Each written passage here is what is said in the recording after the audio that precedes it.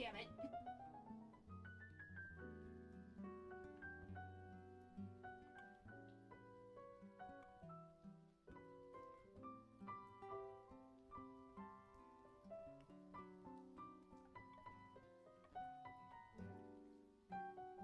Whew.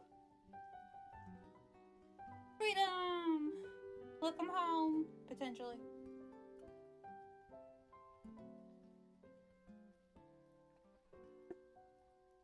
Beloved.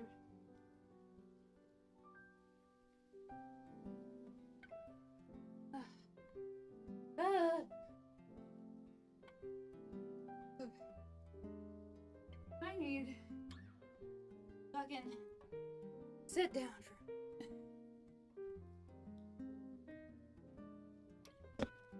Oh, work from home. Nice. Welcome home.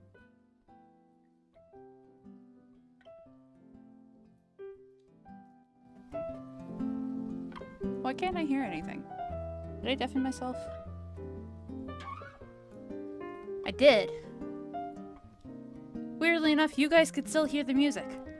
I didn't know that was a thing. You're welcome. I'm fucking tired.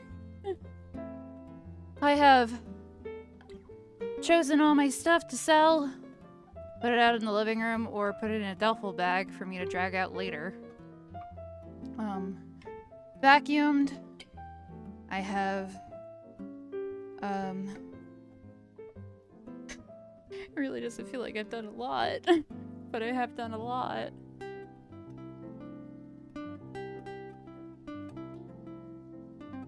Oh god.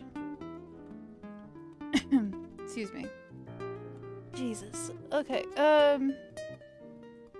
I still need to... Jesus. I need to... Oh, my back. I'm not getting up anymore. Never mind. That's enough for today. I still need to do laundry, as in, like, put it away, hang it up, and stuff like that. I can do that from the comfort of my seat. But I also do need to put all my mugs and stuff in the bowl that I have still, in the dishwasher. Ugh, gross. I also need to take a shower at some point because I am gross after all this cleaning. Oh, I took all the tape off from the walls and stuff. It looks bad because a lot of the paint peeled off with the tape, but you know, it's whatever. Can't do much about it. I didn't take off all the tape. There's still a bit left on the bits behind my wardrobe that needs 2 people to move it safely. And my bed. I'm too lazy to get behind my bed right now, so. That'll be after I've taken everything out. It's fine. It's tape. Good lord.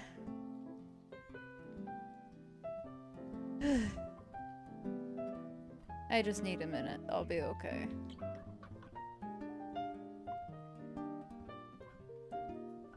If I take too long, though, I will fall asleep.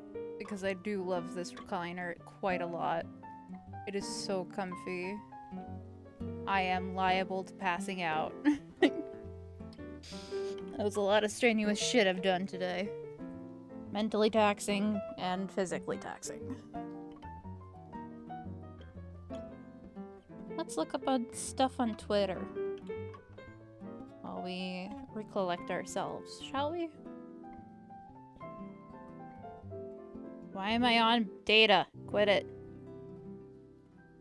Quit it. Phone? You literally have... Why are you doing this? Why are you like this? Hang on. I need to yell at my phone to stop using fucking data. While I'm on Wi-Fi.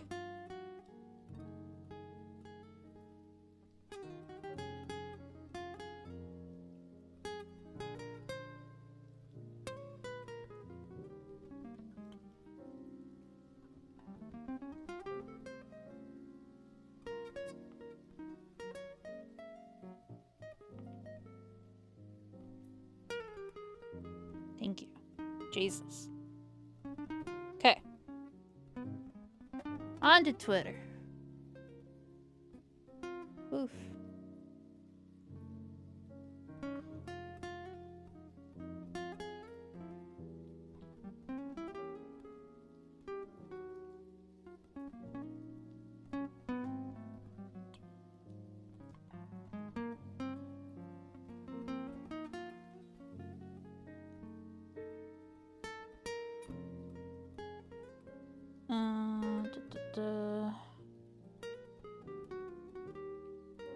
Let's see. Where's the Explore tab? This.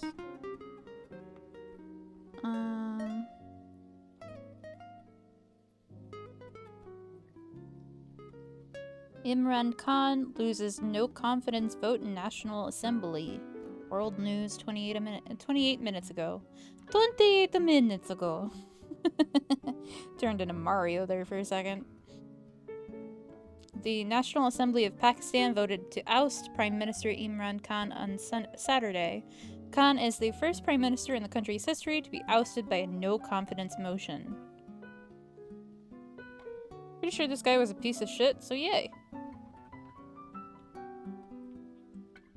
After 174 members voted against him in Parliament. God damn.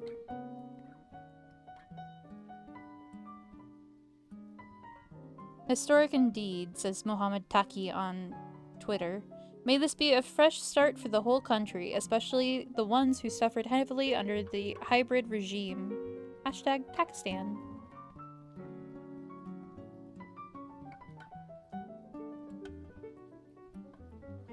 Nice. Get fucked. Ooh, entertainment trending, VTubers EN. Seems like a lot of people are just using the tag.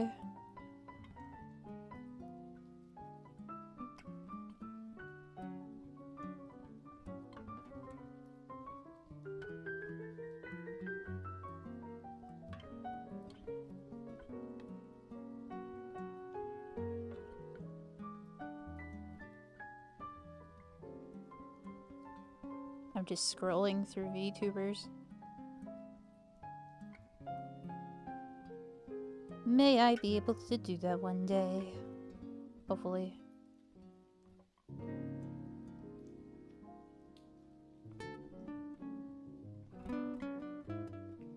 Boris Johnson meets Ukrainian President Volodymyr Zelensky in Kyiv.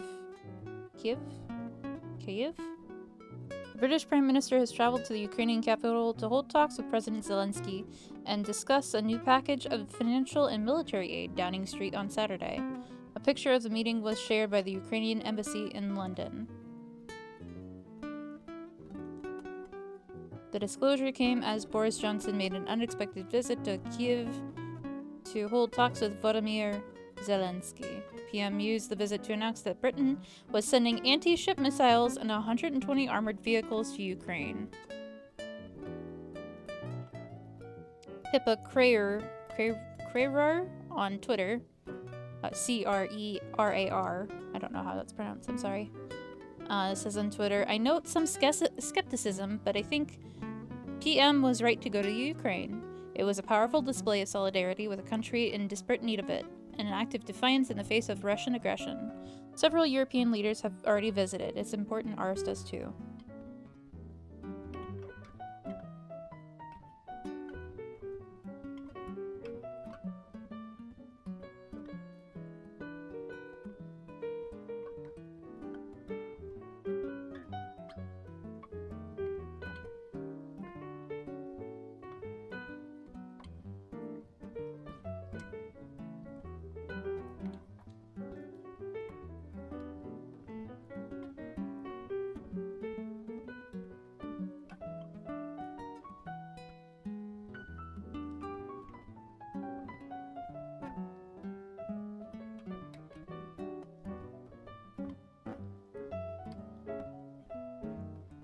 Tell if that's a scratch on my screen or something stuck to it. Something stuck to it.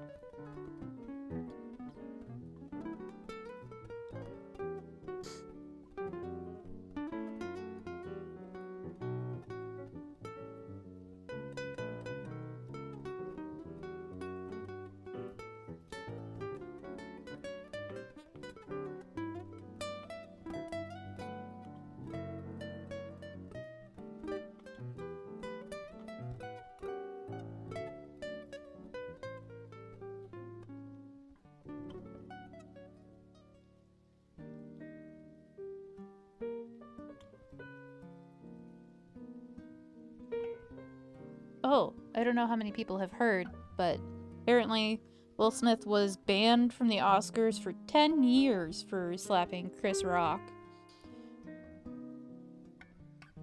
And yet,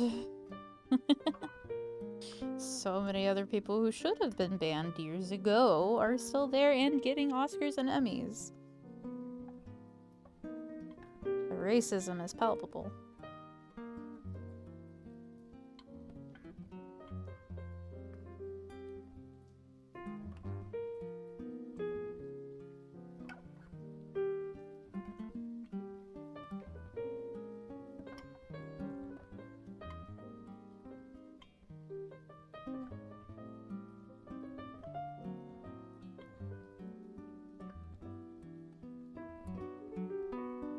People are so fucking weird.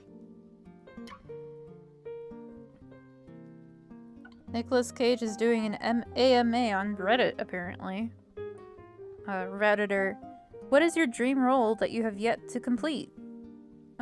Nicolas Cage says, I would like to play Jules Verne's Captain Nemo because of the character's love of the ocean that I share with him. Cute. Another one says, if only 3 of your films could be preserved for posterity, which 3 would you choose? He says, Bringing Out the Dead, Pig, and Leaving Vegas. I almost said Los Angeles. Another one says, Ethan Hawke said that you're the first actor since Marlon Brando to do something new with the art of acting. Any thoughts on that? Nicolas Cage says, it's very kind of Ethan to say so. As you may as well know, I've worked with Ethan in Lord of War, and I've always been spellbound by his talent. I think many of the choices I have made have been inspired by film stars from the silent era, as well as cultural expression of performance, like Kabuki, and some of the Golden Age actors, like Cagney. So I don't know how to say I've done something new, because those moments are always on my mind. Sorry, I laughed at Cagney because it's very similar to my name. It just sounds really fucked up, like my name. That was phrased weirdly. It sounds like a fucked up version of my name. There we go. Another Redditor says, not enough people saw Pig. It's an amazing film. Loved everything about it. Also, it made me cry like a baby. This scene, major spoiler, has been living rent-free in my head because I saw the movie. It's so freaking beautiful. Don't watch this if you haven't seen the film. Just watch the film. It's great. Nicolas Cage says, thank you. I was interested in returning to a more quiet, naturalistic style of film performance, having done a series of more operatic performance styles. The movie feels rather like a folk song to me, or a poem, and the character of Rob was contending with tremendous grief and self-imposed isolation, and I think we as a group of people experiencing a pandemic in 2021, we're probably also having similar feelings of loss and isolation, and it communicated to a nerve we were all experiencing. It's one of my favorites, and it's probably my best work. That's lovely.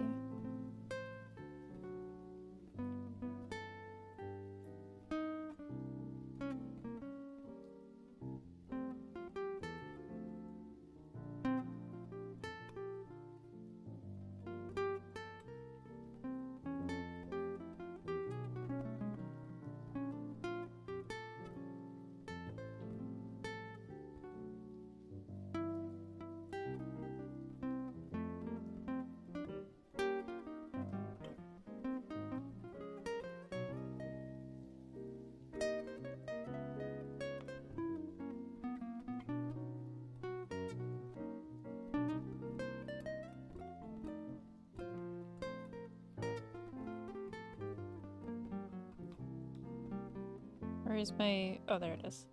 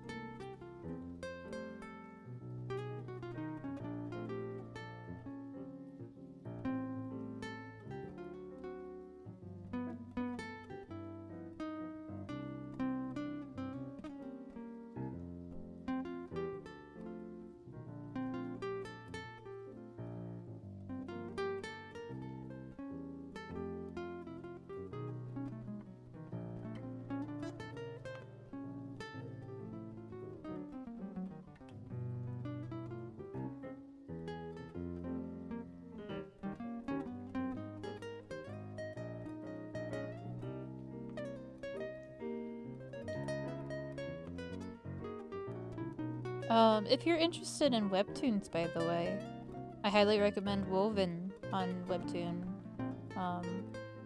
It is a beautiful story. I feel like I have to sneeze, I'm sorry. It's a beautiful story about a young girl who's blind can see threads that no one else can. And the history Jesus. The history was that there used to be dragons, but after a falling out between humans and dragons, the dragons left, never to be seen again. The dragons used to be able to see threads and pull them, and they gave their magic to humans because humans could be used as a horde and take care of the dragons, and the humans were given power. But eventually, you know, humans asked for too much, and dragons are very stubborn and angry.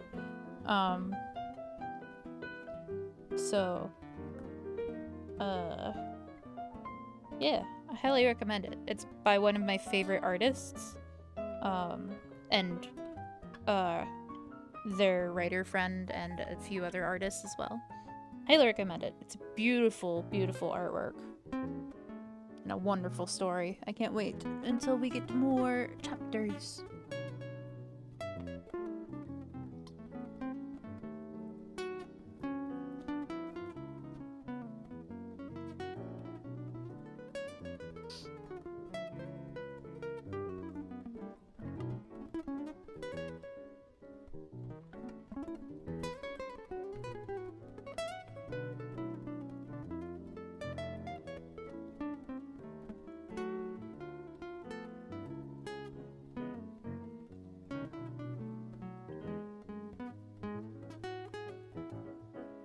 Ooh, beautiful.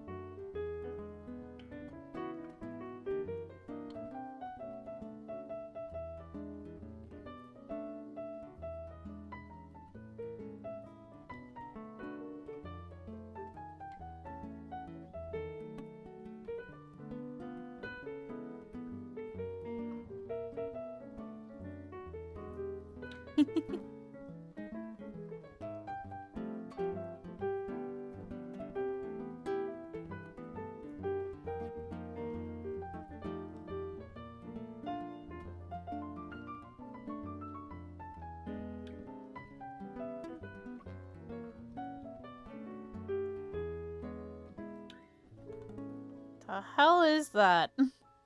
There's like a building with windows on the side, but they're all like slightly off from each other, and it's disturbing. It looks like it's perpetually wiggling. Jello.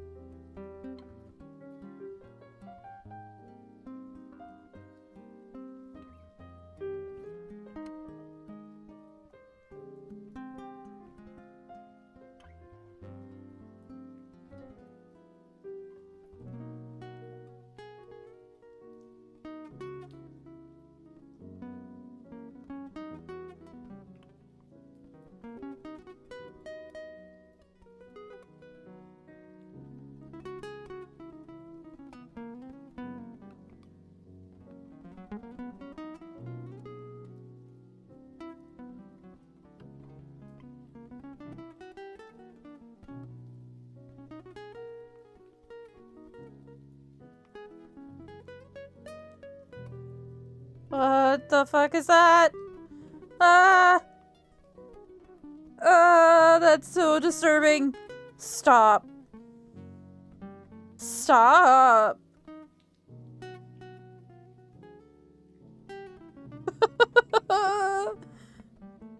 Oh my god. There's someone on Twitter who posted a video of someone ringing a bell, like, next to, like, what looks like a maid, and then it turns around. It's a fucking anime bot, like, in real life, with, like, a camera on its head, and the eyes are, like, oh god, so fucking scary. That's terrifying. Oh my god. The eyes are, like, animated, so it, like, shows closing, but it's like a video of eyes, like anime styled. I hate it. I hate it. I need to burn it. Oh my god. What the fuck?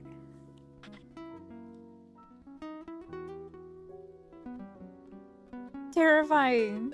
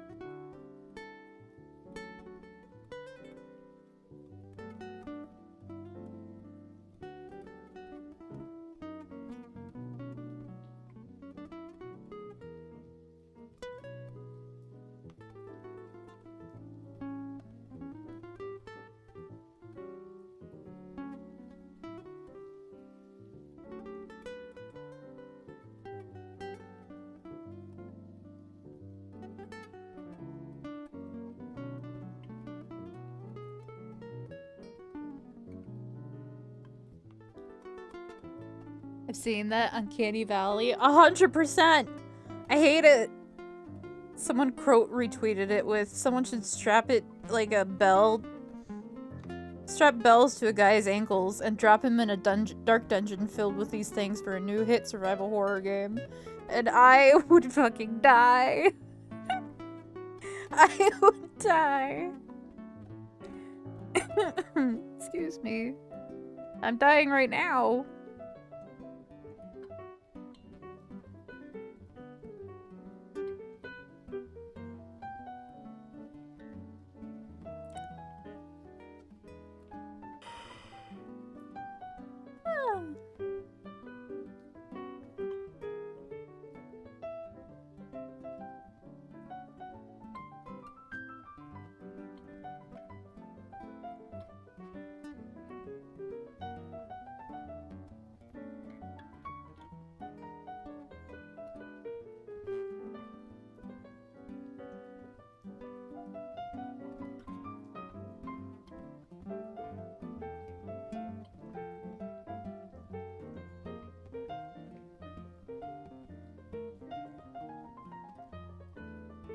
Lots of nifty art I have been seeing on my timeline. I've been missing a lot of it because of SUBATHON. Ooh, pretty! I love this artist. Juan Mao? I don't know. Juanmao. It's all one word. So pretty. I love their artwork.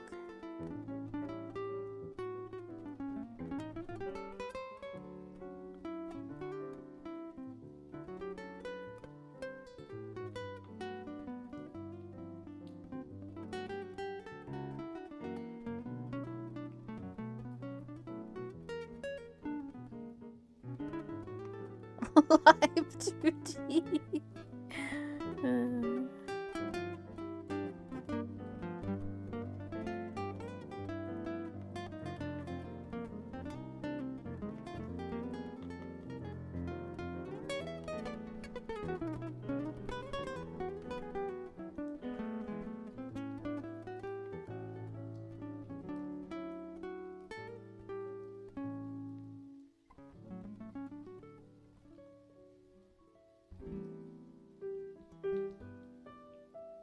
have to say I'm very easily entertained. Like, I found that PayPal has this gift card thing you can attach, and I was just sitting here flipping it back and forth. Well, I do have to say, I understand that you are easily entertained because you're here. Listening to me sometimes talk about what's on Twitter with nothing happening on screen. So, I appreciate that you're easily entertained. It helps me. Thanks.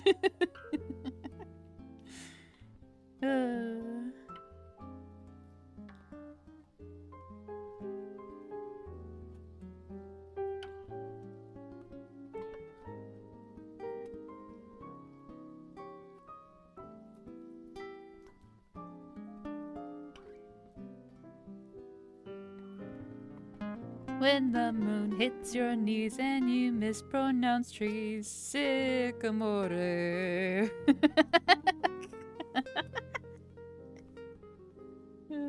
That was by Smeagol, Smeagol on Twitter. Smeagol.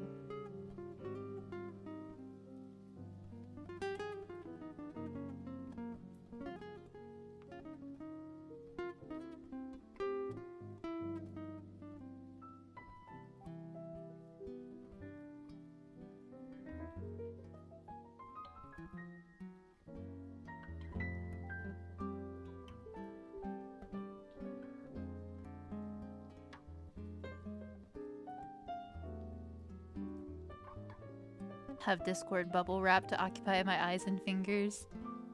I see that. It's right in front of my face. Hang on. I'm trying to get to it. There you go. Pop, pop, pop, pop, pop, pop, pop, pop, pop, pop, pop, pop, pop, pop. I actually have bubble wrap. It's on top of my wardrobe. It's not a lot, so I don't know if I could even use it for anything. But, if you want any sound effects, I'm your gal.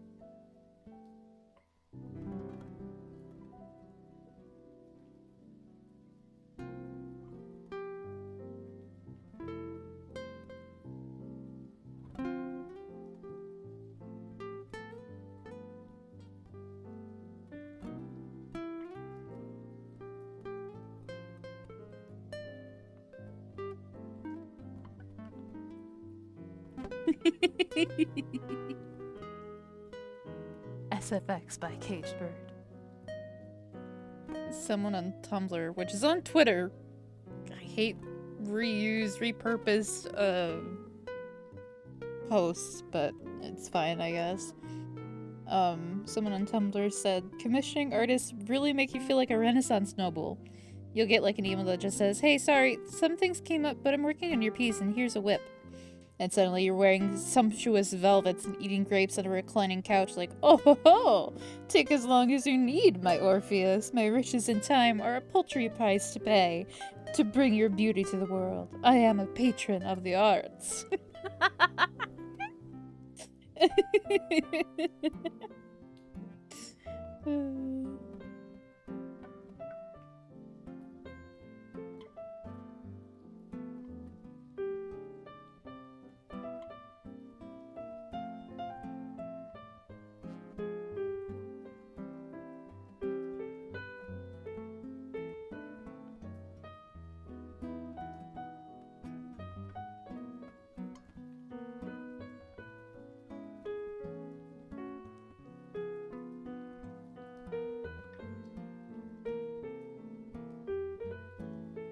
How do you get it like that?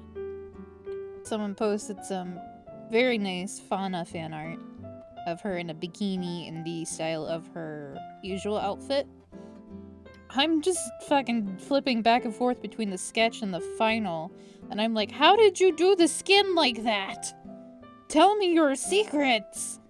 The fuck? Why?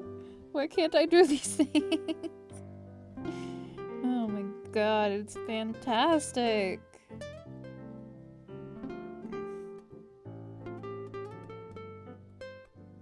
That's what I usually do, no matter what the art is. Like, safe for work or not safe for work. I just fucking stare.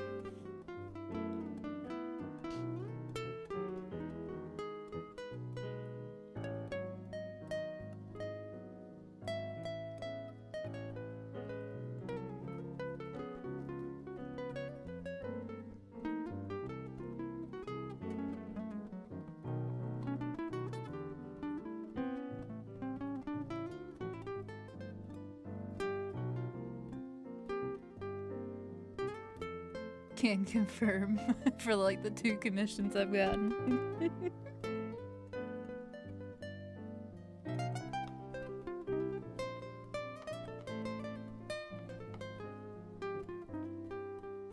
God, that's beautiful. I love people's artwork. Pretty.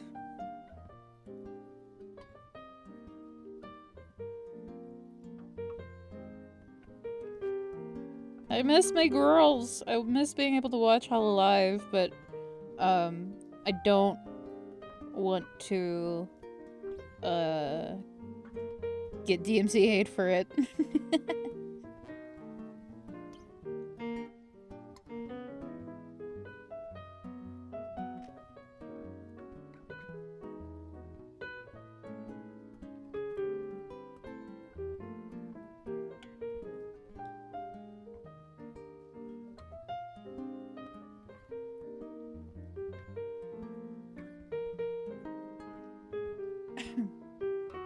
What is wrong with me today?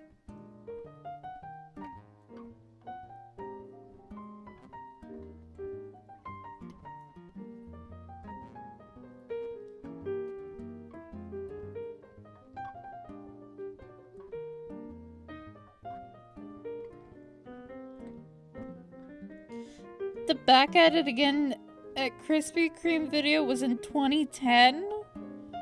God, I feel old. Holy shit.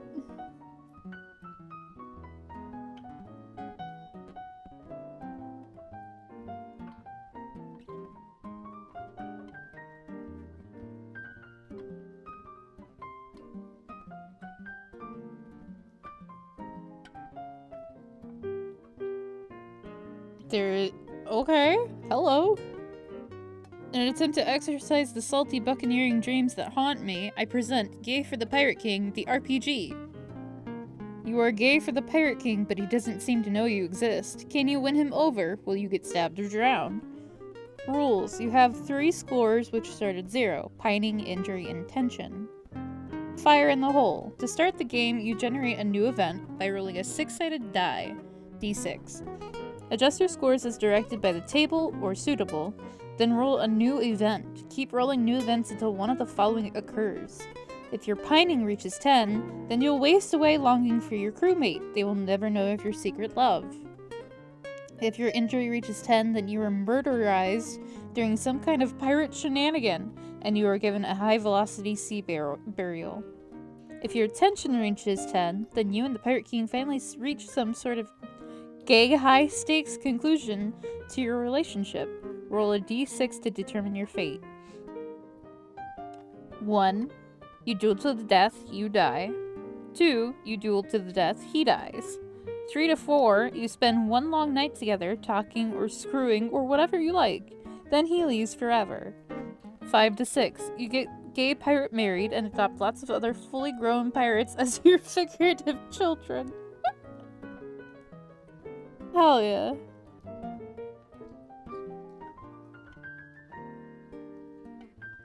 A new event. Roll d6. A moment alone together. You stare from the distance. Yar! A dramatic event! A moment alone together. 1. Did his cutlass brush your leg? Was it intentional? +1 tension. 2. He tells you of his glory days. So much blood. +1 pining. 3. He spars with you. He's much better than you are. +1 tension, +1 injury. 4. You get into an argument. Maybe you let him choke just a little. Oh, maybe you let him choke you just a little. Oh my god. +2 tension, +1 injury. 5. He offers you a share of his beauty. A booty. Wow. It's rude to refuse, +1 tension. 6. He insists on taking you with him on a mission, +1 tension, +1 injury. You stare from a distance. 1. Is that a musket in his pocket? Or, ow, it was a musket! +1 injury. 2. Was that a wink? It's so hard to tell under his eye patches. +1 pining, +1 tension. 3. He sings a sea shanty. It's about a love for a crewmate. +1 pining. Clean his bunk for him. Disgusting, truly. -1 pining.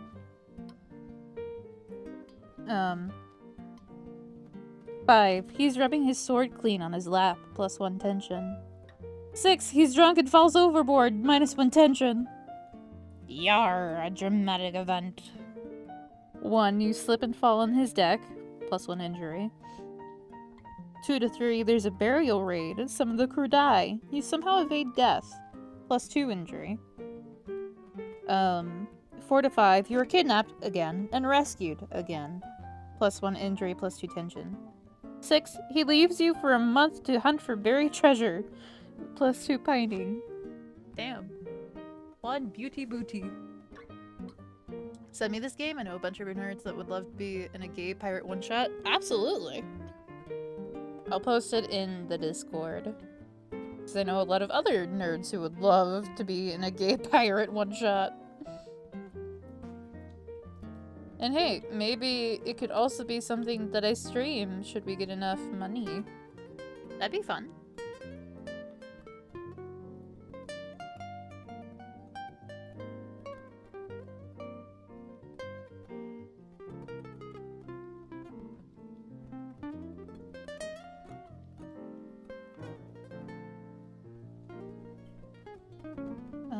I will post it in game channel.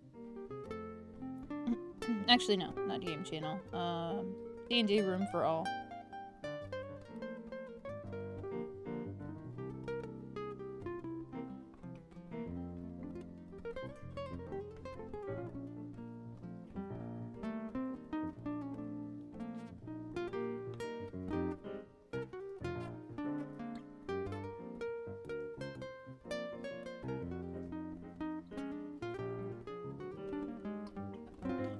Stream. How dare you?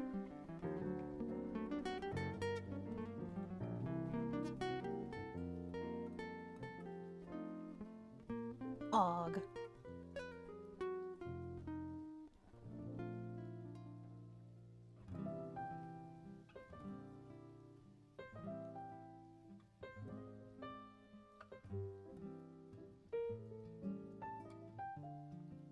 Oh no! Oh. Campus security robot didn't see the pothole, bruh. I'm sobbing. It's just the fucking 6-wheeler robot truck or something falling into a ditch.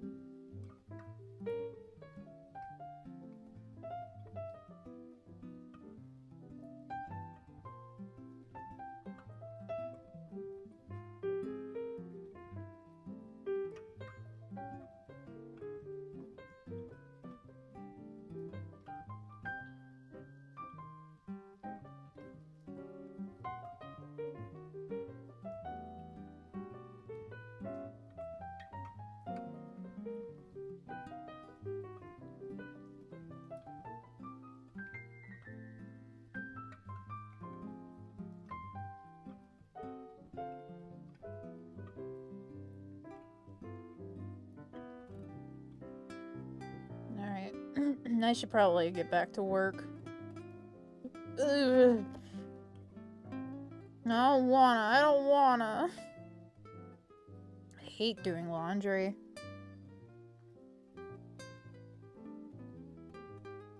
What the fuck?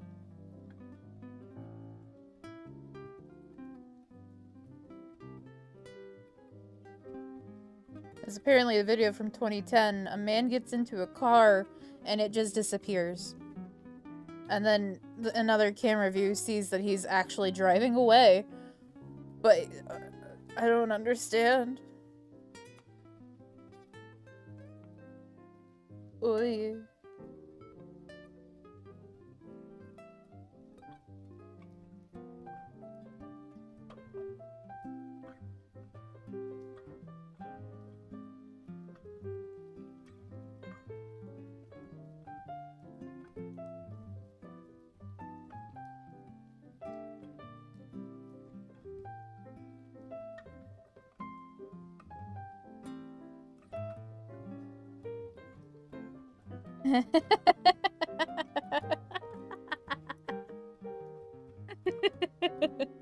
Someone made fan art of Fauna's karaoke. And it has her saying into the mic, "This ain't your mama's karaoke, only hardcore rock." And then in bottom text, in yellow, it says, "Fireflies by Owl City" proceeds to play. Yes, the hardest core of rock. Oh god.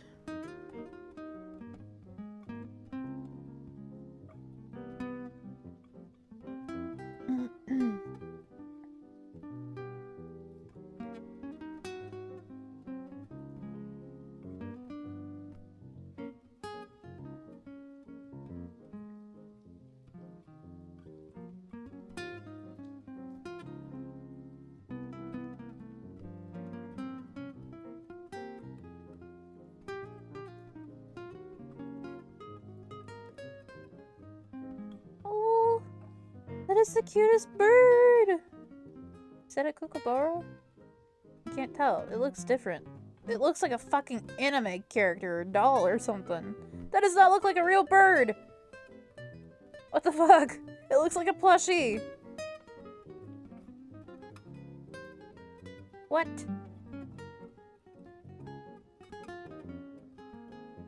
What does it say? An incredibly— oh, it is a kookaburra! I could tell by the beak. They have very distinct beaks. It's so fucking fluffy!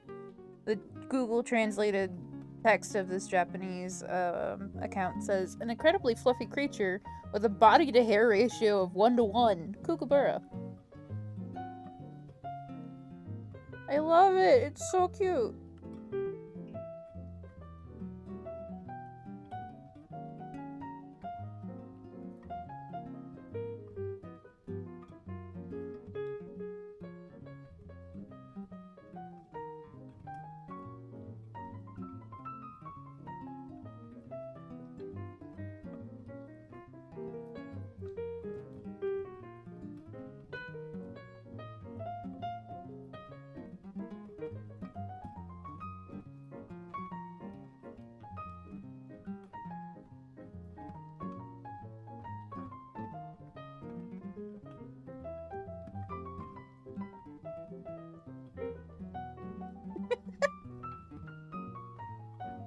It's so fluffy.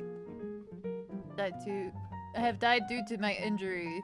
Pirate raids were not as fun as my fanfics has led me to believe. You goober.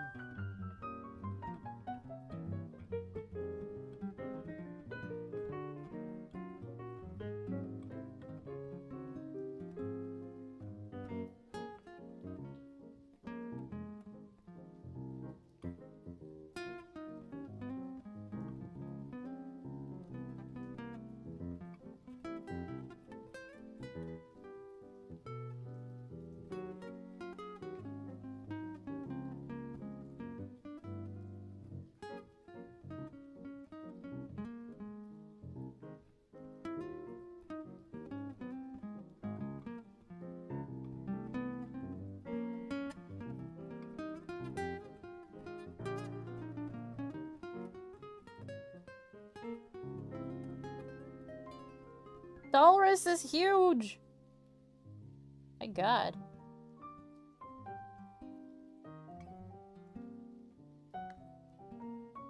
Man, I wish I had extra cash for that. It's so big.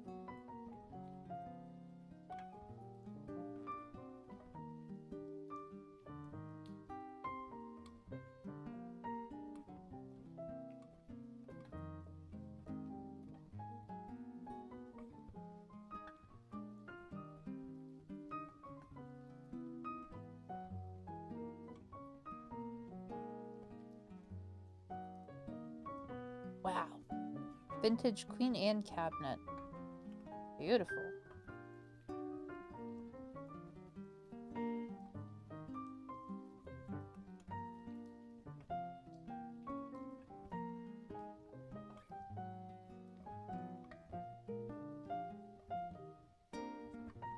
Can't read this.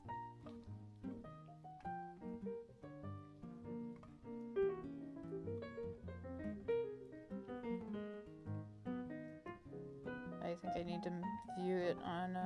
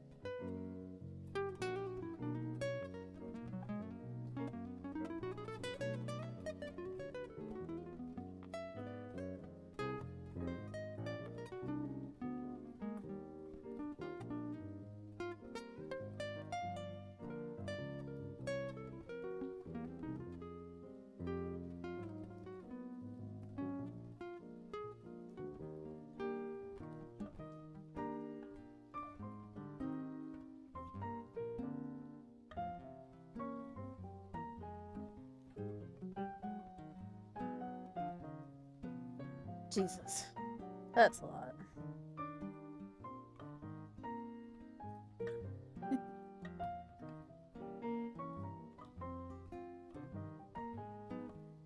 I still haven't gotten up to do my fucking work.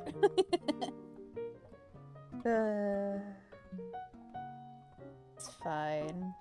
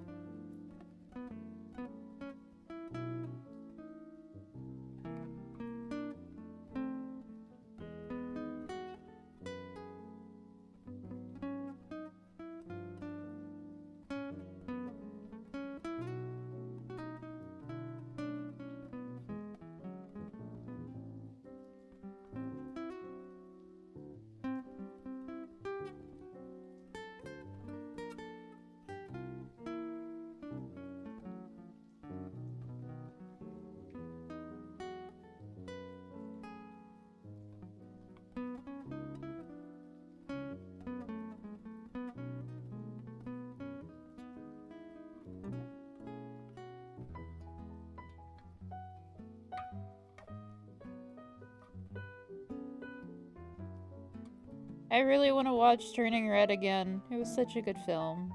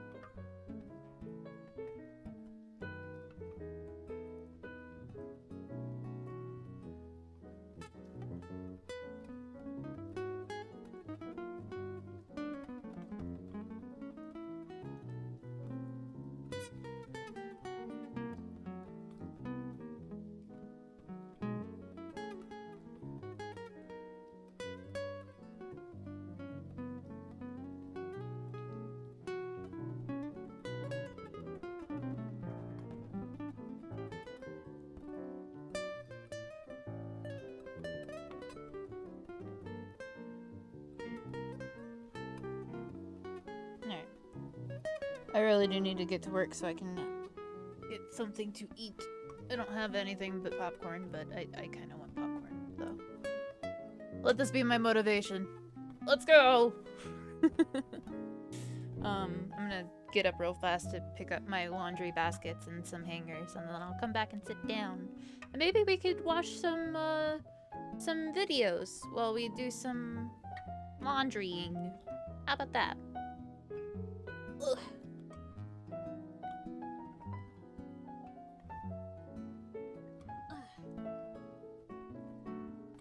Oh, right. I need to go take this, big ass, vacuum out real fast. Be back.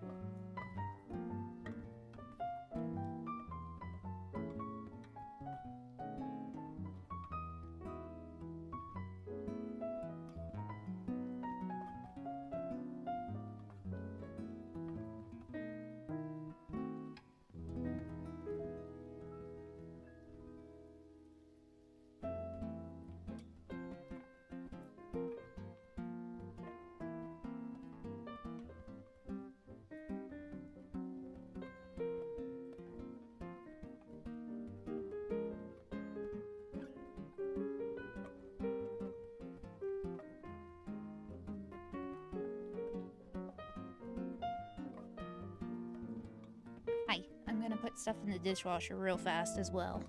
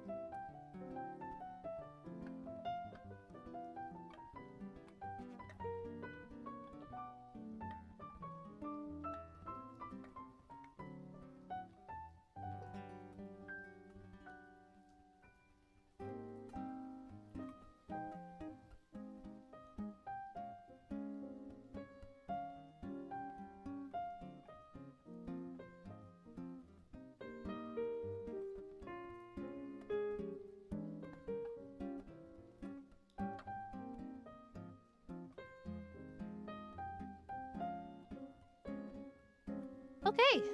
Hi. I am back. I have all the hangers that I can spare. Or they're all the empty ones anyway. Let's hope that I have enough. Oh boy. And in the meantime, let's watch some fun videos, shall we? We'll have to set my chair to recline in order to pull this down. And... oops.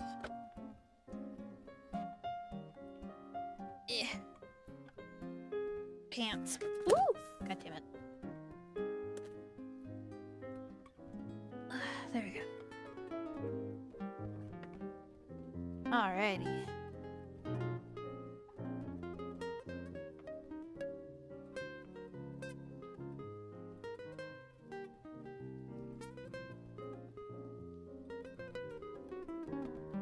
Cooking videos.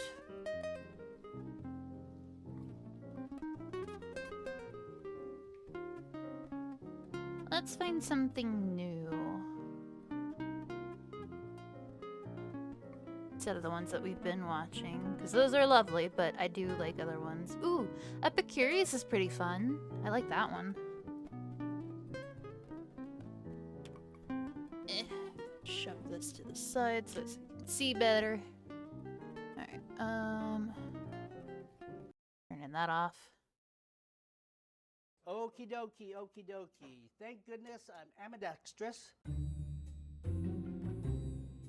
Hi, I'm Frank. I'm a professional chef, and these are my $174 pasta carbonara ingredients. Hi, I'm Lorenzo, and I'm a home cook. And these are my $10 pasta carbonara ingredients. How do you get all that for $10? This guy. Like I didn't know that was gonna happen.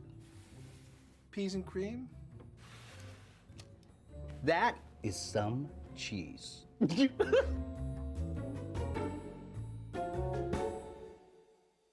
I was planning on making a homemade Kitara pasta carbonara with a 24-month aged Parmesan cheese. I had some 00 flour and some farm fresh eggs to make my own pasta by hand. I have never made pasta in my life other than boiling the water and shoving it right in. I had some guanciale, which is super fancy bacon, and some premium Parmesan and pecorino cheese. Wow, that is... you stinky. Along with a lovely olive oil and an even lovelier bottle of red wine. Am I putting wine in this? It was gonna be rich, creamy, and absolutely spectacular. With Lorenzo's recipe, I have some ingredients you might find in your pantry or your local grocery store. These may be simple ingredients, but with a little technique and a little chef magic, I can make it beautiful. If I had to guess, this would probably cost around 10 bucks. I'm the one that does the grocery shopping. I know the groceries. If I had to guess, this would cost about $222? Well, that's a very expensive plate of pasta. This is Frank's recipe book. No GPS whatsoever, no connect the dots, no ABCs. Lorenzo, remember, this pasta is not all that hard. Pasta carbonara is a pretty simple dish, but I don't know about this situation. Worry about your technique. Don't worry about so much the ingredients. This is the part where I call Rose. Rose? Rose? Actually, Lorenzo, you're on your own this time. You're joking. Rose couldn't make it today, so time to leave the nest, little chicken. Oh no! Fudge? Yes, let's do it. Yes, let's do it. They didn't even give him a warning. I hate you all. The biggest challenge right off the bat is homemade spaghetti. I usually just scan it in the grocery. Boop. I'm gonna have Lorenzo do this granny style. And by granny style, I mean he's gonna make a pile of his flour. Now we've Make got Montezuma. Hole in the He's middle, gonna make put a an egg. volcano. We're Yep. gonna crack our eggs in there. Yeah, We're I know gonna how to salt, cook. And then we're gonna whisk our eggs with a fork. We don't want our volcano erupting. Volcano save. Once we get to a point where the eggs aren't gonna run out anymore, we start to bring our flour in, and then we start to knead. Never done this before, and fairly simple so far. And we're gonna knead our dough until it's nice and smooth, like my bald head. That's cute. That's not where I thought you were When going we with knead that. the flour, we're really working with the gluten, and the gluten is really tough. And this I'll is stay why we in my let the lane. pasta rest It's for about fine. 20 minutes, so that it's easier to roll out, and we get nice, kind of long strands of spaghetti. I'm gonna let it rest for a while. I love this. From Lorenzo, Can't I believe have she some let me have peas and this. Parmesan. When carbonara came across the big ocean, People decide they want to put peas in it. And I'm gonna have a little fun with it. I'm gonna dehydrate them both. This is gonna be the topping for my finished dish. Like a little bit of a garnish, a little bit of sprinkle, a little bit of flair. Basically what a dehydrated does is it takes the moisture out of things with a small amount of heat and some fans. Give it a shake to get it nice and flat and even. Get my peas onto the mat as well. These are frozen peas. I'm gonna put them in one single layer because if they're on top of each other, they're not gonna dry evenly. And then these puppies are gonna go into my dehydrator. Dehydration takes a while, so that's why we're doing it first. This is gonna be in there about 6 hours. Oh my god. pasta dough has been resting for a while. I need to roll it out. Ma'am, he's a professional. First off, Listen. let me flour my table here. Okay. I can Ooh, that's a nice little have bite my with shows and be that. entertained. Leave me be. Let's see what to do. Put that to the side because I'm saving that for Mousy. Trying to work this. It's a workout. Take this. I think this is good. I stupid mean, it is a thing out. very thin sheet. I'm gonna do another one. Hello. I don't know if you're supposed to do it like this at all. I have no idea. Pasta. Pasta. Let's cut these out. They're a little So I'm gonna have a sick. little fun today but, and I play mean, with the whole idea of that's what you carbonara. want, then I'm gonna that's what you make get. a carbonara frittata. Classically, a frittata is a sorry, baked sorry. omelet. It's gonna be like carbonara, but in a pie cut slice. Honk. Makes sense, right? One thing you want to make sure when you cook dry pasta, you want the water to be salty, not so salty that it's not edible, but you want it to be sea salty. And I want it to be at a full rolling boil. If it's not boiling, it's going to clump together and stick together. Everybody into the pool. Rigatoni is one of my favorite cuts of pasta. I like the bite it has. I like that the sauce kind of gets stuck inside of it too. Until it comes back to a boil, you gotta keep it stirring to keep it separate so it doesn't stick to the bottom. This is gonna take approximately 10 to 12 minutes. Okay, may I look? On top of smoky. What the? What? I thought I was gonna have a cranker. Oh, I just press it down. A la Kitara. Okay, I see. I'm just gonna get started. The Kitara is a contraption that has guitar strings. That's where it gets the idea. Flour liberally. I mean, I don't know. And what you're gonna do is you're gonna take your flat pasta sheet, put it on top, and you get something that looks like a rolling pin, and you push it through. Cool. That's so cool. Cool. Wow. That's awesome. Homemade spaghetti a la Kitara. Get out of town. That's awesome. How fun. I is need one of that? those. I'd love that. Kudos, people. Thank you, Kitara. How do you test pasta? He's a You dad take a for piece of sure. pasta and you test it, right?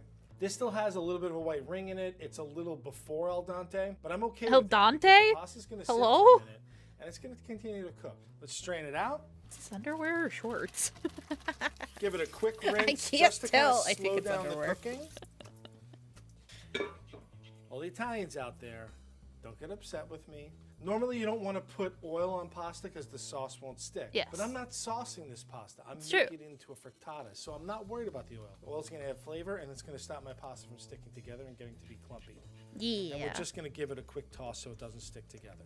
This method that I'm doing is totally different than you would for normal carbonara, right? This is Frank going off on a tangent. It's going to be okay. It looks like got some pork jowl. Guanciale is actually the jowls of the pig that are cured. Guanciale is salty, fatty, and it's traditionally what we use in carbonara.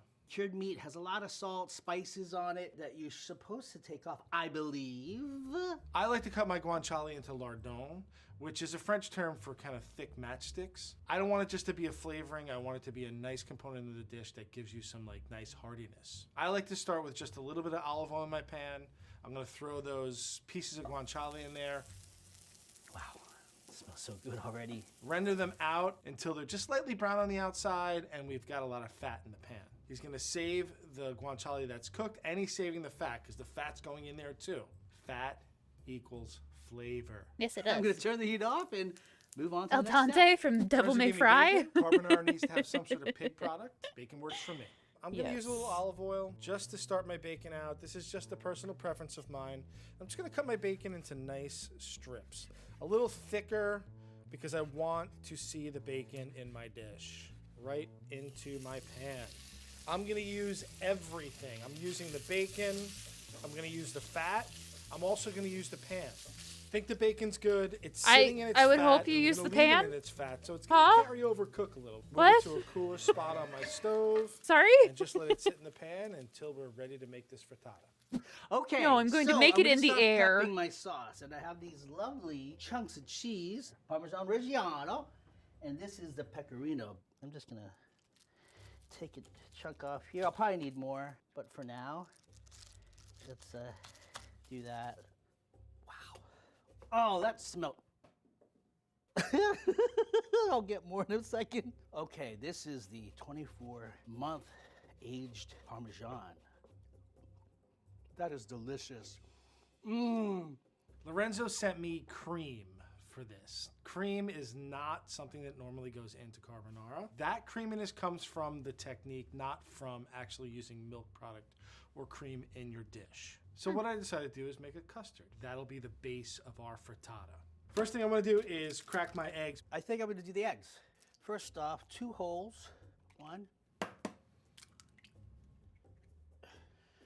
I'm probably not gonna use all this cream. I don't want it to stop my custard from setting. So I'm gonna add about half right now. Nice couple of big pinches of salt. Lorenzo sent me pre-ground black pepper. I tend not to use this in my house. I find when you grind your own pepper, you get more fragrance, you get a little more heat. So I'm gonna add a little extra black pepper just to give it a little like oomph, right? And all we gotta do now is break up our yolks and blend this really well. I am going to whisk these together. There it is, that's our custard. Nice and peppery. Okay, so this portion is complete. Because Lorenzo was so generous with the cream, I'm gonna make a garnish with it. This is going to be a savory black pepper whipped cream. I need to You gotta stop try just it, watching. right? We gotta throw it out Laundry. there. I'm going to season it up lightly. I want the sweet cream to kind of come through. All right, you can see my cream is starting to bubble away. I'm gonna shut it off and I'm gonna add a nice, generous helping of my black pepper. And I'm just gonna let this steep for about 5 minutes. We'll extract some of those black pepper flavors and some of the floral notes of the black pepper, as well as a little bit of heat. Let's get this strained out. If there's a few black pepper flecks in there, or if it has a little color in it, it's fine. It's not a big deal. Let's get this in the fridge and chill it completely. I guess I'm supposed to toast some peppercorns. Let's do about like a tablespoon or so. Let's see. You're gonna toast your peppercorns because when you toast them, it brings out some of those nice essential oils and makes them a little more fragrant and toasty. Okay, I can smell the pepperiness coming off of this. I think it's done. It's a really quick toast. We are gonna put this in. It smells fantastic, you guys. My Mortar and pepper-infused pestle. cream I is want. completely chilled. I Don't got mind the myself a steam cold bowl. notification. That's It's good. fine. Just throw it in there. Make sure, like, if there's any sort of flecks in the bottom, if there's too many flecks, you can just leave them there. A whisk is meant to produce bubbles. So if I tilt my bowl like this, what do you see? Lots of bubbles, right? It's almost like an up and over where you're seeing lots of air bubbles. We're getting nice and fluffy. Ooh. All right, I think we're there. Put my whisk in, form a peak. See how the peak points up? Firm peaks or stiff peaks. So our black pepper whipped cream is done. Let's put it in the fridge until we're ready to plate. Here we go. Wow, this is old school, isn't it? I'm just gonna add half of this. I'll save a little bit later. I love adding more pepper to my carbonara, but let's go half for now. It's not even cooked yet, you guys, and it looks fantastic. Okay, really the next step is me getting the pasta cooking and putting the stuff together. Our peas and cheese are done. They've been in here for about 6 hours. Look at them. Look at those little nuggets of happiness. And let's check out the cheese. The cheese is a little drier. It still has a little bit of the fat to it. That's what I'm looking for. I want a little bit of kind of salty crunch to this. Now I have my peas. I really just want to kind of beat them up a little and so they're not gonna break anyone's teeth. Silence. I don't really want it to be a dust. I just want it to be a nice crunchy kind of bite at the end. All right, that looks sufficiently cracked open. Let's go right into this bowl. And here we have it, dehydrated peas and dehydrated cheese, our garnish for our carbonara frittata. I am presenting you my mise en place. Get your mise en place together. Mise en place. Make sure you have everything you need. You don't want to stop to have to go get a pair of tongs. What I have here is, first of all, my boiling water, which I will salt with a fancy sea salt, the ocean and the sea. Here we go. Oh, look at that. Time to assemble our carbonara frittata. Say that 10 times fast. All Carbonara right, let's frittata, get our carnar- custard oh, in God. the bowl. Carbonara I am frittata, going to add carbonara pasta. frittata. I don't think I'm going to use it Carbonara all. frittata, Bacon carbonara with frittata. all the fat. Don't wash this pan. Put it aside just like this. Let's give this a It's a stir. cast iron pan. You're And not supposed to then we're wash gonna it put in a anyways. nice helping of cheese. I think I'll start with just 2 little nests of my fresh kitara because it's gonna cook really quick. So I'm gonna do it quickly, and I'm stirring right away as I burn my left hand. When we finally put this dish together, the eggs, the cheese, the pasta water, the fat is all going to emulsify into this glorious creamy sauce. I'm gonna put the pasta right in. It only took a couple minutes, guys. It's okay if I have a little bit of water in here because I'm gonna add water, as a matter of fact. I saved my pan that has all that nice bacon fat in it and try and even everything out. I want the pasta to be evenly dispersed so that when I cut into it, there's not just a super eggy part with no pasta. My pan was nice and hot. It's bubbling away. I'm gonna get a nice crispy brown bottom. Let's get it in the oven. Let us throw our guanciale in and our rendered oil. Lovely, lovely. I'm just gonna hold it and let it drip. I'm using all of it. In case our sauce I is wish a I little was too strong thick, enough to we do wanna that. Take a little of that seasoned pasta water and put it in just to make our sauce creamy. Ooh, it's getting creamy. It doesn't get better as it sits, so make sure your guests are ready to eat. I don't want any lumpy, dry, cold pasta. Chihuahua carbonara. All right, it's been about 20 minutes. You can see that it's nice and bubbly and brown and crunchy on Wow. top. We want to let this set for about 10 minutes before we cut into it so it's not a sloppy mess. I'm going to stand here intently staring at the pasta frittata until it's time. It is that time to plate, guys. Oh my gosh. Ay caramba. Sorry. Eeks. I'm going to do the old surgeon style cut. Drum roll, please. Look at that. Look. That looks oh my like a gosh, I'm so deep happy dish about this. pasta the back pizza is nice thing. and crunchy. That looks the pasta and the egg awesome. is holding everything together. The cream and everything got into the rigatoni. I'm gonna say this is a winner before I even finish it. I'll clean it up in a minute. Pepper. I like adding pepper. And then, oh my gosh, why not? More cheese. We're gonna take that black pepper cream and we're gonna make a quenelle. I was taught the 2-spoon method. Shake them off, get your cream, and just kind of go and make your football shape. Just a little dollop. I do right know of there. that. Last but not least, let's make this ultra fancier and finish with some delicious, beautiful extra virgin olive oil. Take some of our nice crunchy cheese and then some of our nice dried out peas. And there you have it, carbonara frittata. I bet Lorenzo did just fine. It's getting harder and harder to stump him lately. So this is my take on Chef Frank's pasta carbonara. From the beautiful ingredients that were used, I don't think I could mess this up. Yeah, I'm curious what he did with my ingredients though.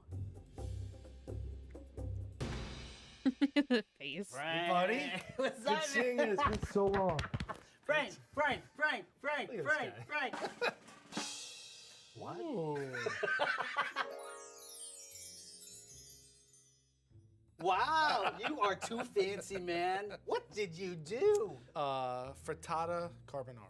I just want to try it. Is it okay I try it Yeah, already? try it. I'm not even gonna use the knife. I'm just gonna dig in because I'm a Okay, savage. I just want to. That's fantastic. It does taste like you're eating carbonara in a different form of a bite. It has all the elements, has the flavor. Black pepper cream. Yeah. Steep some black pepper in heavy cream. Like a tea, let it cool, strain it out, whip it up. You're good, man. You want to try mine? Let's try yours, All right. please. This looks creamy. Yeah. The bacon is cut the right size. I want it to be like a nice meaty bite. I was never afraid that this would be too much of a challenge for you. Okay, it's gonna be a big bite. Yeah. I'm going to just. I don't care what I look like. Do it. Yep. Oh my God. Oh, that pork throws it to another level. The pasta is cooked perfectly. It's beautiful. It has a very old European taste to it. The quality of your ingredients really matters, and your technique matters. You hit it. I mean, Yeah? you hit it, right? So the sauce is creamy without any cream, right? Yes. And that's the whole idea. It's the cheese, Yeah. it's the fat, it's Yeah. the water. I do recall giving you something else. Just like the Italians, you sit down, you eat, you have a glass of wine. Yes. So let's do it. Spend time with friends. Cheers to you. Cheers. Oh, that is a nice glass of wine. That is nice. That is really nice. He's so excited about the wine. Cute. Ooh. For all my college homies. Or poor folk. What's up? Hi, I'm Esther. I'm a professional chef, and these are my $116 ramen ingredients. Hi, I'm Daniel. I'm a home cook, and these are my $11 ramen ingredients. Fucking rotisserie chicken. Hell yeah.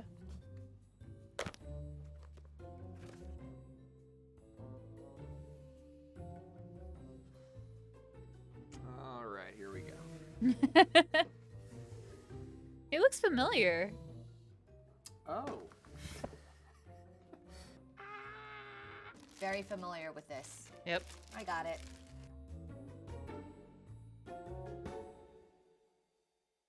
Tonkatsu shoyu ramen with Ugh. chasu pork and Chashu! handmade noodles. Tonkotsu shoyu ramen is a creamy pork bone ramen flavored Bruh. with shoyu, which is soy sauce. And this is the more popular ramen that you'll find in your local Japanese ramen Fuck shop. yeah, it is. I had some Tonkatsu is excellent the ingredients best. to work with. I had a really nice piece of pork belly that I was gonna roll, braise, and torch to perfection. Along with soy Torch? sauce, Everything Oh on it's in a my different god, language. bitch. mirin, I've used this before to make like sushi rice. I think. Miren. dried shiitake mushrooms, which are my favorite, dried kombu, This feels like cardboard. This is hard. and of course a little MSG. Where are the noodles? I was gonna make my noodles by hand. She using swallowed bread while she flour, spoke. She's filtered water with drooling. Potassium carbonate, I and understand. cornstarch. All served in a beautiful tonkotsu broth that I made at my restaurant, Mukbar. It took a really long time to make, so you're welcome, Daniel. Topped with menma, an aromatic oil made from rendered chicken fat and a ramen egg. Daniel, you have a lot of work to do. Good luck. Okay. With Daniel's recipe, Okay. I have simpler ingredients. The ramen I was gonna make today was super simple. We have instant ramen noodles, eggs, garlic, ginger, scallions, soy sauce, and sesame seeds, and a rotisserie chicken. This is like a nice gift. These ingredients may seem simple, but with a little technique, we can make something really great. If I had to guess, these ingredients would probably cost about $13. $11. Wow, that's really cheap. So if I had to guess, I think this would cost Oh my god, that list. what, $95? Oh, 116. Per usual, there's no guidance here, no recipe, no nothing. I always thought that like ramen just all kind of came together in one bowl. Apparently it's like very compartmentalized in different parts. There's really 5 major components that make a really great ramen. It's the tare, which is the seasoning flavor, the broth, the noodles, the toppings, and the aromatic oil. And if you have all of those 5 elements right, then you have a really well-balanced ramen. Right off the bat, I don't know how to make noodles. I'm scared about these noodles. Can I call Rose? Rose! Daniel, Good how to are see you? Never made handmade noodles before. Is there any sort of tip you can tell me about how to make these not bad? These are wheat-based noodles, and I'm going to be honest, they're a little different than, say, making pasta. Okay. You're going to make what's called a kansui, a combination of salt and water and something called potassium carbonate, which is an alkaline compound. And it's going to make the noodles a little bit harder so that they soak up all of the complex flavors that you get with a fabulous bowl of ramen. Once you have this kind of shaggy looking mass, you're gonna put it into a Ziploc bag and just let it rest for at least 30 minutes. After that, you're gonna roll it out. Make it nice and thin, fold it in half, put it in twice on each setting until you get to the thickness that you want, which should be about 1 millimeter to 1.5 millimeters. Pretty soon you have a fabulous bowl of ramen. All right, time to get started on the ramen noodles. I've got potassium He carbonate and sounds salt, and I'm just looks gonna so throw familiar. into Where have the I seen water. him from? Nice and murky, just the way I think we like it. Now I'm just gonna add this to Throw the this in the flour bed so I can slowly. stand up and do Nothing's that later. exploded yet, so that's a good sign. It looks like string cheese or like skin. Skin? One bag of moon sand. Just Moon over there sand. for a bit. So Daniel just sent me this rotisserie chicken, and there's actually a lot that you can do with it. For ramen, broth is everything. We're gonna use the rotisserie chicken to make a very delicious broth. So the first thing we're gonna do, pull off all the meat from the chicken and separate the skin from the meat. So, Really? Dough has been resting for half an hour. Feels good, feels like dense. Just gonna try to roll it out in the bag. This is hard work, so I'm happy that I get to use a pasta machine. Everything's after this. Okay, I'm exhausted, so me and this dough are gonna take a 30-minute rest. See you in 30, little guy. We have 3 different parts of the chicken. We have our chicken meat, our skin, and then the bones for the broth. All right, the ramen noodle saga continues. Yes, it does take time. The dough is still pretty thick. So once your dough is rested, you're gonna run it through the pasta machine to make sheets of noodles. Ooh. Okay. Alright. Alright. Got a little longer there. So I'm just gonna fold it in half and then just run it through again. This is so satisfying. It's looking pretty solid. 1 setting higher. Very delicate. Alright, on to 3. I feel like the higher the numbers go, the higher my heart rate is. And the wings, the meat is already too tough, I feel like, for the topping. This will be great in the broth. So that's 3. We're going on to 4 now. Whoa. Whoa. Whoa. This gets longer and longer. This is not going to get easier. So this is the carcass. You can see here I'm kind of Don't call it separating, that. dismantling the carcass Stop. to extract more flavor from the bones. This is ready. I'm just gonna Don't add call it water a to our stock. carcass. And we're gonna boil it for about an hour or 2. I'll do one more time. Whoa, whoa. Okay, all right. Yes, this is, I hope, long enough. So this looks like it's gonna be a nice looking noodle, hopefully. I'm gonna trim the ends off so it's nice and square. And I'm just gonna cut it in half so it's a little bit more manageable for me. So I'm gonna hit this with a little bit of cornstarch. The sheets of dough are done. Time to make noodles. For aromatics for the broth, we want to build as much flavor as possible. So to the chicken, we're just gonna add some of the scallion. All of it, I'm including gonna the bottom. swap this out Okay. for my noodler, and I'm gonna dust the pan with a little cornstarch just so that when I get the noodles out, it doesn't stick. Ginger, we're just gonna give it a quick chop as well. And I like to leave the skin on because it's stock. I never like to waste anything. I feel good about the sheets. I'm not gonna get too cocky. A new dragon that has to be slayed here. Stay humble. Hoping this goes Stay as smoothly humble. as I think it will.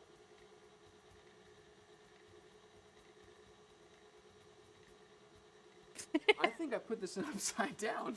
You see what happens when you start to feel good about yourself? Uh-huh. So I never feel good about anything I do. This looks better. Okay, let's try this again. There we go. Oh, snap, there's so many. Okay, whoop. Whoa, look at that. After they come out, I might hit them with a little bit of cornstarch, just put my fingers through it just so they don't stick together. Like I'm shampooing the noodles, almost. Same with garlic. I'm just gonna give it a nice pound to release some flavor. And then same with the ginger, we're gonna leave the skin on, throw it in the pot with the chicken, and let this go for 2 hours on a rolling boil. Okay, these nests look all right. They look okay, I think. I'm gonna cover it with plastic wrap and then just kind of let it chill, let it sit for a bit. So once your noodles are cut, you're just gonna throw it in your fridge and let it rest. You can get away with resting for about an hour or 2, but preferably overnight. Okay, chashu pork. Apparently, this is like a bit of a process. I'm making like the tart. Tare is a seasoning Love liquid fucking that goes chashu. into ramen. Ugh. And that's basically what not- gives you know the what I mean. salt I to love your chashu. ramen. For this recipe, we're using the chashu braising liquid as the tare. So it's equal parts excitement and sheer terror. Yeah, I'm that's gonna fair. throw my water, my Soy soy sauce. sauce into the pot first. So mirin's going in now. And to really give this tare a great umami, Fuck. we're gonna be using the chicken flavor packet in the instant ramen noodles. Now this is like gold. I love this stuff. There's a little shiitake There's mushrooms so in much here. salt in it. To that, we're gonna But add Thankfully, ginger if and garlic. you're making like a Green big onion, thing and of then kombu. I'm ramen, like really the curious amount as of to how salt this won't stuff matter tastes. because that's just for flavoring. Hard salty paper. So this will go 5 minutes. We just really want to make sure the seasoning packet is well incorporated, extract some of that flavor from the garlic and ginger, and make a really beautiful tare. So while my tare is coming to a simmer, I'm gonna start working on the pork. I sent Daniel a really nice piece of pork belly, which he's gonna roll up into a cylinder, tie it with butcher's twine, and braise it in this beautiful shoyu broth. This looks good, I think. Good old meat log. You guys ever watch Avatar: The Last Airbender? There's a little flying bison, Appa. It's like Appa's furryless body. Oh no. And now we're just gonna strain out the ginger and the garlic, and we're ready to roll. I need There we to have figure it, out who the our fuck he is. beautiful He Thai. is someone While important. the I tade know he cooling is. Down on the side, I I'm going to fucking start know him. searing the pork belly. There we go. That looks good.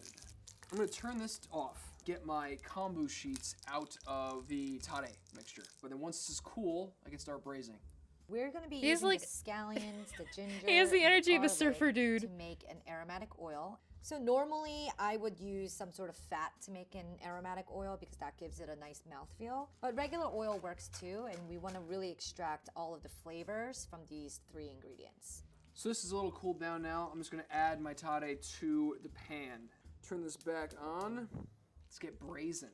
By braising it low and slow, we're gonna make this piece of pork so tender. We're also gonna use that braising liquid to flavor our ramen. For the next couple hours, Fuck. every 15 minutes, I'm gonna be taking this and rotating it. Yeah, this is no joke. Ramen takes a long time. No shortcuts. So we're adding the oil, and then we're just gonna turn this on. Medium-high heat. We're gonna let that go as we mince our ginger and garlic.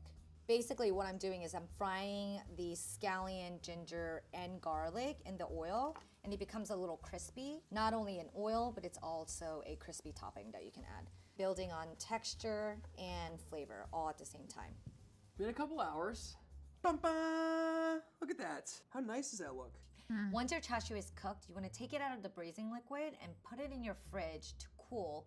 That way, it's easier to slice. Our ginger, I'm peeling it with a spoon. It's the best way to peel ginger so that you don't lose so much of the ginger. And all these scraps, remember, can go in your stock. I don't waste anything in my kitchen. Already, I can smell the infusion of the oil. It's heavenly. This smells so good. Whatever I was smelling before, this is completely ramped up. There's like way more sweet, way more savory. Oh, and it just looks so dark and rich and thick. So first, try to hunt down the shiitake mushrooms, because these I'm supposed to save for later on in the recipe. And strain it into a bowl. So you want to make sure you don't walk away from the pan when you're doing this, because it'll go from light brown to dark really quick. It's supposed to add some MSG. Now this does say it's a seasoning that adds umami taste. Ooh, mommy. Starting to get nice and light brown. Why is that the Once first you time I've start heard someone seeing the make color that change joke? happening, you want to take it off. That's the pan. hilarious. So this is looking beautiful. I'm just gonna strain it to separate the chunks from the oil because I want to keep the chunks crispy. So here is our beautiful aromatic oil. And then this is our crispy topping that's gonna give so much texture to this ramen. So I am saving about a cup of this to make my ramen egg, which I'm actually super excited about because this tastes incredible, so I can't even imagine what this tastes like with eggs in it. So Daniel sent me these eggs, and instead of just cracking the egg in the broth, You we're let it gonna cook be in there. making onsen tamago. Onsen tamago is basically a sous vide egg, but without an immersion circulator. All you need is water. Temperature is really important here. The reason why we're doing 4 cups of boiling to 1 cup of cold is because we want that sweet spot of the temperature of 167. So we got 2 eggs here. It's time to ramenize them. Daniel's gonna be making a classic shoyu ramen egg, which is my favorite. It's a 6-minute egg that's been marinated in the 6 chashu minute? braising liquid overnight. I'm gonna use a slotted spoon and just ever so gently get these eggs into the boiling water. And then we're just gonna cover it and let this sit for 15 minutes. All right, these have been in here for about 6 minutes, so now I'm going to take them out, let them sit there, enjoy like a cold pool. Because we wanna cool it completely before we crack it. And let's test one out. This is both exciting and nerve-wracking at the same time because if it doesn't turn out right, it's always a little frustrating. If it does, it's very exciting. Okay, good. There's one. Oh, perfect. You see how the yolk Oh, wow. is still super creamy, but semi-set. And then this, in the ramen broth, it just becomes silky and delicious. In goes the Oh, I need to. tade. Oof. These are gonna be so good. So the ramen eggs are gonna sit in the fridge for as long as I can leave them in there. Ideally like 12 hours plus. We're about ready to put everything together. I'm gonna start with the broth. Broth has been going for about 2 hours. You can see the carcass is broken down. Stop. It's starting to thicken. So we're gonna strain it through calling it a a carcass. chinois. You wanna use a ladle to kind of push out all of that flavor from the bones. So I sent Daniel my very own bone broth that we make at Mokbar, and it's been going for 48 hours. It's super special. And again, you're welcome, Daniel. Thank you. While that's going, I'm going to start cutting my braised pork belly. It's like disrespectful how good that looks. So now it's time to finish our broth. I want to add a He's little cutting bit of them body. so thick, Since we have too. eggs, I'm gonna use Oh, the that'll be yolk delicious. to slightly add some creaminess to the broth. And I don't want to add the eggs directly to the hot broth. I'm gonna slowly temper the egg yolks with the broth so that we don't curdle or cook it. The inspiration behind this is like carbonara. We want to make sure that it remains really creamy and silky. It's missing a little glaze on the outside, you know? Gotta hit it with the torch! I'm gonna flip these I over love- and do the same thing I on love the how other side. crazed humans Torching your get chashu will whenever not only you're give it allowed to that use a torch on smoky, food. crispy layer, but it will also reheat There's it. just something that opens up inside of you. Yeah. To this mixture, I'm gonna start seasoning it with the tare, Because I love the way this tastes. and then we're gonna add everything back into the broth. So at this point, we're gonna taste. Oh my gosh, it's so good. It's perfect. That's delicious. I mean, I feel like you can serve this at ramen restaurants and no one would know it came from a packet. Looks like now I'll be making the aromatic oil. And this is a very important component of ramen. And he's gonna be using chicken fat with a little bit of garlic for that aromatic note. I really don't know much about how aromatic oil is supposed to look or smell. If I eat this at some point, I don't know. So I feel like one of the most fun things about ramen is all of the different toppings that you get on it. So we have our chicken skin, and then we have our chicken meat, and these are gonna be 2 different toppings used in very different ways. Okay, so the first thing we're gonna do is we're gonna fry the chicken skin. If you go to a Japanese restaurant, you can even just order the skin separately. And that's the inspiration behind this. Skinspiration. That sounds gross. It does. When you hear a little sizzle, I think that's ready. I love this idea. I kind of now want to do this at my restaurant. You know it's done when it kind of holds together like that. Remember that seasoning packet? I'm just going to sprinkle it on our chicken skin. And then this will really amp up the flavor. As soon as it cools, it's like ultra, ultra crispy. And I can't resist, I'm sorry, but I gotta taste it. It's like a really, really good chip. That's gonna be amazing on top of our ramen. I will say, now that it's heating up, it's all sort of like a buttery looking kind of liquid. The garlic is starting to get a little bit soft. We can't just top our ramen with plain chicken. We have to amp up the flavor. So what we're gonna do is use the tare that we made, and we're gonna season the chicken. This oil that we use to fry the chicken skin has so much flavor. We're gonna use it to also reheat our chicken meat. You can already see it looks totally different, right? And by doing this, you're just rehydrating the chicken almost. When this slightly caramelizes, that's when it's ready. All right, I'm gonna turn the heat off and take the garlic cloves out. I think my aromatic oil is good to go. It smells good. There'll be a nice little splash of flavor at the end, hopefully. So Daniel sent me sesame seeds, and I feel like this is a great way to add this like creamy element to the ramen. Plain sesame seeds doesn't have that much Creamy. flavor, but once you toast it, it changes completely. Sesame has a lot of oil in them, and that's what you're trying to release. Damn, that's So now skill. that the sesame seeds are toasted, we're just gonna grind this up and add it to our broth. All right, it's all coming together now. We have a scallion, which we're just gonna slice. At the restaurant, we call this sexy scallions. Hell And yeah. then the sesame seeds that we toasted, we're just gonna grind it up into a powder. Our last 2 toppings are ready to go. Just cook our noodles, and we're ready to assemble our ramen. Noodle drop time. When you're cooking these fresh ramen noodles, you're gonna cook it in boiling water, not in your broth. And that's because there's a lot of starch in fresh noodles.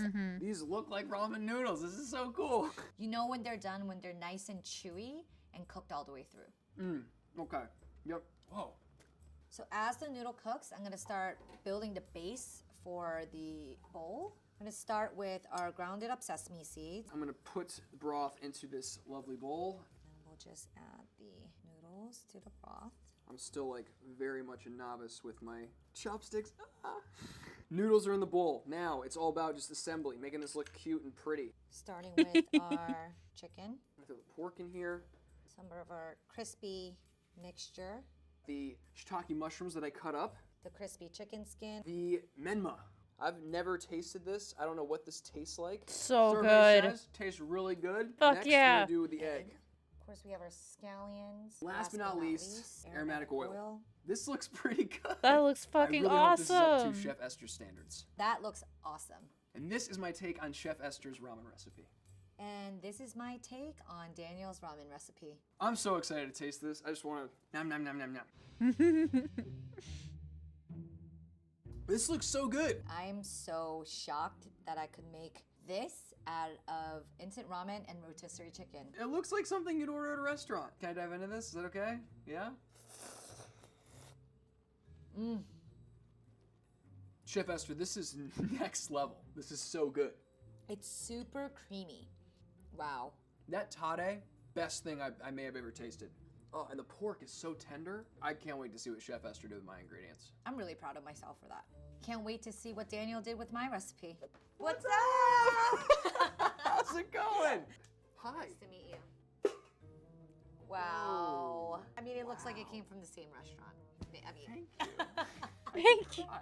do you have like a new appreciation now Oh, for ramen? holy. Yeah, it takes a lot of love and energy and Yeah. all that. A lot of You should fucking try it. work. I'm You did curious this. to see. You did these noodles. Look at that chashu. But what I'm really impressed with is the noodles. Look at that.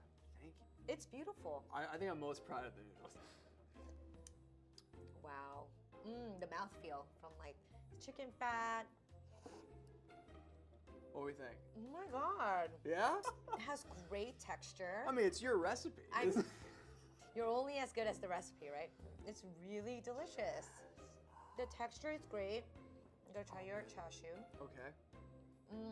The smokiness from that torch. And I can really taste the tare. So much flavor. This is truly like a really delicious ramen. Why is this Can I try yours? Is that covered Can I Do it. in lint? Oh my I god. mean, You leveled this up. You're a wizard. that's what we are, no? This is nuts. Good job. Do me? you want to come work at my ramen shop? Yeah, I'm wearing an apron. Let's go. Like, sign me up. Cute. Oh, meat. Sorry, that sounded Hi, I'm very. Emily, and I'm That sounded very horny. I'm so sorry, but I love meat. level 1 chef. Sorry. Hi, I'm Daniel, and I'm a level 2 chef. Hey, Hi, let's I'm go. Frank. I'm a chef instructor at the Institute of Culinary Education, and I've been a chef for 24 years. I love his energy, I will Daniel. eat lamb pretty much any way that I can get it. In this case, I'm going to be using the lamb shoulder chop, which is a cut that I can get at my local grocer. I am going to marinate my lamb chops so they soak up all this nice, delicious flavor. And I'm going to serve them with a Sorry. peanut sauce, which is super delicious, and I'm very excited to do it. Today we're making the crown roast of lamb. This is one of those dishes that has tons of wow factor. Oh, if I you love want people to lamb think that you're so on my level, much. make a crown roast of lamb.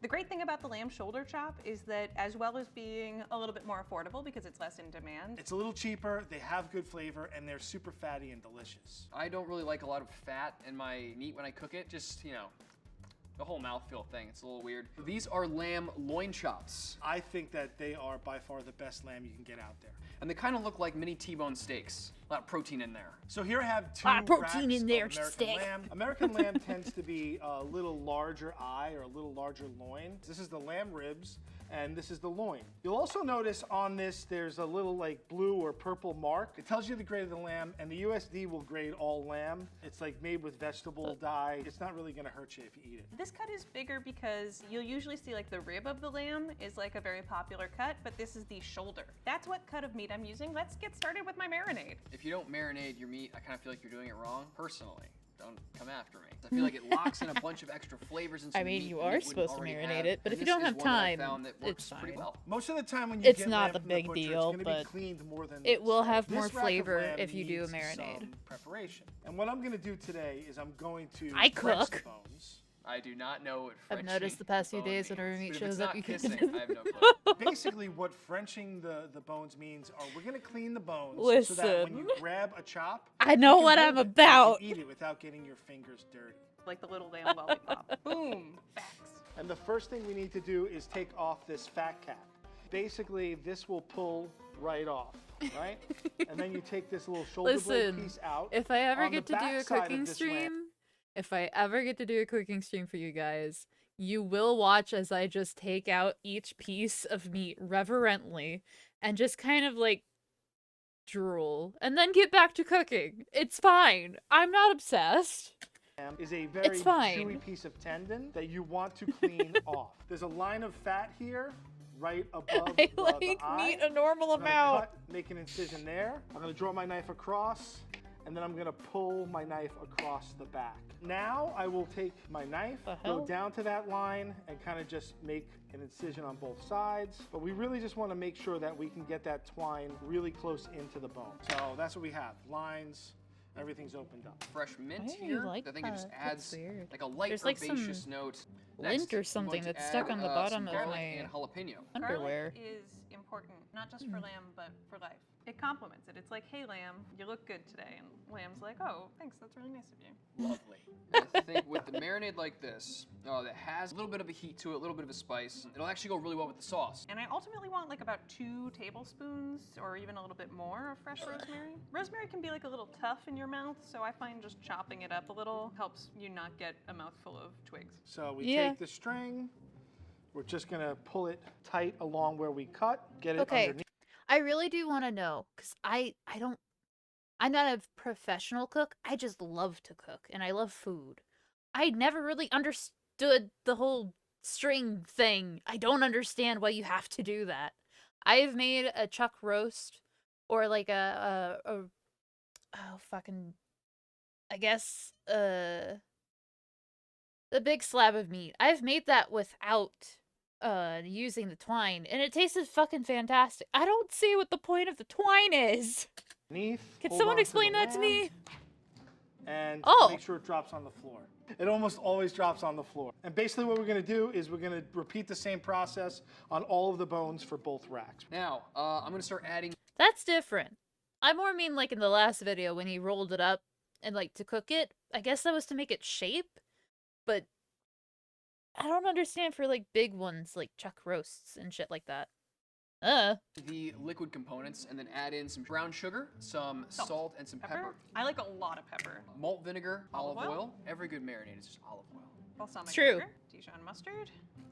All right, and I'm just whisking it all together. In the wise words of Chef Frank Proto, that needs When you tie a roast, you ensure that it keeps a neat, compact, round shape. That means it cooks more evenly instead of having that little dried out stump in one end or another.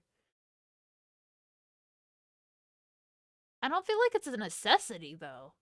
A lot of chefs on YouTube or whatever, like TV, stuff like that, they always act like it's a necessity, and I'm like, I guess? Thanks for looking that up, though. I've always been curious. salt. People complain about how much salt I use all the time. I'm Chef Frank, so I'm not gonna shy away from salt. Much better. Okay. I would declare that to be whisked. Second one down. Let's tie it up. So a slit down and then slits along the back for a place for our. The second reason is stuffing. Butterfying and stuffing a piece of meat is great and all, but if you resemble or roll it up and have nothing to secure it, you might end up with a flap of overcooked meat and a bunch of tasty stuffing come out the middle and sides. Oh, that makes much more sense. I don't use stuffing. I don't use anything like that because I don't like stuffing. It always tastes fucking weird. But that makes more sense. Okay. That makes a lot of sense. String to sit, and then we're gonna just open this up just a little bit. This is how our crown gets formed. And by doing those little cuts, you'll see that it gives us that nice crown. So now I'm just gonna take my twine, Thank tie you, it off nice darling. and tight, and then I we get our appreciate second that. piece of twine that we're gonna kind of go right under the bones. You'll see that the bones stand up a little more, but that is basically how we're gonna roast this crown roast off. Literally a think? crown. I'm sure it's delicious. This is the easiest step. But I personally like to stab my meat before it goes into the bag. That helps the marinade soak into the meat a little bit. We're gonna put all the lamb chops into a I always bag, forget to do dump that, this in there, but and it's I'm gonna important. maybe That zhuzh is it around important. my hands a little bit, just so it kind of really So otherwise, soaks in it's there. just kind of Easy plain peasy. on the When inside it and comes to something tasty like on the lamb outside. that's really expensive, That's what happens with I tend to chicken. shy away from heavy marinades or heavy rubs. I don't want this to overpower the lamb, and I'm gonna make basically a salt and herb rub for it. I'm using herbs that accent Interesting. the lamb, that go well with lamb, some thyme, some rosemary, kosher salt, ground black pepper, and we're just gonna kind of whiz it up. Whiz it Smells up. Super fragrant, nice and earthy, and that's what we're gonna use on the lamb. There, so all of the loin chops are covered in the marinade. For 30 minutes or as long as you want. These are gonna go sit in the fridge overnight. Now we're gonna get our crown roast ready to be roasted. I'm gonna take some Dijon mustard and rub it all over. Just a nice thin layer so that our salt and herb mixture will stick. And I'm just gonna go nice and fairly light, a little heavy on the inside on the fat, and we're gonna put it on a rack. yeah, One the other fat thing we because have that'll to melt do down before we put this in the oven and is we season have to like the cover fatty bones like with liquid, foil. and then so season the bones bottom, don't burn. which is really nice. It's like arts and crafts with Chef Frank. My chops have been marinating for about half an hour, and then I'm going to sear it in a cast iron pan. He's So these cute. bad boys have been marinating Stop. for probably 24 hours overnight. And for this, I'm going to use a grill top. I've got my pan nice and hot, and I'm just going to add some olive oil here. Did I mean to put all that much? I think it's fine. Throw some oil on this and start throwing these Valid. onto the grill top. Did I mean to do that? Whatever. Yeah, that's the sound we were looking for. Cooking lamb in a cast iron pan is a great way to get a good sear and get a nice kind of crusty outside. Grilling the lamb gives it a beautiful smokiness that just complements the lamb. So either way, grilled, roasted, or sauteed in a pan, lamb is amazing. The key here is not to overcook your lamb. You want to get it nice and pink in the middle. You don't want this to be brown and dry. I put way too much olive oil. I'm so sorry. It'll be fine. It'll just be like a little deep fry. In an ideal world, I am hoping to get these like around medium rare. on the lamb. So I want to cook them around It's 8 to true. 10 minutes, so like 4 to 5 minutes on each side, basically. I learned there's ways to test doneness of touching the meat by using your hands. If you go like this and you touch this part, the different levels of your fingers indicate levels of doneness. So there's like rare, medium, What? medium well, and then like completely well done. It feels good. They feel That's nice so and, weird. You know, feels about the same. This looks great. Look at that. You see the grill lines? Perfect. I don't want to toot my own horn, but Wow. it smells great in here. Toot toot. This is going to go into about a 425 to 450 degree oven for about 10 minutes just to kind of start the browning process. And then we'll lower it down to about 325, 350 until it hits Am I the doing it internal right now? temperature of What? about 120, 125. Testing my finger? No, I'm doing laundry. Hallmark of cooking meat. You like just let it rest. You don't touch it. You just let it sit. And while they rest, That is I'm gonna make fucking my cool, pan sauce. though. Now, because I put Wow, frankly what a way too neat much olive tip. oil in earlier, like, I am have going that in to my head pour out forever a little now. bit of the fat that's in here right now. Yeah, that's a more reasonable This amount of is fat. not my And towel. now we can make more delicious. Get out of here. This is a peanut sauce. I had a peanut sauce once at a Thai restaurant and then realized it was actually really cool to cook with peanut butter. For our crown roast, I'm going to make a sauce vert, which is just herb-based mayonnaise. And the I'm guests almost can done put with it on laundry, their you own. The guys. first thing I'm going to do is pour excited. I roughly fucking a hate cup of red laundry. wine in here. My least favorite Any dry red chore. wine will really work. I have a Thanks for ton letting of me do fresh it while cilantro here. watching I videos only and need talking to about you. like a quarter of a cup, and then the rest I will reserve for garnish. I'm going to pretty much just kind of put everything in the pool. My anchovies go in. It's so much capers are easier when gonna you're go just in, sitting down my and tarragon vinegar. Now, I letting your didn't necessarily mind want to use tarragon melt. the herb, but just to have a little backbone. I'm also of getting flavor, really that's why I hungry used from the this tarragon. videos. We're going to put a little garlic Garlic. in there. Again, I put garlic in just about everything. It was in the marinade. It's going to be in the sauce as well. So 1, 2, do one more for good luck and flavor. Bang. 2 tablespoons of lime juice. Pulse this real quick, and then add the rest of the stuff. So I would say that this has reduced enough. It's definitely thicker a little bit, and also there's less of it. And so the next thing I'm going to do is add chicken broth. Oh yeah, and when I did that, I could see that the bottom of the pan is nice and clean, which means all the delicious lamb bits are in the sauce where we want them. Be delicious. Be delicious. If you don't want to use raw egg yolks, don't use them. You can make a herb puree and use some prepared mayonnaise. I'm gonna take my dill. I feel like washing my dishes is chives worse as than well, laundry. and I'm then used to parsley, that. the same thing. I I'm gonna always add get a nice pinch of put salt on in dish there, duty. And I'm gonna I just add a fucking little hate water laundry to because kinda it's get the never flavor, ending. right? And then we turn it on. Tamp it down a little just to get the herbs rolling. Slowly add your oil. The more you No, cook I it, don't the need better to it gets. this on my hanger. Within reason. So we're just like chilling with it right now. Peanut sauce is heavy on the peanut butter. Doesn't get much better than that, really. I'm not sure that I would choose peanut butter for lamb. I would imagine it probably tastes pretty good, but it's really not where I as a chef would want to go with it. That's I've too never much heard of that. fat. But I trust my compatriots. It's good. Trust me. Trust me, it's good. Just trust me. Vegetable oil, a little bit of water. That cuts it a little bit. A little bit of soy sauce. Brown sugar, again. Last but not least, sriracha. It's gonna add a little bit of a kick, but not too overpowering. Now, it's time to process. We're just gonna count down from 10 and then we're gonna call it done. 10, 9, 8. And that's it. It's that easy. Our sauce vert. Look at that. Nice and green. Come on, who wouldn't want that with their lamb? Look I at that. don't. Beautiful. That looks like split two. pea soup. 1. Sauce! The sauce is done. Looks great, right? Our crown roast is out of the oven. We Oh. made this crown roast. It looks gorgeous. Stop. So let's present it first, and then we'll get into carving it. All right, first thing, let's reveal the lamb. Truly the Lamborghini of lamb. Now, She's the like, goal here is that to make joke this look didn't really real go. pretty. So, If Chef Frank is on this episode, I feel like I need to step the plating game up a little bit. I'm gonna take a big fat dollop of this sauce and kind of just smear it across the plate, as I see so many chefs do. So now, and I'm just gonna go, like I said, down the line, alternating which way the bones go. Plating is like a little bit stressful. A little Finish bit. this off. A light dusting of the peanuts. And last but not least, a couple little sprigs of cilantro. Bam! That looks beautiful. This is grand salam. Ba-dum-tsh. I'm gonna take a little bit of my sauce, and I'm gonna spread it on the plate so that it pops out underneath our crown roast. I'm gonna put this onto our platter, and this is gonna go out to our guests like this. drizzle my pan sauce over here. I might not be best at plating, but I am the best at eating, and I'm looking forward to eating this. Hell yeah. And last but not least, parsley. And these are my shoulder lamb chops. And these are my lamb chops. And this is my lamb. His looks the worst in presentation wise. I want to eat Bro. this. I'm gonna plate it now.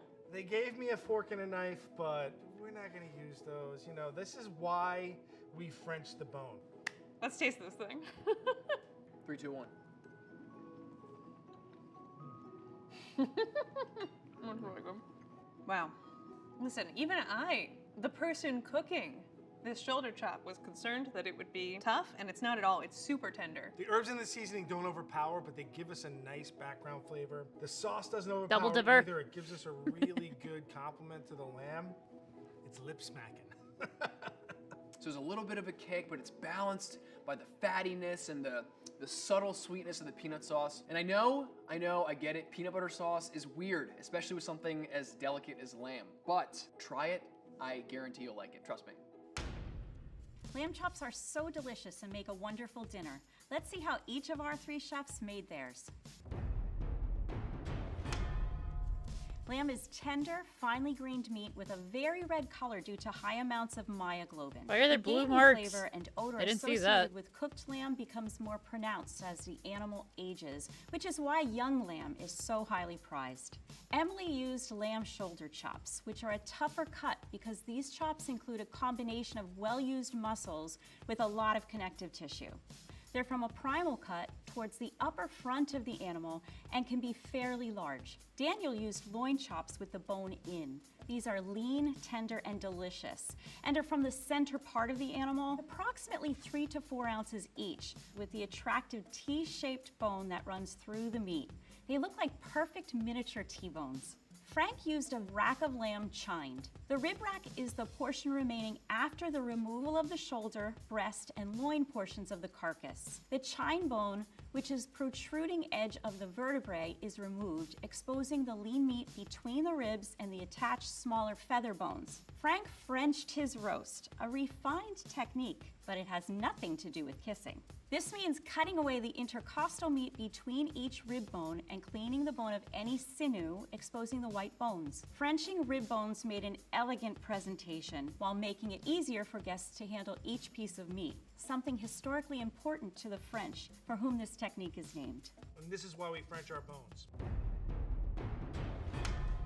Emily's marinade added flavor and helped to tenderize the portion of the meat that came in contact with the marinade, mostly from the addition of acidic mustard and balsamic vinegar. She marinated her meat for a brief 30 minutes. This will add some seasoning, but won't reach the interior portion of the meat. Marinades need time to work. Daniel also used a marinade for his lamb chops. He added malt vinegar and brown sugar to balance sweet, sour, and salty. The sugar caramelizes and also participates in Maillard browning, adding to the roasted, toasted, and complex sweetness to his lamb chops. Marinating is super easy. That's why I think it's a step that you shouldn't skip. Daniel poked the meat so that the marinade seeped into the interior portions, allowing it to absorb more of those flavors. Poking also disrupts some of the connective tissue in the meat, but since Daniel used a very tender cut, it wasn't necessary. Frank used traditional herbs and mustard as a rub prior to roasting. A rub on meat without any length of time for penetration or fermentation simply seasons the meat like the marinade that Emily used. Mustard contains mucilage, a natural emulsifier that helps the rub adhere to the meat even better and formed a crunchy, savory, and herbal crust or bark during roasting as moisture was evaporated. So the All level three 2 chefs guy cooked actually had their the most chops to flavor. perfection using different Pretty good. methods, but they all noted the importance of resting the meat prior to serving. If you don't let it rest, when you cut into it, it's going to bleed everywhere. Slightly lower than roasting temperatures allow for an increase in water holding capacity, thereby maintaining a juicy lamb that will impress your guests. Next time you're in the mood to serve lamb for a special dinner, we hope you'll take some of these tips from our 3 wonderful chefs.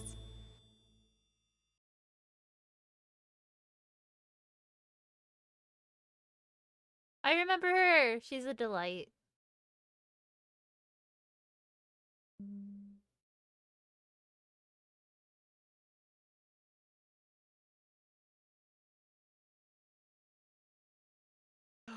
Milkshakes.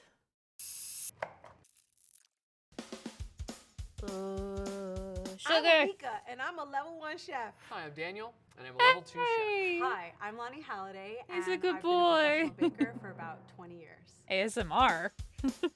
Today, I'm gonna be making a milkshake with chocolate chip ice cream with the vanilla base. It's gonna be like a cookies and cream with a marshmallow twist. My milkshake is going to be an ode to the classic banana split. Bananas, whipped cream made of coconut, and some chocolate. Did you and of see a course, video that said cherry on ASMR? top. I love milkshakes because they are the ultimate classic American decadent dessert. This one is my take on a PB&J milkshake. The hell?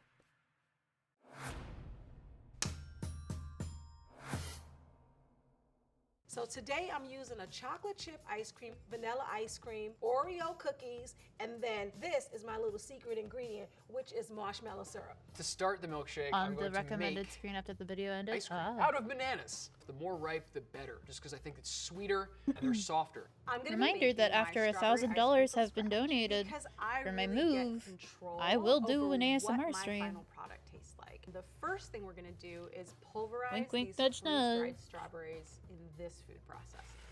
This is the best way to pack a strawberry punch into my ice cream base. So now we're gonna start with our ice cream. So I'm gonna scoop about 4 scoops of ice cream. I would use this whole thing, actually. 100 hours of ASMR. Literally Hey, I just didn't say turn them that. into Slices. It's a milkshake. A lot of people use ice cream. You got to get in there and get that ice cream.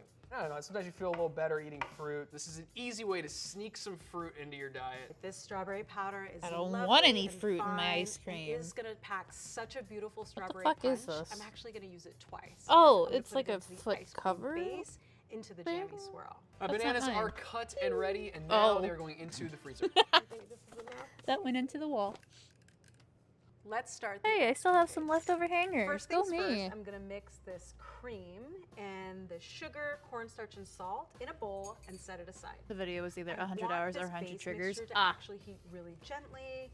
I want things to be really well incorporated before we get started with the heat. Now I'm gonna add my whole milk. Whole milk has all the fat and all the flavor. So I'm just being That's the cautious one here, that my stomach keeping it hates the low most. while I get my vanilla bean going. We're just gonna If flip I don't this have bean any, right like, down the middle, and we lactose want milk, all those 2% is what I luscious, usually go little for. baby, But the one that beautiful has the vanilla red beans cap inside. or whole I milk, like using vanilla beans as opposed to vanilla no. extract just because it's so That will decadent. kill me. You really get that punch of vanilla flavor. You get the beautiful speckles in your final product. Here's my bananas. They are all nice and frozen and ready to be blended.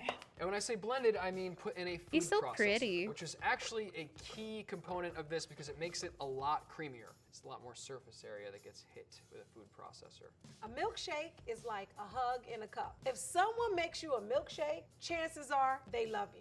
So It's we're true. just bringing this That's milk a lot up of to fucking little work. Slight simmer. The top of this is quite foamy. I can see it sort of wobbling under this cap of foam. So I think now's a good time to take it off the heat, add the rest of our ingredients, and then return everything to the pot and get it going. Basically, this is going into the food processor for like 6 to 8 minutes until it gets nice and creamy. Look at that. There's no movement on that. I'm just adding my cream, cornstarch, and sugar mixture to the rest of the milk mixture. Adding it slowly, whisking as I'm going, just to sort of equalize the temperatures. You'd think you'd need like some sort of liquid, like a milk, What's a milkshake without milk? but you can really get this like creamy ice cream with just bananas. Now that everything's nice and mixed, I'm just gonna turn it on a low heat, and it's just gonna thicken ever so slightly. She's about as high maintenance as they come, but she's definitely gonna be worth it. I'm gonna pack in all my strawberry flavor. We're gonna let it hydrate, literally whisking the flavor into the base. I think we're ready to strain. Now the thing about this is that you want to keep it cold. So after I scoop it in here, as I work on getting the other ingredients and prepping up more things, this is going back into the freezer to stay cold. Now that this bad girl is all strained and ready to go, we're gonna cover her up, put her in the fridge, and let her chill overnight. Let's say you're not making a milkshake, this will keep in your freezer for a long time. So this is something you can prep way in advance and then just eat it as you want. This is a self-care item. One of the reasons Damn right I it really is. love making my own ice cream is getting to play with the liquid nitrogen. This stuff is dangerous, and it is going to make the most beautiful strawberry ice cream you've ever had in about an instant. I'm gonna put our luscious strawberry base right into our mixing bowl. We're gonna start on a really low speed. There is no need to rush. I just wanna stop intermittently and see what's going on with this ice cream. It's a real smoke show. The liquid nitrogen doesn't impact the flavor of this ice cream in any way. This No. is a really fun activation to do at events. People love the drop. I actually, in Virginia, there was a ice cream place that did use liquid nitrogen, and they asked you if you wanted to add that to your ice cream. The only time that I went there, I didn't have any other time to go. I was like, yeah, sure, I'd love that. And it just blasted the entire area. I was like, oh god, that's a lot. I feel like it kind of, I don't know if it was the nitrogen or the ice cream itself, but it did kind of taste a little funky. And a little stiffer than normal ice cream. Drama of the liquid nitrogen. Okay, so we have the ice cream. Next is the milk. Get your milk in there. Oreo cookies. Remember when you were a little kid, you would just open up the Oreos and then lick all the cream out the middle and then put it back together? I would put them back in the pack because I was bad like that. First things first, the nice cream. Look at how great love this scoops her. in there. Look, it's so thick. There we go. Bam. You don't want to use too many cookies because you want to have the cookie to milk ice cream ratio just right. If I used about 4 scoops of ice cream, so then I would use 2 cookies, okay? And a half a cup of The milk. milk in here. Now I'm gonna get to work on my strawberry jammy swirl. I'm gonna zest this lemon. I'm just gonna use this microplane and eyeball about half. And it's all about eyeballing. All the salted almond butter that I have, I love almond butter. And does it taste great? Yes. But also it contrasts the sweetness of the bananas quite nicely. So it's not like too sweet.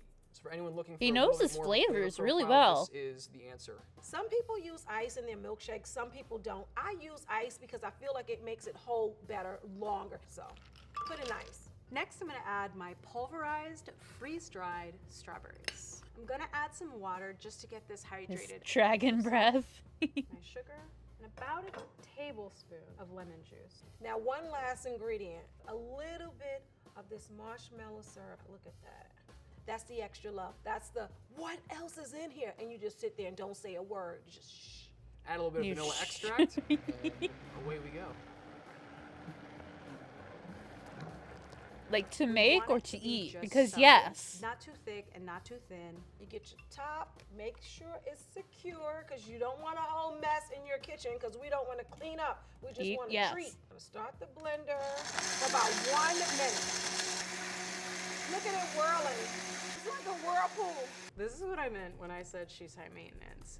This jammy swirl is gonna be luscious in the milkshake, but it is difficult to get to this bottle. Now it's time for our toppings. I feel like the toppings play a huge part in the milkshake, not only for how it looks, but for how it tastes. You want to have like more stuff to pile on top and play around with, or else what's the point? I love Oreos. It just brings the kid out in you. So we're gonna use a lot of them. We're gonna make them like if you were using sprinkles. From scratch. I'm gonna start What? with my powdered sugar, which I'm gonna sift into this mixing bowl. Pinch of salt, a couple tablespoons of water, corn syrup, vanilla extract. What we're looking for is something that's flowing, but also thick. Now I am about to start my chocolate drizzle. Now one of the things I like to do with the coconut milk is keep it in the refrigerator. Because if you keep it in the fridge, you offer the opportunity for this to happen. So this sits on top, and this is gonna be basically the base of the Was it chocolate drizzle. So I'm gonna put Like a this off to the food? side for What now. was it? And roughly Like a chop drink? my semi-sweet chocolate chips. I just want a nice coarse chop on these so that it increases the surface area a little bit and they melt quicker. I'm gonna take a small little bit of this coconut fat and toss that into my pan. You want to crunch those Oreos up. Nice. Now comes the fun part. We just want to divide this sprinkle mixture into however many colors we want to But- end up with and get to dyeing it. Yeah? In my opinion, You had the balls in coconut your fat mouth? allows the chocolate not only to melt down and create like a rich drizzle, but also create a shell as it cools down. Coconut fat is starting to melt, so I'm going to add my chocolate chunks. I want this They to were be able to be colorful? something Huh. that I can pour over the top of the milkshake. This is looking good. Look at that. So I'm gonna prep all my garnishes and then bring I love it all how he just together has a and banana assemble it on a at tray. the same time. So I have some almonds I'm gonna chop up because who doesn't like some nuts sprinkled on top of a banana split? I My don't. sprinkles are now I don't ready like to pipe, nuts. and I'm actually just rocking from foot to foot to get nice steady line of this sprinkle mixture. It's like dancing. Now all I need to do is set these sprinkles aside. Frozen dessert made from cereal dipped in liquid nitrogen. When placed in the eater's mouth, it produces vapors, which comes from the nose and mouth, giving the dessert its name. You are eating cereal. To Dipped in dry nitrogen. overnight. And I have a banana. This is solely for garnish, but this is gonna look really nice sticking out of the top of the milkshake and really send it home. That's it. You don't have to be precise here. Sort of this mixture of organic and intentional. All right, I think this is what I'm looking for. You want it fine, perfect for sprinkling. Look at that. Yummy. And there you have it, my homemade sprinkles. Now I'm gonna make a peanut butter creme chantilly. Peanut butter whipped cream that's Chanté. sweetened with confectioner sugar. So next I'm going to make my coconut whipped cream, and it's super easy. Coconut milk for the whipped cream, that is the base. I'm looking for that nice fatty top part. I'm just gonna scoop that fat into a bowl. heavy cream, a little confectioner sugar, vanilla extract, pinch of salt, my peanut butter powder. Actually just gonna give this a quick stir with my whisk attachment, and I'm gonna use this machine to whip it into stiff peaks. As you get going, it actually whips together quite nicely and starts to resemble whipped cream.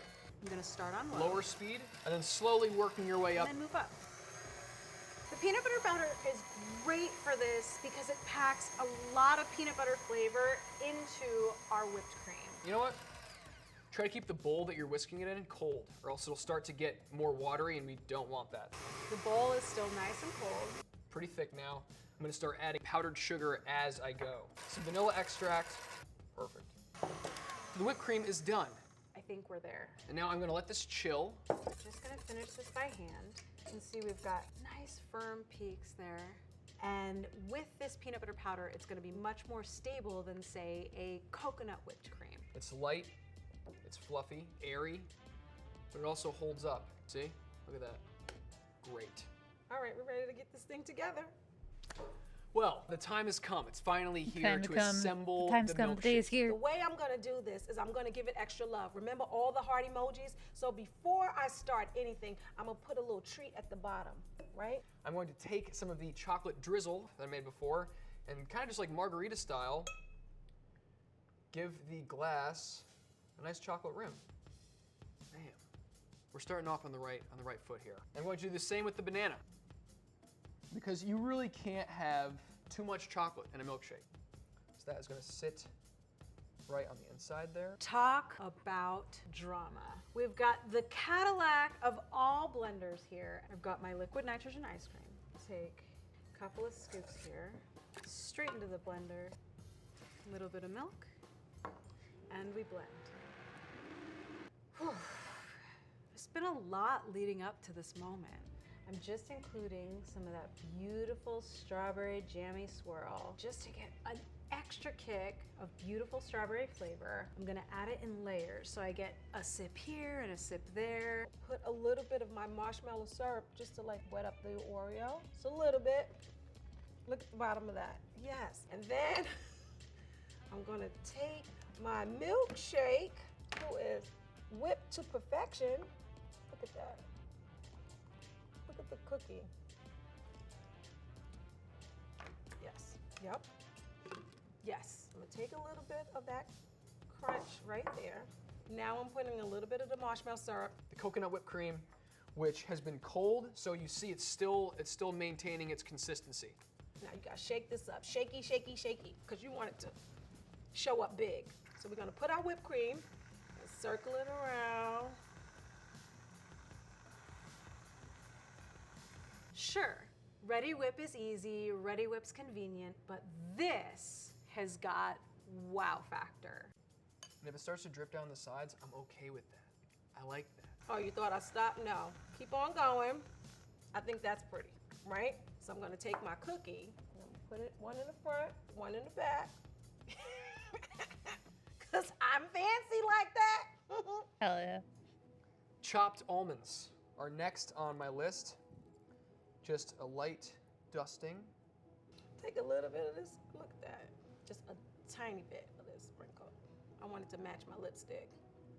And what milkshake? She's so would be cute. I complete love her without personality. Sprinkles. Try to What do else the is this? salt-based What shit. I this saw milkshake that. is not yet maraschino cherry. Are you sure that's a And the only cherry? thing left, and the straw is a straw. This looks so good. Bam! Look at that. And this is my milkshake. And this is my milkshake. And this is my milkshake.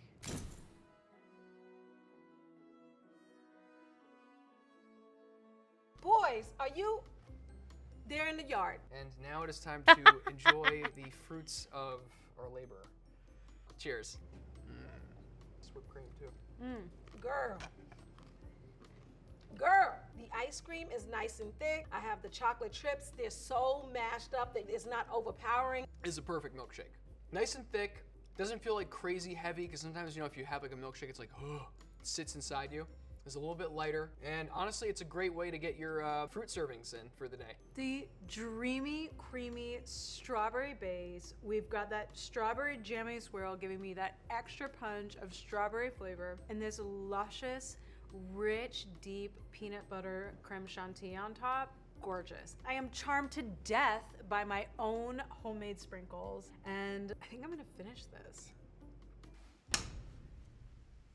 Milkshakes are a perfect indulgence during summer or any time of the year. Let's see how each of our creative chefs made theirs. We kind of just saw that, honey. Ice cream is essential for a milkshake and a real balancing act. Onika used store-bought ice cream.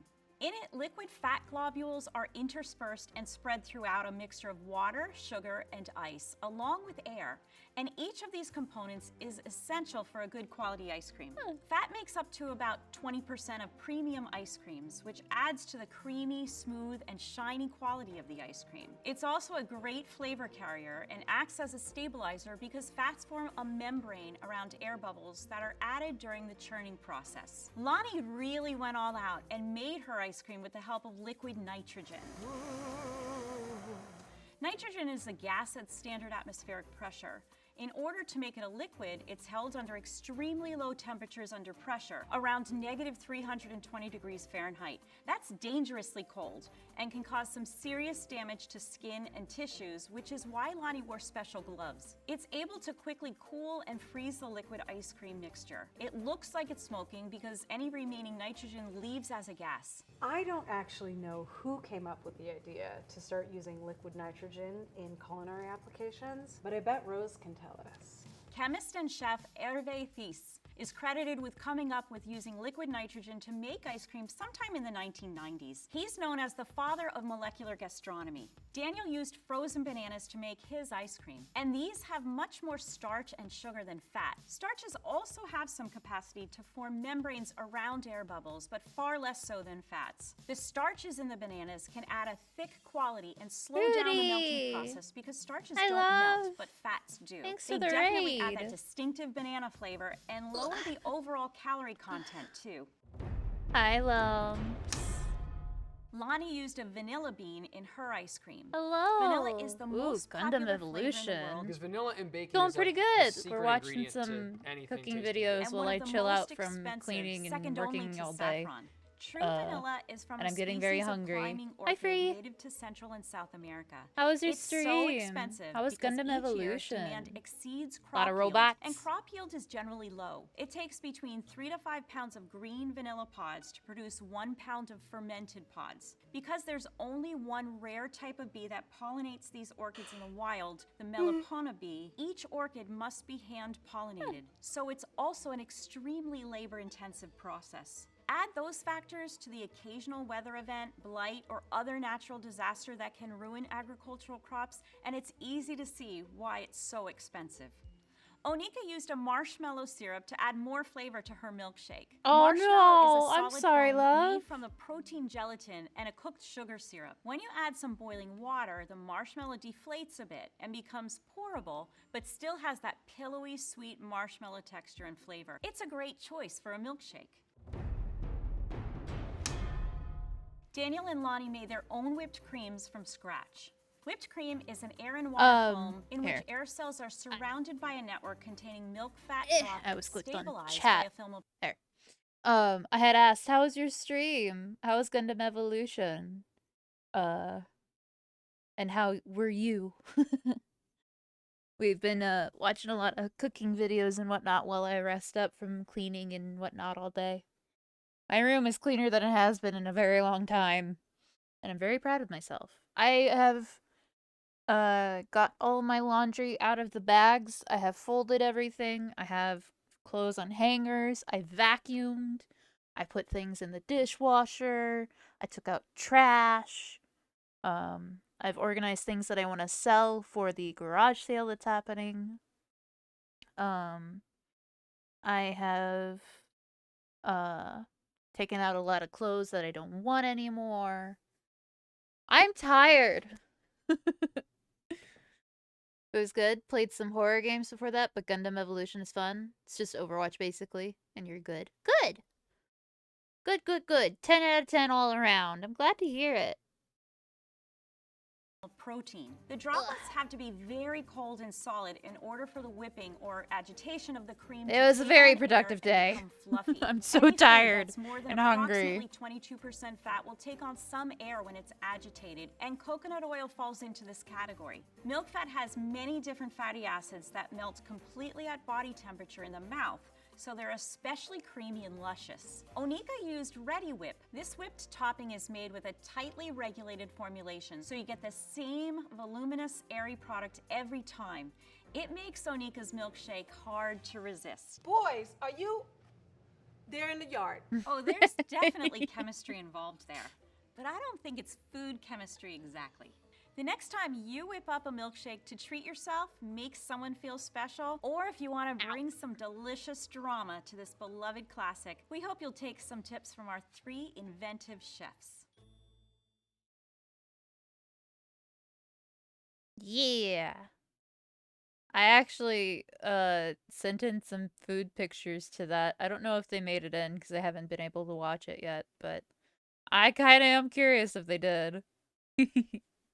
I highly doubt it, though.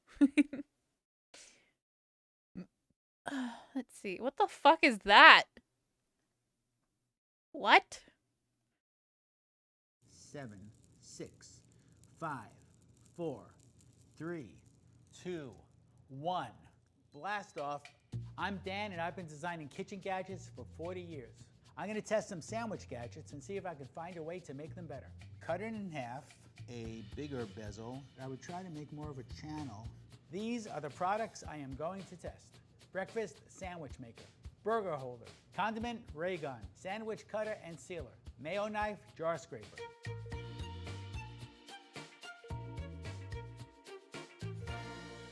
Breakfast sandwich maker. Its purpose in life is to make a breakfast sandwich quickly and all in one go. Let's see how effective it is. Okay, let's make a breakfast sandwich. Muffin bottom. I'm gonna place the cheese, ham next. Let's put this top back on. It is time for the scrambled egg, and hopefully this is not gonna leak or not leak too badly. Let that cook for a bit. Now, put the muffin top right on the egg while it's cooking. Close On it the up. egg? I'm gonna set the timer for 4 minutes. And let's go do something else for 4 minutes. Okay, there's the beep. So I'm going to slowly check it. There's a middle plate here that's gonna slide out. Once that Oh. slides out, the And there's top no, bottom like, egg half residue stuck of on it the either. sandwich are joined. Let's slide it onto the plate. Oh, there it Okay, is. it's really hot. I'm gonna take a bite, There's a hopefully not cheese. burn myself. But we're okay. The egg's still cooked. The muffin isn't toasted on the inner surface, and you probably wouldn't expect it to be. Maybe I could have left it in there a little bit longer.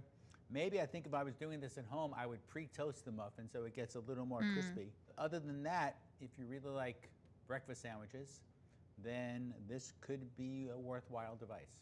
Let's see how the breakfast sandwich maker compares with things you may already have in your kitchen.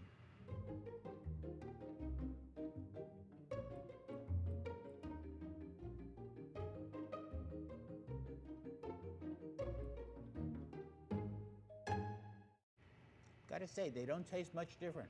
I mean, either technique you use to make the sandwich, the taste is the same, so they're pretty comparable. In terms of effectiveness, I would give the breakfast sandwich maker a 5 out of 5. It only does one thing, but it does it pretty well. Let's test its usability. And to do that, I'm gonna challenge myself by using my non-dominant hand and making it slippery. By making my non-dominant hand slippery, it's going to highlight any deficiencies in the design. Open things up. I'm gonna place the cheese, ham next. Close the first layer, let that cook. Egg on top. There's nothing really surprising happening here with my left hand. I've got a breakfast sandwich. The cheese is making it a little slippery. And these handles are not hot to touch. Have to be careful touching them that you don't touch the metal parts. I'm just gonna add a little bit of hot sauce before I test out this sandwich. Gotta get some differences in flavor if you keep eating the same fucking sandwich. No, it's fine. It tastes great. I think that's what I would do to complete the stack. I think I would add a little bit of hot sauce. In terms of usability, I would give it a 5 out of 5. It's a little bit of a learning curve, but it's pretty intuitive. Let's talk about a redesign. Some of the How does it improvements have a I think I learning would curve? make to this would be on this number. It's a little hard to see from an angle. If you're looking that way, what you're going to miss are these bars of the number because there's just not enough space here. The simple solution would be a bigger bezel so that when your eye is looking from here, you can see the entire number. You see this in elevators a lot. Sometimes you can't tell what floor you're on in an elevator because part of the number is obscured. In terms of a buy rating, I would give the breakfast sandwich maker a 5 out of 5. But a disclaimer, it really is a one-trick pony. 5 out of 5, what do you think? Thanks, Dan. You're welcome. Burger Old man. holder. Its purpose in life is to let you hold a burger without making a mess. No, I'm not kidding. And yes, for the purposes of this video, a burger is a sandwich. Leave your comments accordingly. Let's see how effective it is. I've got a Beyond Burger here. It's a rather tall burger. Yummy. I'm going to place it in the same position that I would hold it by hands. Let's give it a bite. That's a big ass bite, Dan. No complaints yet. However, I am anticipating problems ahead. Mayo I knife. have I'm reached curious the about point that where one. I'm It's not not a knife quite made out of sure mayo. what to It's to do help you next. scrape it out. So I'm going to loosen it up a little bit. Now I'm going to have to dig my fingers Oh. in there, so the idea of not getting your hands dirty, I think, is out the window. Oh, you made a mess, Well, Dan. Didn't catch the onion. I'm also at a point now where I see a problem. There is no way for me to finish this hamburger using the burger holder. I guess I could try looking up at the sky, opening my mouth as wide open as it can go, and just dumping this entire piece of burger into my mouth. It's a lot of burger. Not great. No. Let's see how the burger holder compares to just using your hands like a normal person. Well, you really shouldn't say normal person, Dan. Some people don't have hands. Or, you know, have broken hands. Eating a hamburger the normal way, it is a little messy, but I have a solution. Use a napkin. In terms of effectiveness, I would give it a 1 out of 5. As a matter of fact, I would give it a 1 out of 100. Just doesn't really help. You have to dig your fingers in there anyway. The designers who thought this up, they are solving a problem that does not exist, and to do it, they are making some landfill. Let's talk about usability. I'm going to use my left hand. Oh, and no. I'm going to make it a little more slippery. But let's take a bite. We'll start to go through it. Feels slippery. The fact that it's so slippery, it's creating a problem that we didn't have previously. So basically, it's solving problems that didn't exist by creating new problems that we didn't know we had. In terms of usability, I would give the burger holder a 1 out of 5. It's not easy to hold. It's another step in the hamburger eating process that you really don't need. Let's talk about a redesign. Here's what I would do. Instead of a plastic burger holder, I would go to the store, buy a bag of pita, cut the pita in half, make a pita pocket, put the hamburger into the pita pocket, and just eat the whole thing. So essentially, it'll be Gotta an toast edible it burger. first. Solved. In You terms don't of want a buy cold rating, I pita. would give the burger holder a 1 out of 5. It doesn't do anything. I hope they don't make a pizza holder. Condiment, ray gun. Its purpose in life is to shoot condiments like ketchup or mustard with the pull of the Mustard? trigger. Let's see how effective it is. I'm gonna I love start his by loading accent. it up. You can see how it works is there are 2 plungers on the inside. And this is what we need to fill. And of course, it's going to be easy to do that with a squeeze bottle of ketchup.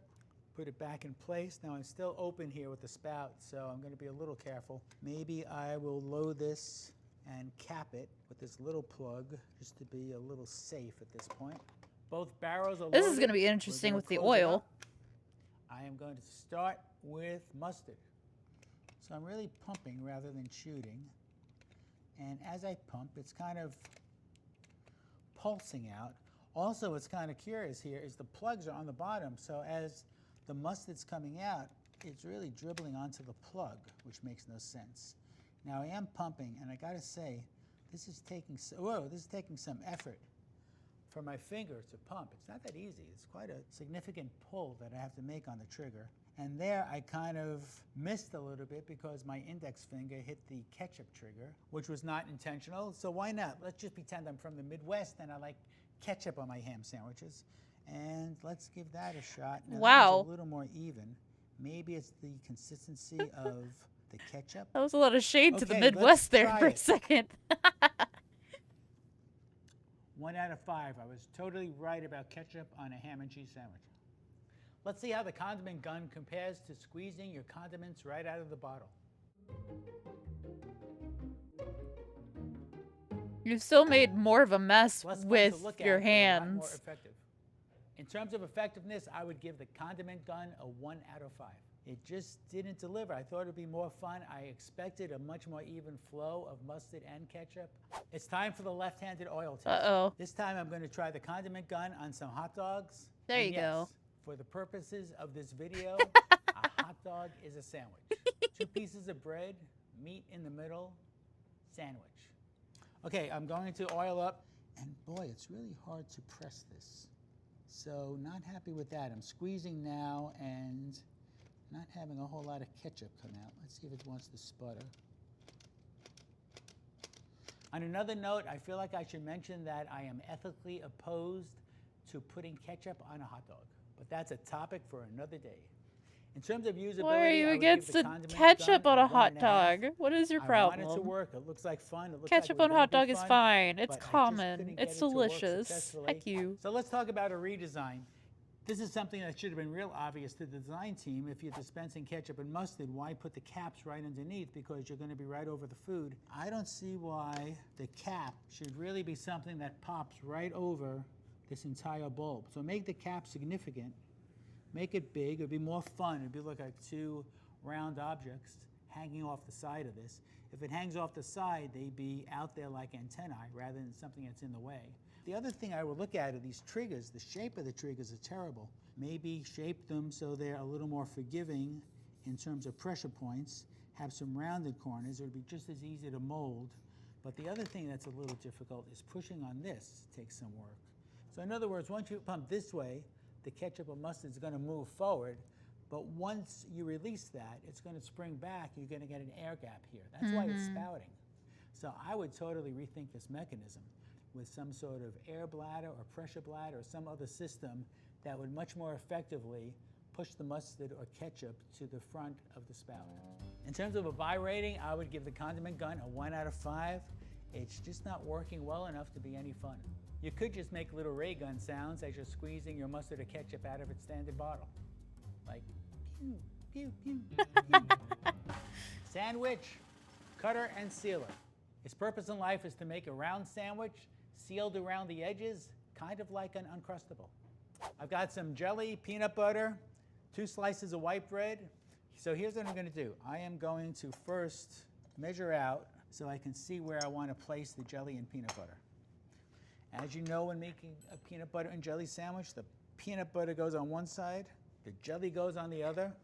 I am now going to That's assemble. I guess I'll go peanut butter on top. That is And let's so give it a really good sad. press That was not a lot of and peanut pull the butter. bread Or, around sorry, it. Right now, jelly. I'm just going to use my fingers and peel it away. Swear I'm buying it. Let's see what I have. And that looks That is literally okay. an The bread Uncrustable. broke a little bit, so I may have some gaps here. Let's see how it tastes. Tastes like a peanut butter and jelly sandwich with no crust, the best kind.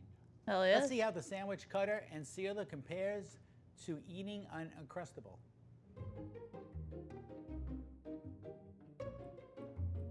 Okay, but then you don't have to buy more Uncrustables. You could just make your own fucking Uncrustable.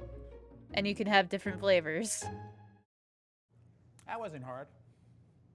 I promise we are not being sponsored by Uncrustables, but if anyone at Smuckers wants to send us some money for doing this, we'll take it. In terms of effectiveness, I would give the sandwich cutter and sealer a 5 out of 5. I think it's a pretty simple device. It's actually a pretty God, crude please don't fall. device, but aside from the amount of waste, I think it works fine. It also gives you a chance to go outside and distribute some breadcrumbs to some pigeons. Don't do that. That's nice. No.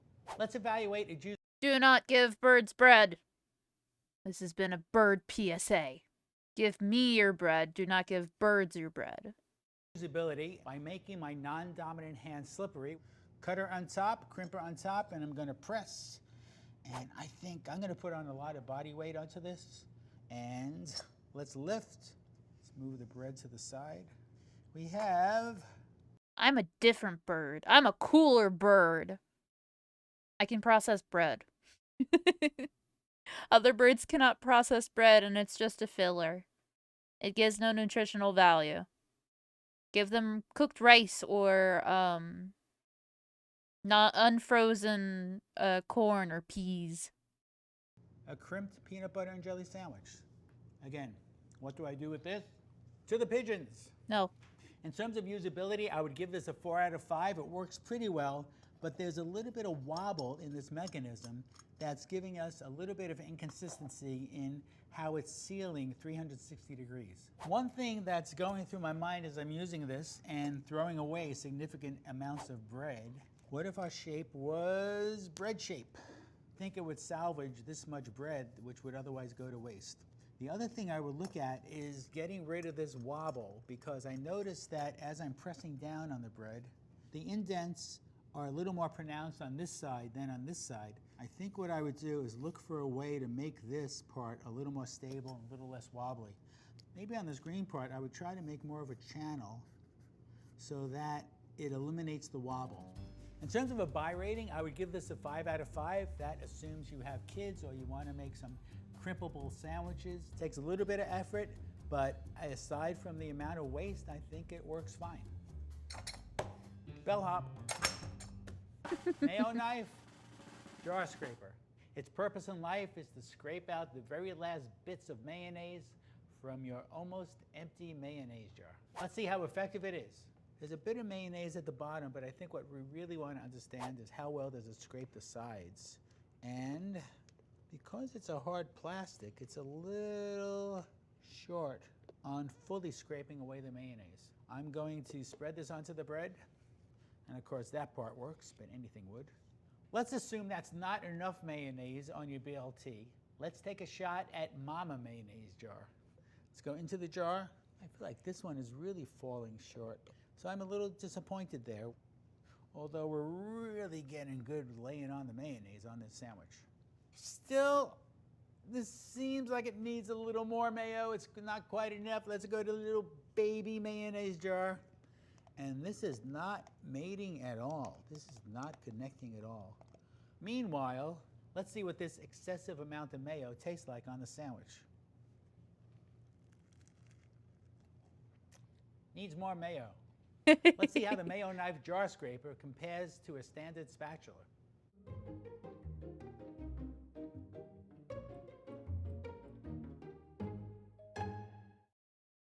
The spatula is superior.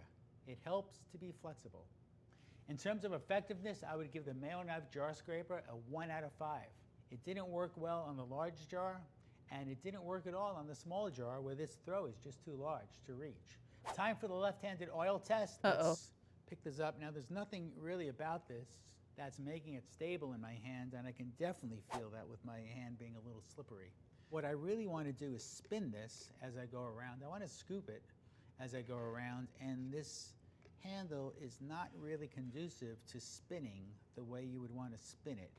Not having a good time doing this. Having a good time. In terms of usability, I would give the mayo knife a 1 out of 5. It just doesn't do what it promises to do.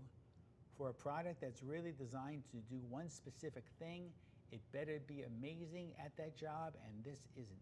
I think rather than base the redesign off of the mayo knife, I think I would do a bit of a hybrid of the mayo knife and the silicone spatula. And if that's the case, I would make sure that this bottom piece is small but flexible enough so that it's going to conform to that radius. I would also make sure that we are no longer than the size of the baby mayonnaise jar. And I'm okay with this handle, kind of like this shape where you want to feel the orientation. So notice this handle isn't completely round, it's an oval. That means I know where this thing is aimed without looking at it. In terms of a buy rating, I would give the mayo knife a 1 out of 5. It just doesn't do what it's supposed to do. I think it would be disappointing. I couldn't, in all good faith, recommend this to anyone. Mayonnaise knife, you are truly a waste of plastic, and I do not say that lightly. Well, I've got to say that some of these were rather disappointing, and some of these just I don't think had a reason to exist. Luckily, we had 2 specialized gadgets that seemed to come through. We had 3 that were really rather disappointing. If you're gonna make a gadget that's based on sandwiches, you better do a good job or you're just gonna make people angry. And I won't lie, a couple of these gadgets can make you pretty angry. Alrighty. Well, that was interesting. It's still on the Epic Curious channel for those who are epically curious.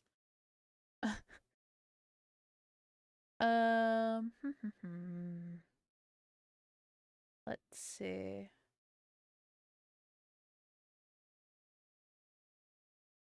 Lasagna.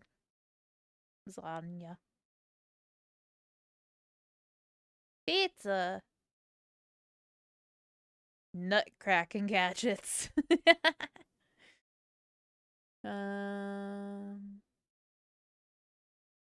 Fried chicken sandwich? Ew.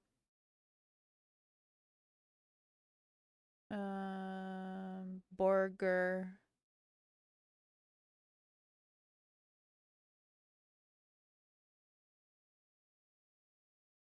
How to eat every insect? Ew. No, thank you. Lobster rolls. What do you guys feel like watching? How to butcher every bird? I'm offended.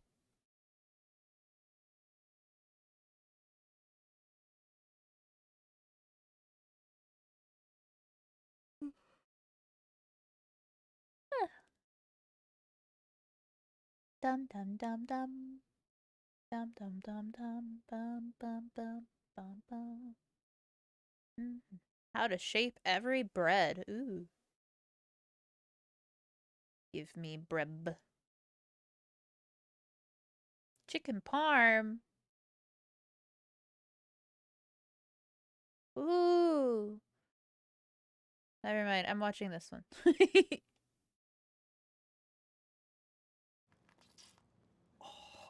This is the weirdest thing I think I've ever done. How gnarly is that? Whoa.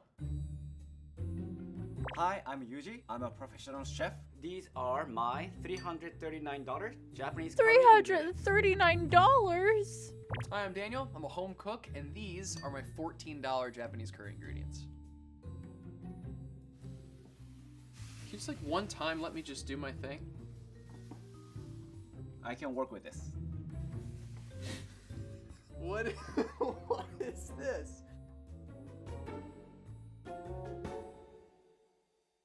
I was planning to make Japanese seafood curry with uni and guidok.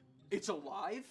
This thing's alive? For broth, I was planning to use fresh Rhode Island mussel together with premium Junmai Ginjo sake. Well, at least there's alcohol. That should get me through. I was planning to make uni curry roux together with bacon, apple, and many other spices. All served on top of a koshihikari Japanese rice together with other beautiful toppings. This curry was gonna be my dream curry. Don't mess it up, Daniel. Ay, ay, ay. Well, this has got to be a joke. This is like an April Fool's episode. With Daniel's recipe, I have simple ingredients, but with the special techniques, I can make this even better. It's gonna be nice. If I have to guess, all these ingredients will cost me about $20. 14, even better. If I had to guess, this all costs $120. 339 bucks? Oh my god. You trust me with this?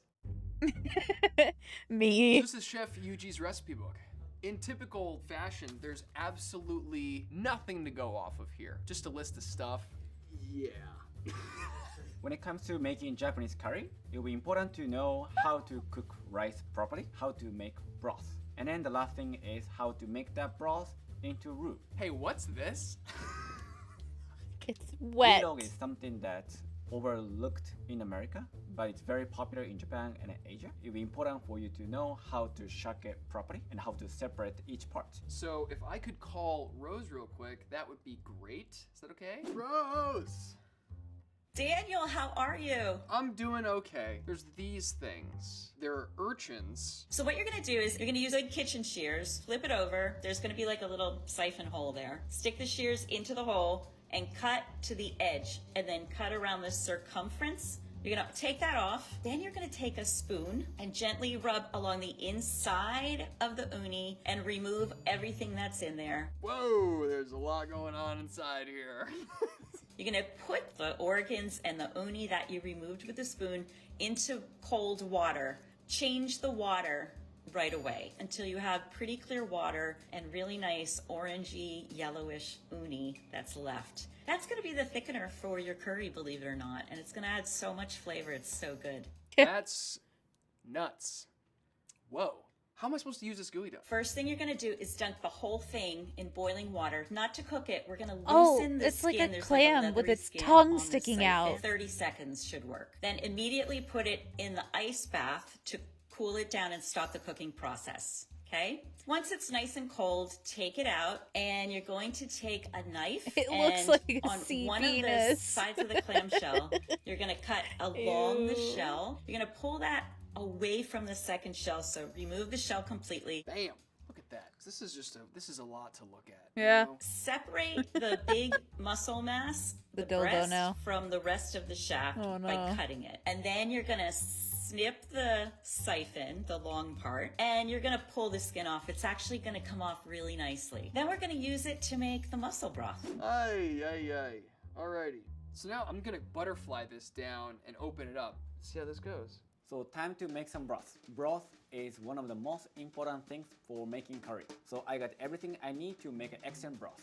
So I'm gonna start with my chicken and I'm gonna turn the heat and add a little bit of oil. So I'm just gonna wait until you see a little smoke. I appreciate how it says and then I'm neutral gonna oil jump now it. that I know While a I'm little bit waiting more for the about heat to aromatic come, oil. I'm gonna clean the chicken thigh. So just removing the bones, and you wanna have the same thickness all around. Cutting where it's thick and then making it as flat as possible. Do the same thing.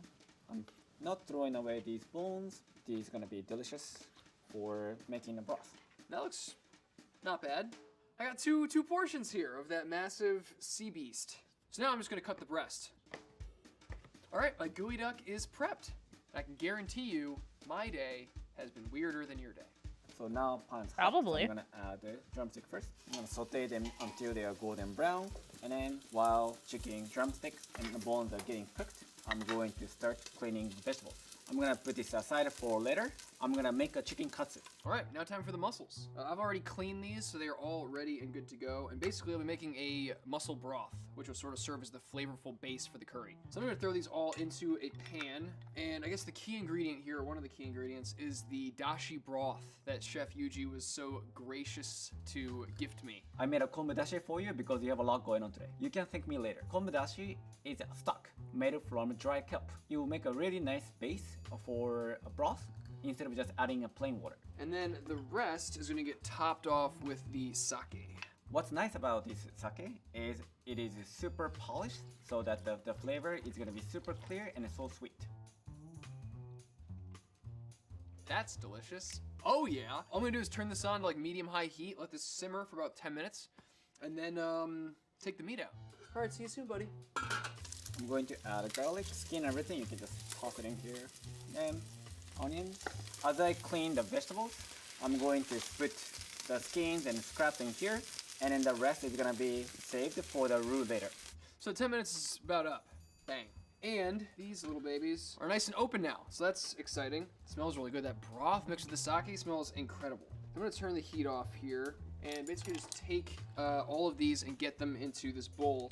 Now some of these are gonna be garnish, so I'm gonna probably just take a couple. So I've got some that I can just plate when the dish is finished. And the rest are going to kind of get like all this little meat, cut all that up, and it's gonna just kind of get added back into the broth. Now my veggies are prepped for roux. I'm going to add water to this and then start making a broth. Now broth is looking good. I'm gonna let this simmer for about an hour, reduce it a little bit, and then strain. Now I'm gonna work on the rest of this broth. So it's kind of gonna come in steps. I'm gonna start by straining this broth into a larger bowl. Straining broth is my favorite moment. Just so it catches all the little bits that I might have missed. I'm gonna throw a little bit of oil in the pan just to get that started. So first is the fennel, along with the onion, ginger, the gooey duck, and the mussels that we just cut up. I'm gonna let this cook for a little bit, and then I'm gonna add the broth and the bay leaves in and let it cook down even more. Just gonna let this sit for like 10 minutes. So I took all these drumsticks out, and I'm gonna wait until we cool God, they off, look so and that good. meat is gonna be back into the roux later. Oh my god, it looks good. All right, so it's been like 10 minutes. Now all I'm gonna do is add the broth back into here and the bay leaves and let that kind of cook down again for, I don't know, until it's like ready, I feel like. So the broth is good to go. This has been simmering for a little bit now. And as you can see up here top, everything is kind of cooked down. So I'm just gonna strain this so I have the broth separated, and it's exciting because I feel like this is like it's like a check mark done in the recipe. And just like that, broth. Now I guess I can work on the meat. What? So Daniel gave me this all-purpose flour, which I'll be using for making chicken katsu. But I'll also be using this for something else, udon. And making udon is very simple. Udon? You're gonna have all the flours, and then you're gonna make a little room right here so that you can add salt water. I'm trying to just blend it as even as possible. All the flours mix well as one big giant dough. All right, so I guess it's time to prep the rice. When Daniel cooks rice, he has to rinse it, he has to soak it, and then cook it. So I'm just gonna wash this first. Rinsing it will remove excess starch. That's from smart the as rice. fuck. I'm gonna soak it. You soak What? rice about a half hour before you actually start cooking. In this way, the rice will stay very moist, and then you won't have any hard part after it's cooked. And then move on to putting it into the, what's that thing called? I believe you're going to use a donabe to cook it in, which is really special. It's a clay pot that's designed specifically for pot? making something Fuck like this yeah. beautiful rice that you have. This It's is a special so rice good. because it's really high in a starch fraction that's called amylose. And so it soaks up the water really, really nicely. I'm gonna throw this on high heat, let it boil for like 12 minutes, I want a and clay lower the heat back down to pot. a simmer for another 10. Janabe, look away, because we'll be right back. I hate myself. So now this is good. So I'm gonna vacuum seal it, and then this will soak up all the excess air dork. out of the dough, and then make a really nice gluten development. I'm gonna just rest this for about an hour. All right, it's been a few minutes, and some things are happening. There's a lot of bubbling and steaming going on, so I'm just gonna lower the heat, let it simmer. I was also instructed never to peek inside. So my udon noodle dough is been rested and ready to be rolled. So I have a pasta roller attachment to the KitchenAid mixer. I'm gonna just roll out for 3 or 4 times so that I can get this the right texture. I think this is ready because when I pull it, it bounces back, it doesn't tear, and I'm gonna just hold it with a flour in between so that when I cut it, the noodles won't stick to each other. And to make sure as soon as I cut it, I'm gonna give a little massage. I think that is it. Now my handmade udon noodles ready. All right, now I'm gonna start to build my curry. And that starts with my meat. We got Ah, bacon that's so here many and ingredients. the tail end of the gooey duck. So I'm just gonna cut this into like little lardon pieces, like 1/3 to 1/2 of an inch thick. This does look like a brownie kind of, doesn't it? So I'm going to be making chicken katsu. Chicken katsu is a fried chicken cutlet. I thought that having fried chicken cutlet on top of curry was a very good idea because it really represents what the Japanese curry is about. Nice. So my lardons are lardon. Udon. Get new material. I know. I'm not. Hey. I think Daniel was gonna make chicken katsu as well, but I'm gonna make it a little bit differently. I'm gonna turn this into flour. That's gonna be the coating for the chicken katsu. It's usually made with panko, but this will make it super crispy and crunchy. My meat brownie of bacon is done. So now I'm gonna cut up the gooey duck. I'm actually really curious how this is gonna taste. Will it taste gooey or will it taste ducky? I don't know. Gooey dog is an amazing seafood. It looks weird, yes, but it tastes It's like a oyster. tongue. It's very sweet, has really nice crunchy flavor. You can do a lot of things with it. So my gooey duck and my slab bacon are ready to go. I got my oil heating up, so I'm gonna just first salt and pepper, set it aside. Now I'm going to make this into rice flour. Let's build the curry. When you're making a curry roux, you need a fat as the base of the roux. I sent Daniel a slab of bacon so that he can use that delicious fat to be the base of his curry. And there is so much fat in here now. After you render the fat, the bacon's crispy. Don't throw away. You're gonna save that for topping later. Bacon lardons are cooked. Rice flour ready to go. This is all-purpose flour and then whole egg mixed. Here's my chicken thigh. I like to use my hands. I can kind of make sure that I'm coating every part. Don't move it. I know it's hard not to touch, but you're gonna have to let it cook.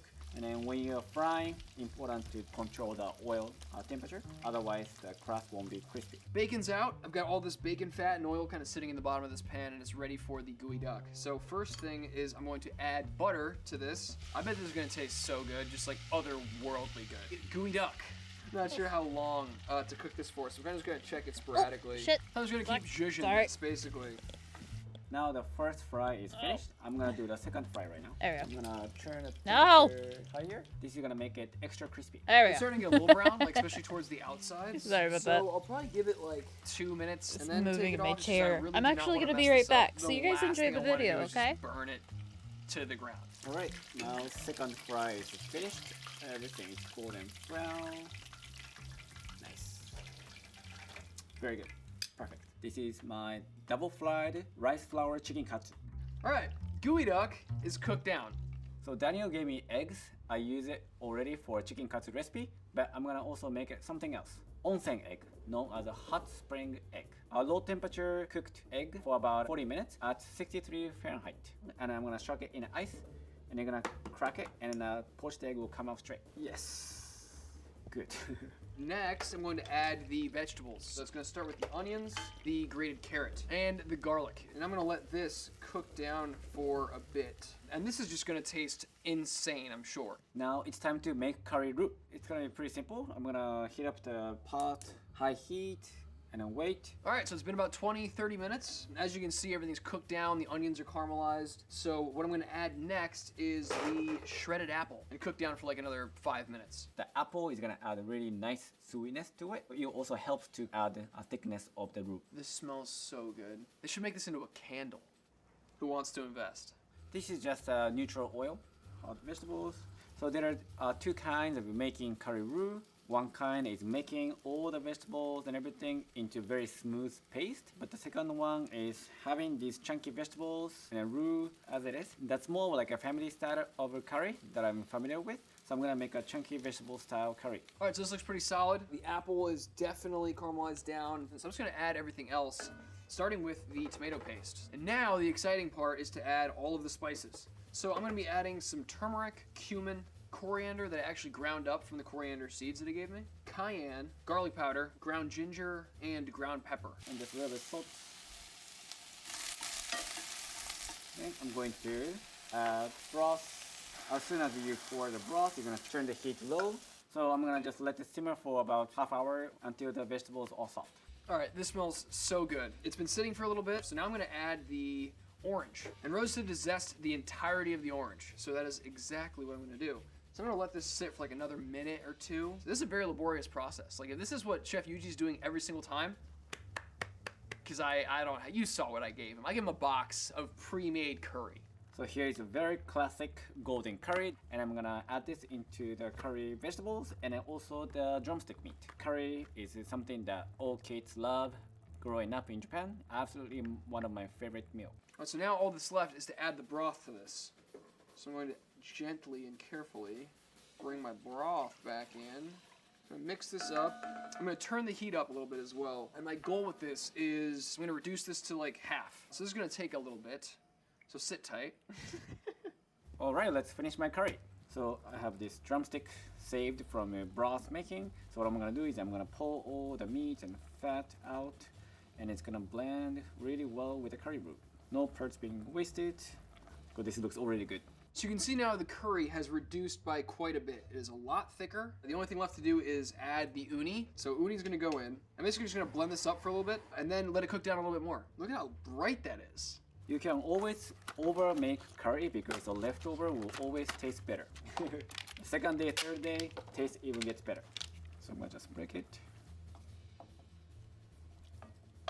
The smells amazing.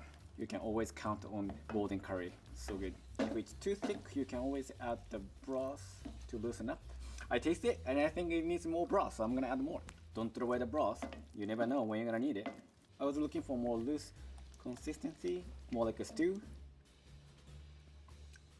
Perfect. Yes, I'm done. Alrighty, so it's been about 20 minutes. Now, only thing left to add is some soy sauce. And I want to try this before I add the soy sauce, just so I know what the baseline taste is. Oh, that's good. Just a little bit at a time and kind of taste it as I go. Yeah. All right, this looks great. I think we are ready to plate. The curry is ready to go. So I've got my watermelon radish here and the fennel fronds, like the tops of the fennel. And next is the watermelon radish. Never in my life have I used a watermelon radish, so I'm just gonna peel it and then thinly slice it like I would to garnish anything else. Whoa! So cool! Look at this thing.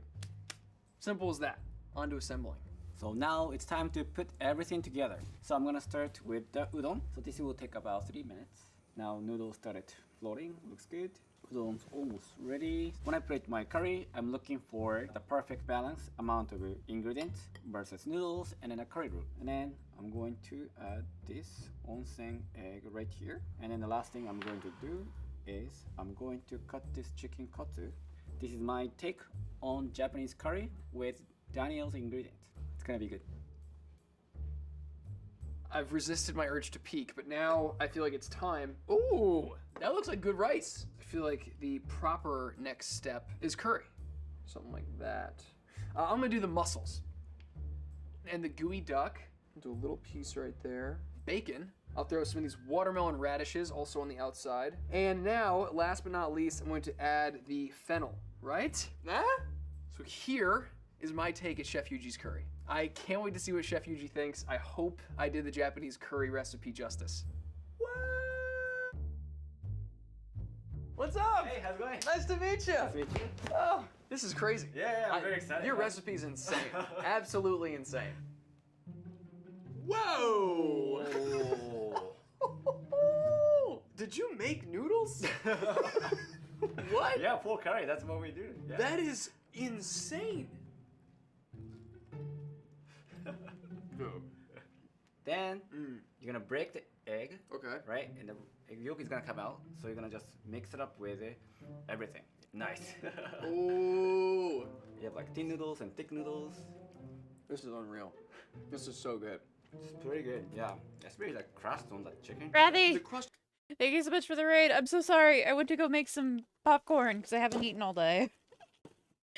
Thank you. What were you up to? Let's see. Popcorn. What were you playing? What were you trying out? Popcorn.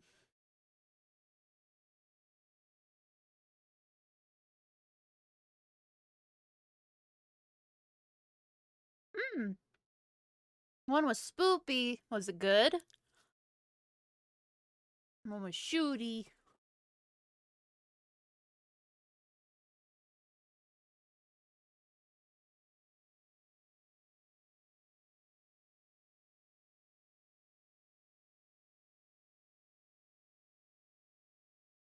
It's probably the better of the two.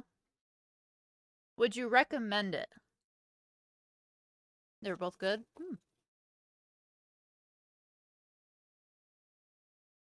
That's why I'm asking if you would recommend it. I love me some good spoops as well. It's been a while since I've had a good spooky game.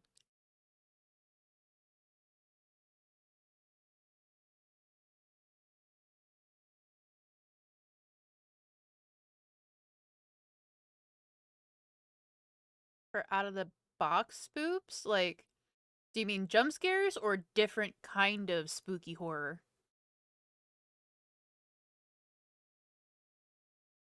I have no preference for whether it's long or short, to be quite honest. As long as it's good, I mean, hey, that's the most important part. Yeah, sure. I don't mind at all.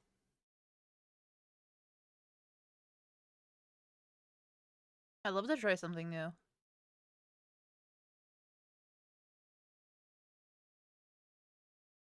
That sounds like a good time to me.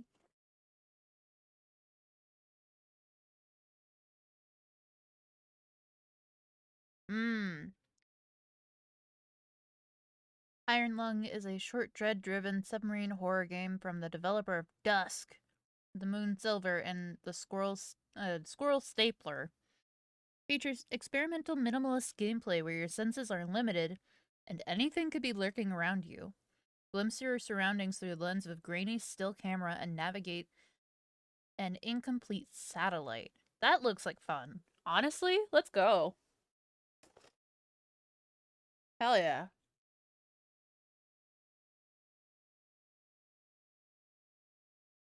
I'll definitely have to play that sometime soon. Thank you. I appreciate that. I love learning new fun, spooky horror games. The last really good one I had was Omori. That was such a treat. I love Omori so much. I'm definitely a psychological horror kind of gal. You just gotta be able to read coordinates. I think I can do pretty decently. It's not something I do every day, but I think I've learned enough to know.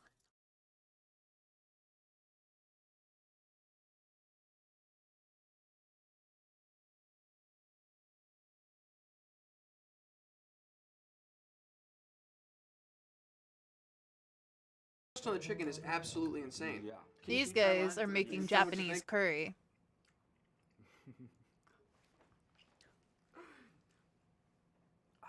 Yeah? So, oh my god. Go get foods! Uni in a curry is like, I mean, it was your move. Don't look at me. That's yours. I need to try this gooey duck too. I think the best curry I ever had, actually. It's so good. I'm gonna cry. Can we just cut? I'm gonna cry. No, cheers to you. I didn't get to see the final cut, so.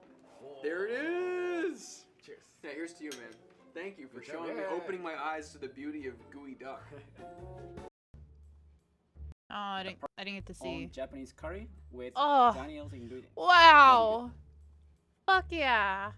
I've resisted my urge to peek, but now I feel like it's time. Ooh, that looks like good rice. I feel like the proper next step is curry. Something like that. I'm gonna do the mussels. And the gooey duck. Do a little piece right there. Bacon. I'll throw some of these watermelon radishes also on the outside. And now, last but not He's least, such I'm going a to beautiful add the plater. fennel, right? So here is my take at Chef Yuji's He curry. does so I well on can't the wait to see plating what Chef Yuji portions. thinks. I And every hope portion, I did really, the but- Japanese curry recipe justice. What's up? Hey, how's it going? Nice to meet you. Nice to meet you. Oh, this is crazy. Yeah, I'm very excited. Your man. recipe's insane. Absolutely insane. Whoa! Did you make noodles? What? Yeah, full curry. That's what we do. Yeah. That is insane. Then you're gonna break the egg. Okay. Right, and the egg yolk is gonna come out. So you're gonna just mix it up with everything. Nice. Ooh. You have like thin noodles and thick noodles. This is unreal. This is so good. It's pretty good. Yeah, especially like crust on the chicken. It's like The crust on the chicken is absolutely insane. yeah. Can you try mine? Yes. Tell me what you think.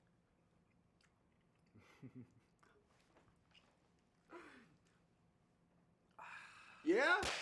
So, oh my god. Uni in a curry is like, They're it was so your move. cute! Don't look at me. That's yours. I need to try this gooey duck too. I think the best curry I ever had, actually. It's so good. I'm gonna cry. Can we just cut? I'm gonna cry. No, cheers to you. Is there any sake around? Oh, There it is. cheers. Yeah, here's to you, man. Thank you for Good job. showing me, Yeah. opening my eyes to the beauty of gooey duck. They're so cute, though. Let's go. $17 pho? Ooh.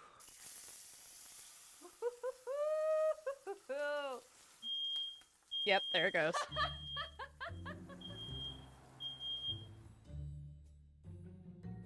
Hi, I'm King, and I'm a professional chef at the Institute of Culinary Education. And in this box are all my ingredients for a $135 pho.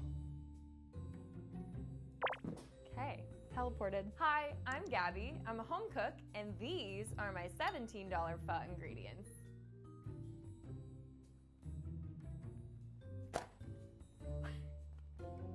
Whoa, whoa, whoa, whoa, whoa, whoa.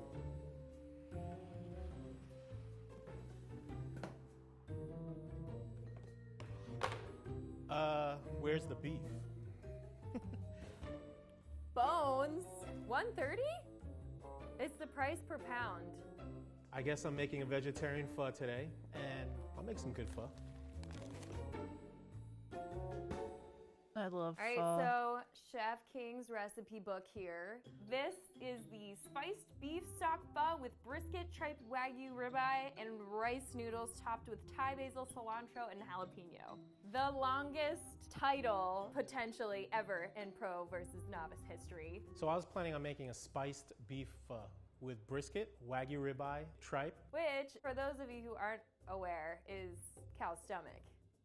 So, People get freaked out, but I love tripe. You know, it's only the lining of your stomach, but it's good stuff. I had thin rice noodles and a ton of toppings. Scallions, Thai basil, like a bouquet. yellow onion, cilantro, and jalapeno. And A lemon. and hoisin sauce, sambal chili paste, and some fresh bean sprouts. For my broth, I had some flavorful beef bones, Oh, it's heavy. more yellow onions, garlic, and ginger. Yay! Love ginger. I also had star anise, cinnamon sticks, black peppercorn, fish sauce, and palm sugar. I love pho.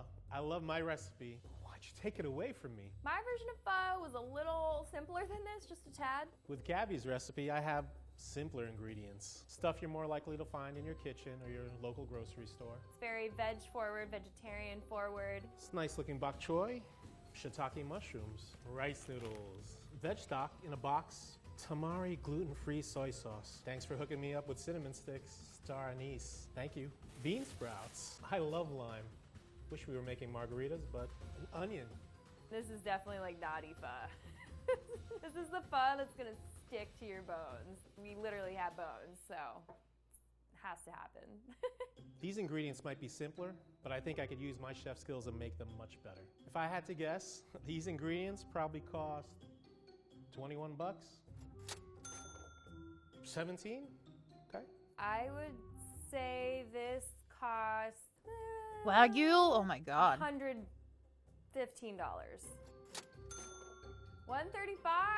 Okay, this is some fancy pho.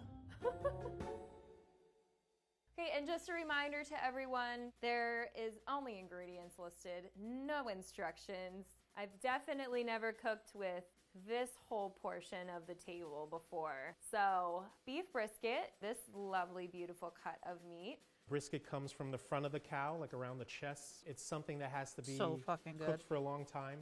Some tripe. This is definitely a first for me, so. It's a muscle, it's just going back and forth. You want to take your time cooking that? Ooh, this is that good stuff. The Wagyu ribeye. It's just all fat. It looks so good.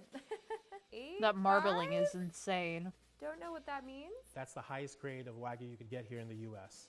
So Gabby, please don't mess it up. Just sear that baby on both sides really quick, couple of minutes on each side. You want it rare in the middle. And when you plate your pho, that hot broth is gonna bring it right back up to temperature. So I think for me, the biggest challenge is going to be trying to figure out how to make a proper stock. So I sent Gabby a box of beef bones. Just roast those bones slowly, take your time. So can I call Rose now? Is it time for that? Can we do that? Hey, Gabby. Hi, Rose. Your hair looks great. Thank you. I like it short. A little update. So we're making pho. Ooh, yum. Your house is going to smell so fabulous. For the stock itself, we will be using beef bones. I've never cooked with beef bones before, so this is new for me. I would just roast on high heat for about an hour, 45 minutes to an hour. You're gonna get really nice, rich, deep color, a fabulous, meaty, savory flavor profile. And then you're going to wanna add them to a stock pot with some seasonings and then cover it with cold water. So I'm adding in a Wagyu ribeye. Wow. And beef brisket and tripe. So tripe is nothing to be afraid of, and it'll add a little bit of viscosity to your broth. For the Wagyu, you don't want to add that to your stock pot. I had People a say feeling. it's the best beef in the world.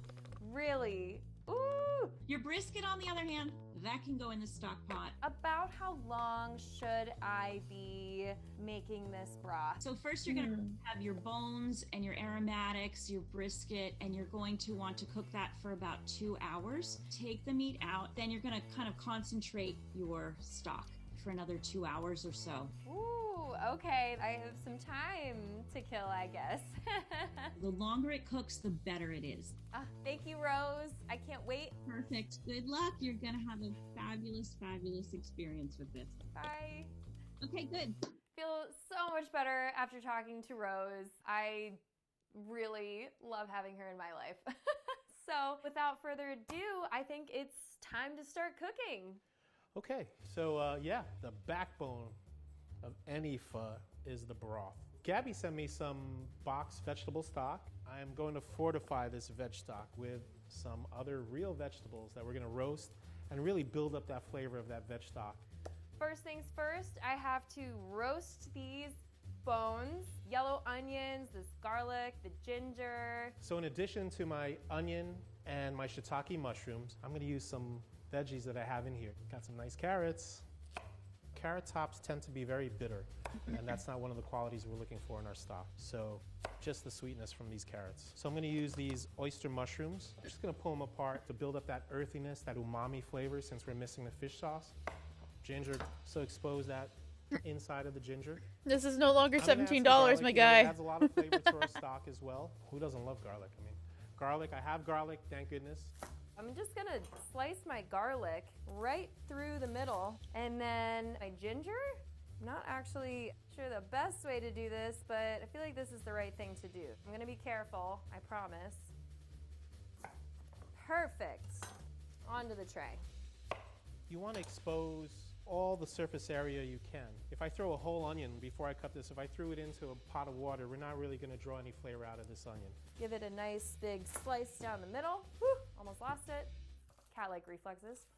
I've never seen bigger onions, I think, in my life, so thank you, Chef King, for these giant onions. With the mushrooms, I'm going to do the same thing. I don't want to make it too small, because if I make it too small, they're just going to shrivel up. So I want to leave them a nice size. I use half of these shiitakes. I'm going to keep these other half for another use later, which you'll see.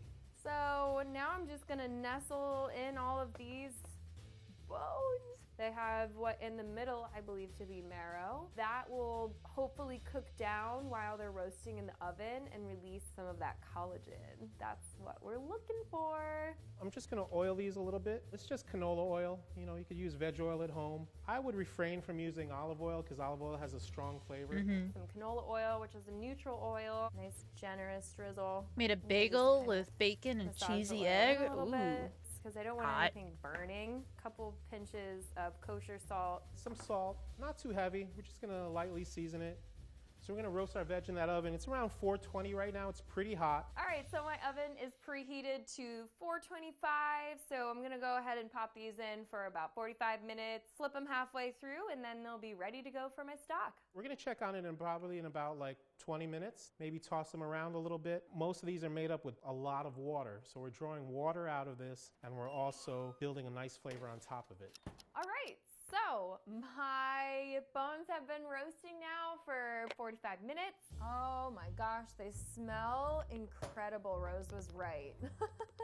It has this nice browning on it, and the interior has cooked down. So I am putting every single bit into this stock pot, even the peels. They all add flavor. Look at this garlic. Just brown and caramely and soft. So this is my roasted ginger. Has that really bright yellow color. I matched the ginger today. And finishing up these onions. And then this fatty collagen goodness, that's gonna go straight into the pot as well. That's what we want. All right, so that's, Now it's time to deglaze this pan. I'm gonna just put a little bit of water and start scraping all this goodness off. What a beautiful sound.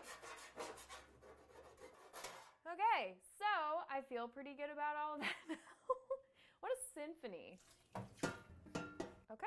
My vegetables are out of the oven, beautifully roasted. Check out the nice color on our onions, our mushrooms, ginger, the carrots. I'm gonna fortify that veg stock and make it yummy, yummy. Time to toast my spices. So I'm gonna add in 3 or 4 star anise, which Has that really lovely kind of licoricey scent, and they look like a literal star, and I just think that's so cute. Looks like a star, hence the name, star anise. 2 or 3 stars are enough.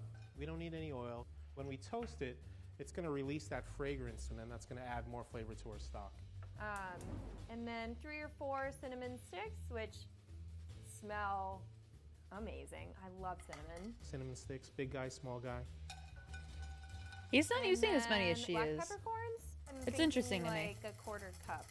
I will let these toast for maybe 5 minutes until they're a little bit fragrant. Oh, yeah, I wish you could smell this. And these are subtle flavors you're gonna taste in that broth. I'm gonna go right into my stock pot with this, along with our veg that we roasted earlier. Remember these guys? And don't forget the little tidbits that we roasted in there. That's also flavor. We don't wanna lose that. So we're gonna deglaze this pan right now. Almost looks like tea, right? It's like a color like that. These are literally popping. I'm gonna go ahead and just put these right into my stock pot. And then palm sugar. I've never used palm sugar. Yeah, we have a theme going today. Toss these right in. We're gonna go on high on here.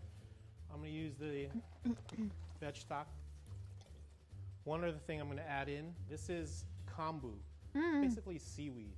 It is seaweed, not basically, it is seaweed. It packs a lot of salt, a lot of nutrients in here. I think of umami, I think of a lot of flavor. And you know what I'm missing here is fish sauce. This is a great substitute, straight out the ocean, going straight into our stock pot.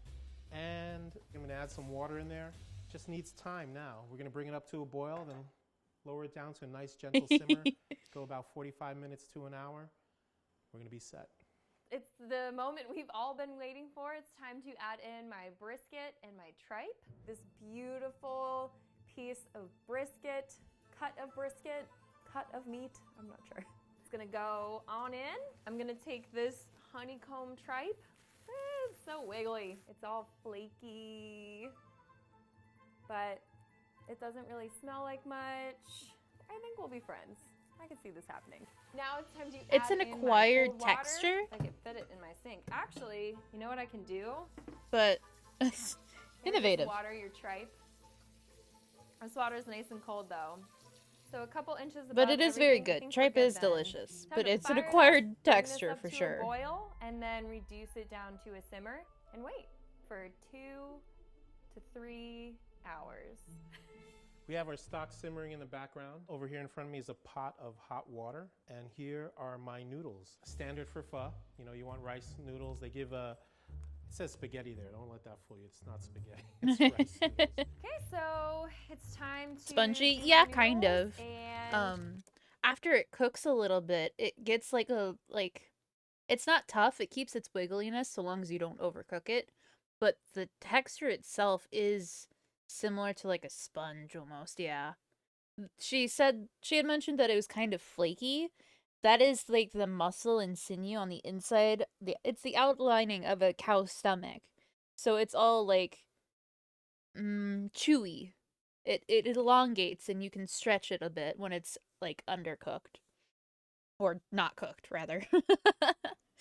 And when it is cooked, it's a bit tougher, but it can still have a little bit of that sponginess. It just depends on what flavoring it goes with. That makes it a little bit more edible for some people. You want to rehydrate them, boil water first, and then pour it on top. You don't want to keep a rolling boil while you have your rice noodles in water because they'll get a little bit gummy and sticky, and you don't want that. I can do that. Just like Rose mentioned, all I'm gonna do is put these in this bowl.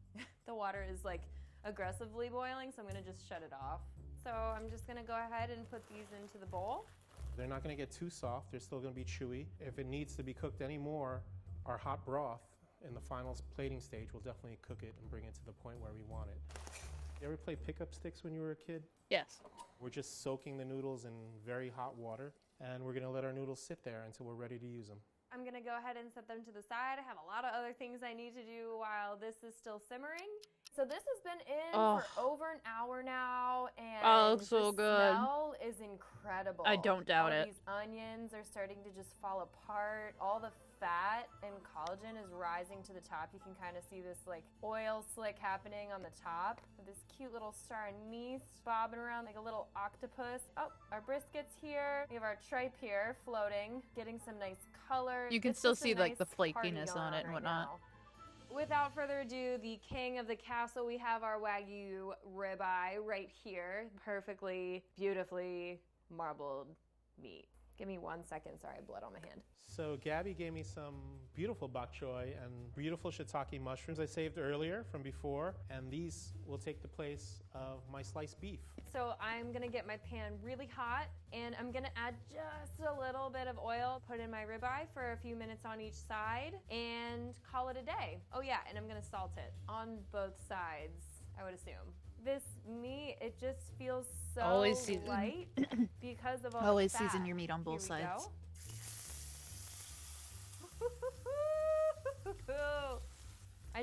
I can feel myself beaming.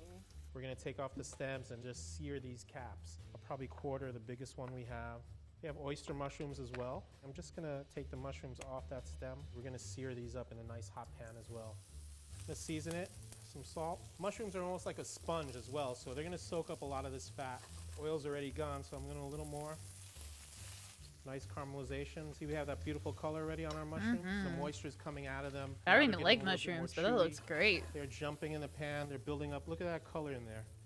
Looks like a piece of meat. Well, I think it's a piece of meat. But it looks great. And that's a mushroom. Oh, I think it's pretty good. Time to flip it.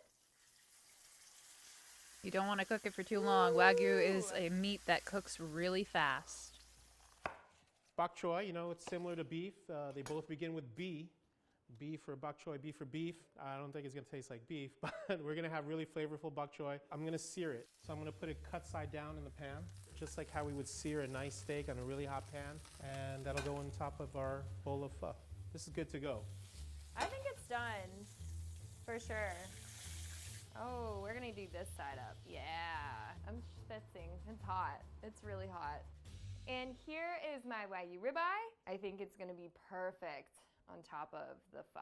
It looks a little So I have my overcooked broth simmering here for about for 45 it going minutes. into a lot hot less time than broth, what but Gabby's cooking. She has those beef bones going. You're gonna need those to be on for about 3 hours, maybe 4 hours. It's been about 2 hours of simmering. It's time now to take out my tripe. Boop. And then let me find my brisket. Here we go. This brisket is definitely transformed. It's browned up nicely. You see some of the red. I'm not done with these yet. This still has another 2 hours to go, and these will be sliced up and put on top at the end. So right now I'm gonna take my stock and strain it out through this sieve and this cheesecloth. And we're just gonna be left with a nice broth. Looks amazing. I'm psyched. I can smell all those aromatics. I smell those vegetables. So next I'm gonna put it in the pot, bring it back up to a boil, down to a simmer. All right. Okay, so my stock has now been simmering for 4 hours. I'm going to go ahead and strain it. One big ol' saucepan full going in. This is really fun too, to be honest. Thank you, Chef King, for such a fun recipe. I've never seen such a very clear line of collagen that's resting on the rest of the stock. It's pretty awesome. We're gonna taste right now before we season. Wow, there's a beautiful sweetness in there, and it's from the carrots, from those onions. I get hints of ginger in there, the cinnamon, all those things we added in there. There is some salt from the kombu, and also those mushrooms add that nice umami punch to the broth. But right now, to get everything well balanced is salt. Salt brings everything together. As if this isn't already flavorful enough, we are going to season it just a tad bit more. So we have our fish sauce and some kosher salt. And I know Rose said to not go crazy with the fish sauce. It's really pungent, so a little bit goes a long way. So you don't want to overdo that either. Otherwise, you'll really mute some of the other fabulous flavors that you have. I am going to add just a little bit in. Oh yeah, that is fish sauce, that's for sure. I'm gonna start with about a half a teaspoon. Let's just eyeball it. Ideally, I'd have my bottle of fish sauce right here and go boom, boom, boom. I don't have fish sauce here. Gabby was nice enough to give me some tamari. It's soy sauce, not a typical seasoning for pho. one more for good luck. We're good. It was so hot. I didn't think it would be that hot. Yep, it's amazing. Definitely does need some salt, a really nice fat pinch of salt. I can feel it just coating my lips. It's really awesome. I'm gonna go ahead and keep this on low while I go and prep my garnishes so that it's nice and hot until it's ready to assemble. Great, I have all my ingredients in front of me to make a beautiful pho. We are going to prep the toppings, which are truly the icing on the cake of pho.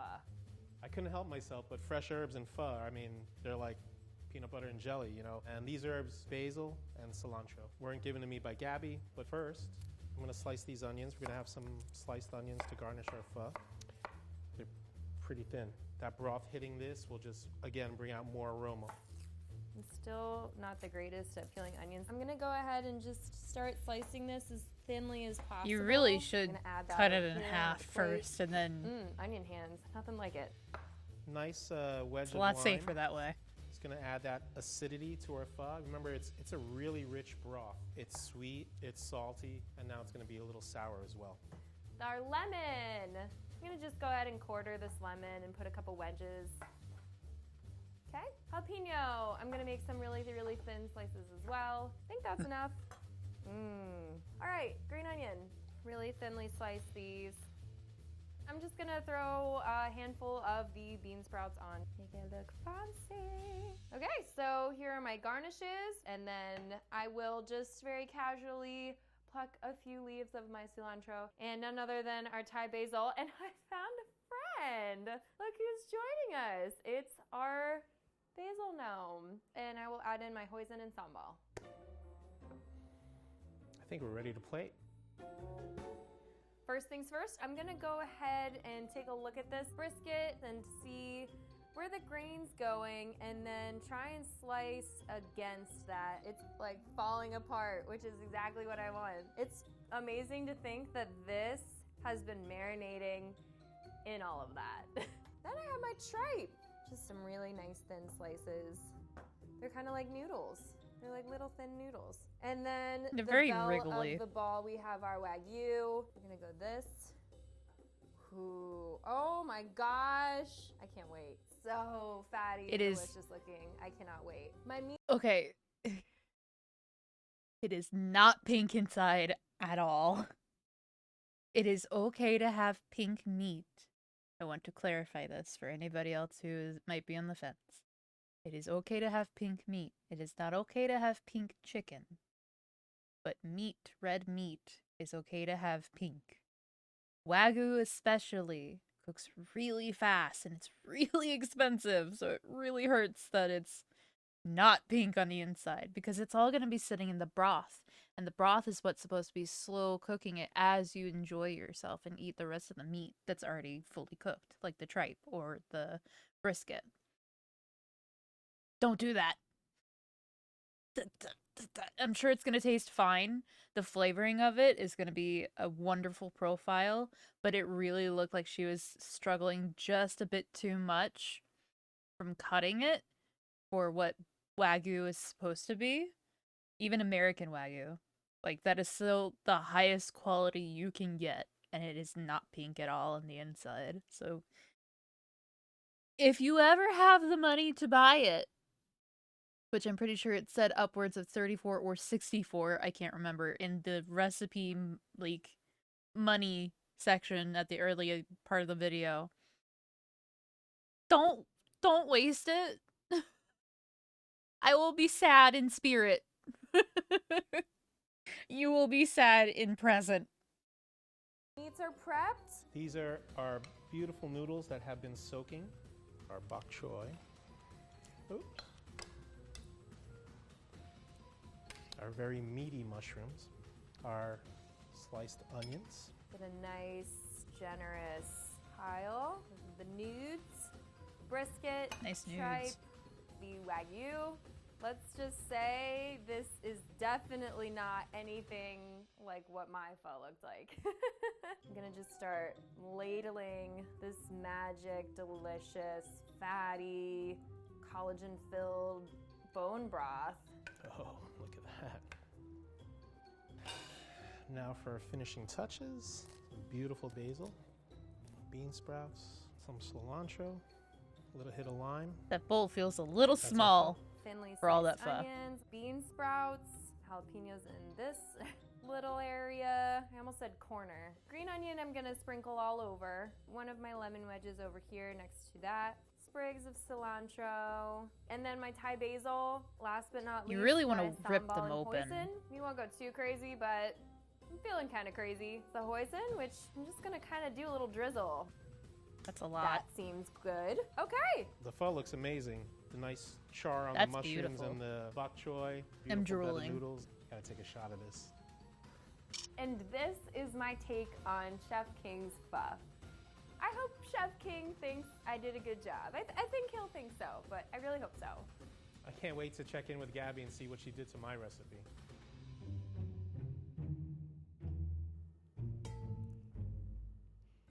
I love it. I'm ready to dig in. I cannot wait to try this. Woo. This is a vegetarian pho. It's actually, I think it's a vegan pho, actually, right? I mean, I always take the broth first, you know, it's the, oh yeah. Oh yeah. She's going in. I'm sure it's been smelling good for hours and she's just fucking starving. So good. I'm gonna try these mushrooms too. Damn, good job. I didn't get a bite of try. Let me try that. Mm-hmm. That's good. That's really good. The broth is, I would say, the richest broth I've ever eaten in my entire life. You just feel it. That broth is on the spot, you know, the hit of lime at the end, the earthiness from those mushrooms, the sweetness from the carrots, the sweetness from those charred onions. The noodles are nice and chewy, just how I wanted them. The bean sprouts give it that beautiful crunch. I didn't get a piece of the I hope bok you choy. used those vegetables for something else, because that would be a I'm gonna waste try a bite otherwise. of the He didn't exactly Wagyu. add them to the pho. Okay, I understand now why it's $130 a pound. It's so tender. It's like butter. It's like butter if butter were meat. Oops. Perfect. Hi, Chef King. How are you? Good. How are you doing? The day was long, but I think super well worth it. What do you think? I love it. It looks great. I wish I could try it. It looks very good. I wish you could too. I'm not in my kitchen anymore, but I had to run back to the school and teach class. But I took a picture of the veg version. Oh my gosh, it looks great. It looks like those mushrooms almost could be meat. Yeah. What'd you think about the Wagyu, the A5? Was it like butter? Oh, I literally said it was just like if meat could be butter or if butter turned into meat, it was that. Honestly, when you put it in this broth, I mean, how can you go wrong? You know, the beautiful thing about pho is it has a lot of elements going on in terms of flavor, taste, and textures. It's not like it's a crazy, challenging culinary feat. It's just time and effort and patience. So I think that I learned a valuable lesson today in that. Okay. What do you think? That's right, you're a vegetarian, I forgot. No. What a cat. No. No. No. Cats are not vegetarians. They're mandatory carnivores. Woman? Oh no.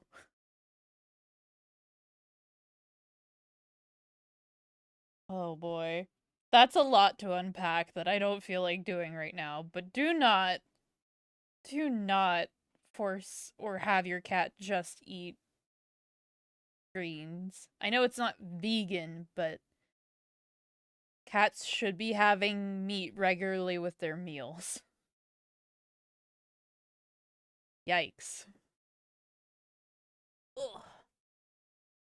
Anyways. Let's watch a food tour while I put away all the clothes that I have. I've been taking a small break because I deserve it. I've worked hard today. Alrighty. I'll let you guys watch this and I will be right back. that the world is a good place full of good people and pho.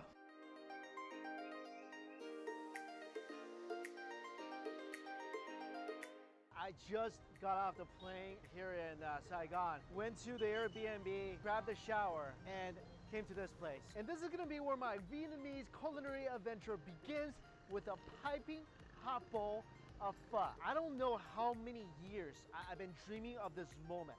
Pho is one of my all-time favorite things to eat. I crave it daily. I feel like if you cut me open, I'll bleed hot oil and I'll bleed pho. And I always wonder, what is it like to come to Vietnam to have a delicious bowl of this noodle soup right at the source? Is it gonna be so much better than anything I've had before? Well, I don't have to wonder anymore because I'm really here. Like I mentioned before, this is the first thing I'm eating in Vietnam. I don't even care that it's like 90 degrees outside.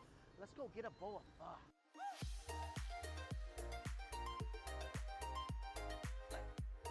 The first place I'm at is called Pho Win, and all my local friends say you gotta come here for some of the best pho in the city. And here it is. I got the pho special. I didn't know what else to get. I mean, the special looked like it had a bunch of different meats in here, so this is what I went for. Just looking at it right now, it kind of looks like a bowl of pho I would get in the US, but there are a lot of distinct differences. First of all, this place only has one size. It's not that big because I'm kind of used to like a mega bowl of pho. Oh. No. And what's in here is some sliced raw beef. It's sliced a lot thicker than the places I've been to in the US. Also, the places I've been to in the US, they typically fill the bowl up with broth. So you usually get a lot more broth than you do noodles and meats. But this right here, this seems to be like a good ratio, like 50-50. And this is Vietnamese coriander. It smells very cinnamony. All right, before I do anything, I just want to get a taste of this broth. Oh my God. I was a little jet lagged because it's like 1 a.m. right now in New York, and you know that Folgers commercial, like the best part of waking up is Folgers here. No. The best part of waking up is pho in your bowl. So incredibly beefy. I mean, just a pure, clean flavor, not oily. I feel like it just quenches that beefy thirst that's inside every single Mediterranean like me. I mean, chicken soup for the soul? This thing will make her so happy every day of the week. Here's the thing. I will be perfectly 100% content just eating this bowl of pho on its own like this. I don't need any spice in here, nothing. This is perfection right now. But I do want to dress it up to see what it's like. I mean, the stuff is here, let's put it in. And when I used to do this, a lot of people tell me I shouldn't, because what I typically do is I douse my pho with sriracha. And I made a point to ask my friends here if I should do that, if that's a local thing, and they give me the green light. So I'm gonna add some of this in here. And this is not your typical sriracha you find in the States. The color is a lot different too. It's a lot more orangey. I just wanna taste this. Ooh, it's spicier. It's a lot spicier. It's a little sweet as well. Wow. Squeeze some lemon into like an open flame. This is what you're gonna get. Hoisin sauce a little bit. And this is really new. This is garlic vinegar. And check this out. This is sauteed chili. I've never added this before. I'm gonna try it. Usually I go nuts with my condiments, but I feel even bad right now adding more stuff to this already perfect bowl of soup. So I don't wanna add too much, just a little bit. And hopefully I didn't do any damage, because I'll never be able to forgive myself. Oh. I didn't mess with it. After I added all the stuff in, you get that beautiful fragrance from the basil and coriander, crunch from the sprouts, the inviting heat from the sriracha that just decks you across the face, and the beautiful citrus and vinegar just highlights how awesomely beefy this soup is. A few minutes is all it takes for this broth to completely transform these noodles. This is perfection. This is perfection. Look at this massive piece of beef tendon. Oh. It's borderline crunchy. Oh. Oh. Hello. Hello, greatest thing ever. Wow, that is ridiculously beefy. But not only is the flavor beefy, it's also so clean. Not overly fatty, not overly oily. Just unadulterated, natural, great beef flavor. All right, forget the spoon. It's not getting enough broth for me. Some beef, bunch of the noodles, dip it in the broth a little bit. That bite just made my trip. Let's do that again. You guys who've been eating pho your whole life, but you never tried it here in Vietnam, you need to. You need that on your bucket list. You need that on your food bucket list, your travel bucket list, whatever bucket list you have, add this to it. Put this down, chase it with a coconut. In today's noodle tour, it's not over. I'm just getting started. I'm gonna be showing you guys a lot more delicious noodle dishes here in Saigon. So I guess I gotta prepare myself in case I fall asleep. Luckily I ordered a second bowl of this pho. All right, I'm gonna wrap this up. Then it's on to location number 2.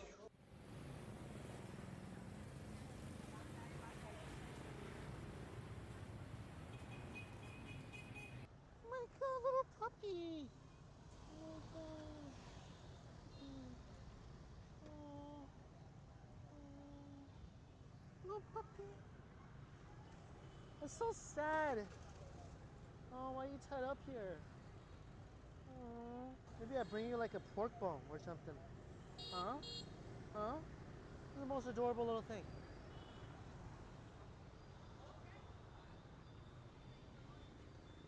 Oh, that's following me. Oh. Bang Kang Go. This place is really famous for their crab noodle soup. The noodles are supposed to be really thick, about the size of my pinky, and absolutely delicious. Cannot wait to have a bowl of this.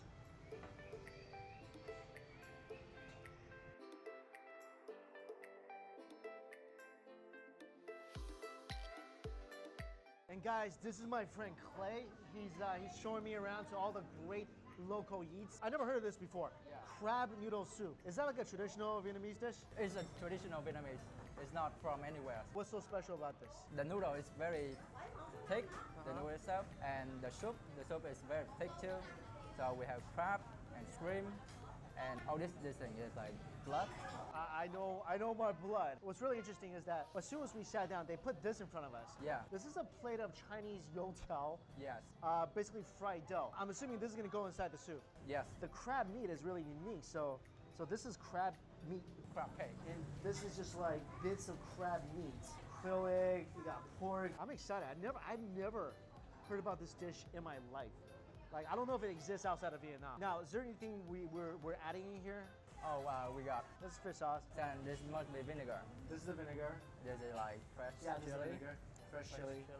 You guys add a lot of citrus in your noodles, which I love. A little citrus, little sunshine in the noodles. You like chili? Yes, I love. Like a lot? Like this much? No, not that much. Okay, that'd be for me then. And to wash it down, what is this? Artichoke cooked with sugar. This is artichoke drink. I mean, I've seen artichokes, roasted and made into cheese dip. I've never seen artichoke drink before. That's really surprising. You can taste the artichoke, but it's not overwhelming. No, if you don't tell me there's artichoke in here, if I don't like consciously look for that flavor, yeah. I mean, I wouldn't be able to really pinpoint what this tastes like. It's kind of like, it just kind of tastes a little bitter, really sweet, not overly sweet, but I would never think this is artichoke. It's good though. And what is this? This is SUBATHON or cornmeal. Oh, very nice. This is pleasant. It literally tastes like if corn could be milked, it would taste like that. And do you add the youtiao in there? Yeah, you just soak it in. I like to kind of squeeze it a bit to force out the air bubbles so the broth can go in. Cheers, my friend. Okay, cheers.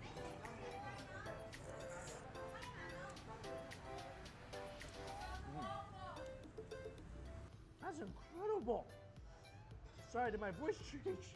So is it like anything you've tried before? It's not like anything I've tried before. Like, I feel like an archaeologist, and you just kind of like unearthed like a hidden pyramid for me. Wow, thank you. This is crazy. First of all, this noodle isn't like anything I've had before. Such a chewy, smooth texture. It's a little rubbery. Yeah, I mean, it's a little not tough at rubbery. all.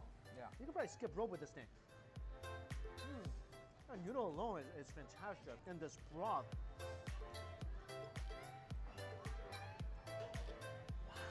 The crab flavor, it's just insane here. Flavor explosion. So concentrated, it's so thick. I feel like the flavor, it's just sitting like a ton of bricks in the soup. Man, and that chili, with the chili. Yeah, it hit you. I can't wait to try a piece of the youtiao soaked in the broth though. How was it? Excuse me. Wow, give that a round of applause. People are just looking at me like, why is this random guy clapping in the middle of his meal?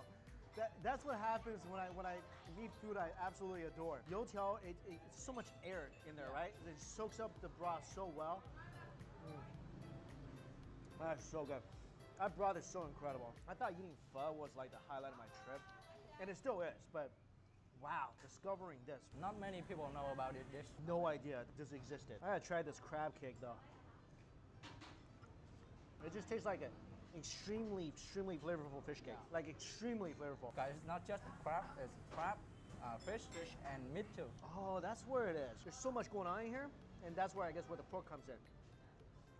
That's fantastic. You guys never had blood before? Yeah, this is what blood looks like, you know, outside of vampire movies. It just tastes like a piece of firmer tofu. Yeah. I feel like the best way to eat this is just put everything you can in your spoon and just eat it that way. Whoa, you are sweating. Yeah. Did I put a little too much chili in there both for you? Some good broth here. Can't waste that. Take some of the youtiao. One thing I wish I did was I should have tried this without the spice in there just to kind of get the original flavor. Yeah. But it's not too late, my friend. I ordered this a second bowl. Well, just me a second bowl. You want a second bowl too? No, I'm good. I don't think I can handle another bowl. So before I add the spice, ooh. How was it? It's very seafoody. That's good. That's so much flavor in the soup. I'm glad that you enjoyed. More than enjoy, my friend. Thank you so much for showing me. I never, ever would have found this place without you. So, thank you so much. I'm gonna knock down this bowl, and there's more noodle to come, guys. This noodle tour, it isn't over yet. Hey guys, so after leaving the second noodle place, all the other noodle places I wanted to go to were closed. So, this is a brand new noodle day.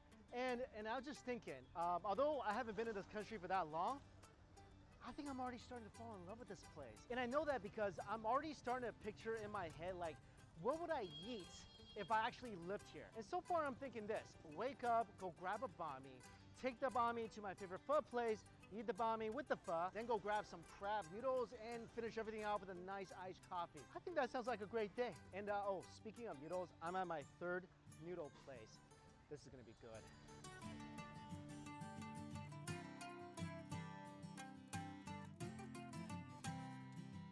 This place is really known for their bongtit noodle, which is noodles with spring rolls and beef. Oh, thank you. Yeah, thank you.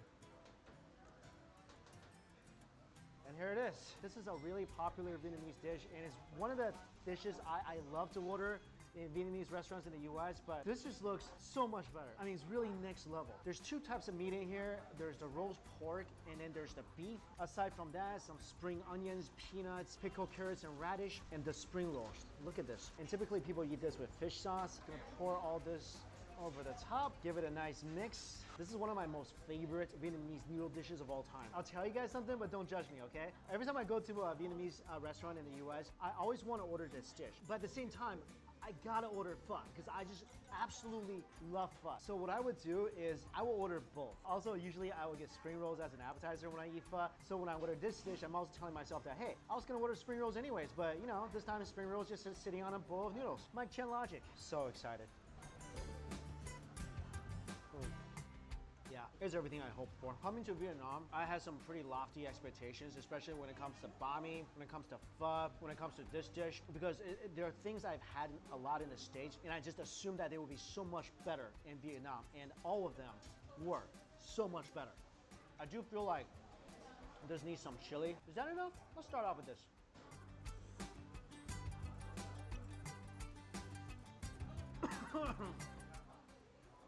Yeah, that's enough. That's enough. That's good. Roast pork.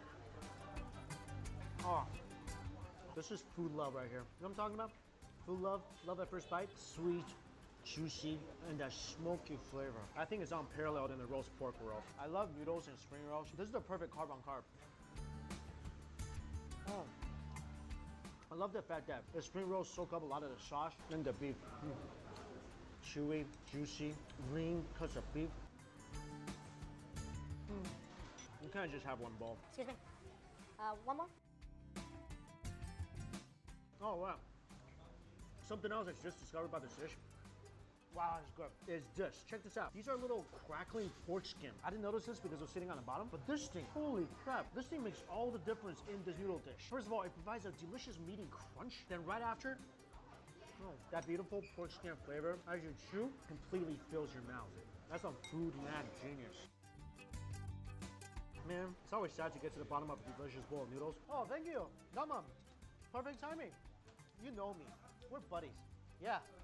That's a food friendship that will pass the test of time. Oh, walking out of here, I just realized something. Those delicious barbecue pork that was on my noodles, it's actually made across the street.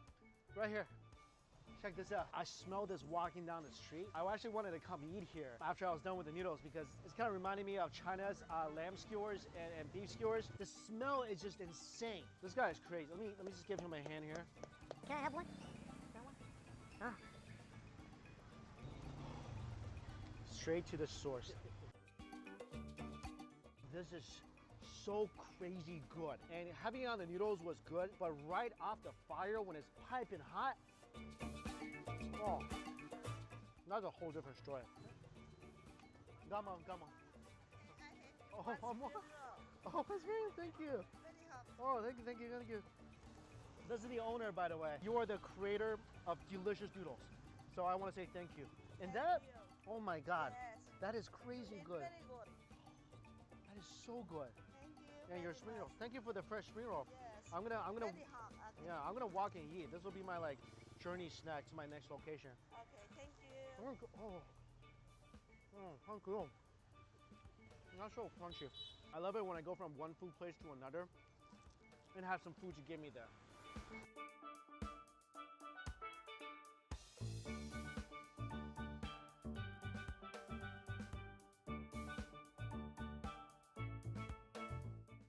The next noodle dish I'm about to eat hails from the ancient imperial capital city of Wei, and the dish is called Bumbo Wei. Now, this dish is sort of similar to pho, but with some distinct differences, and I can have a bowl if I can make it across the street alive. Also, after a few days here in Saigon, I think I figured out how to cross the street. You gotta just not be afraid to get run over a little bit, and use your hands. Here we go. Besides pho, this is probably the noodle soup dish I've been looking forward to the most. Actually, the first time I had this was inside a Vietnamese household, and I thought it was pho, so I was like, hey, you guys made pho? And they were like, no, we made bumbo wei. I'm like, what's the difference? Then the difference starts with the soup itself. In pho, the soup is typically created with beef bones, like for example, my pho recipe, I used oxtails, but here they use both beef and pork. Also, the noodles are completely different. Pho obviously uses pho noodles, and here, this in Chinese we call mi xian, which is pure rice noodles, and they're a lot bigger than a pho noodles. Then there's differences in the meats used. Here there are slices of beef, but also, check this out, a massive piece of pork. All right, enough talk, let's eat. First, just gonna add in some herbs. And they have banana flowers, which could be a little in Chinese we call it. I don't particularly love this stuff. Let's add a little bit, and morning glory. And then squeeze in some lime.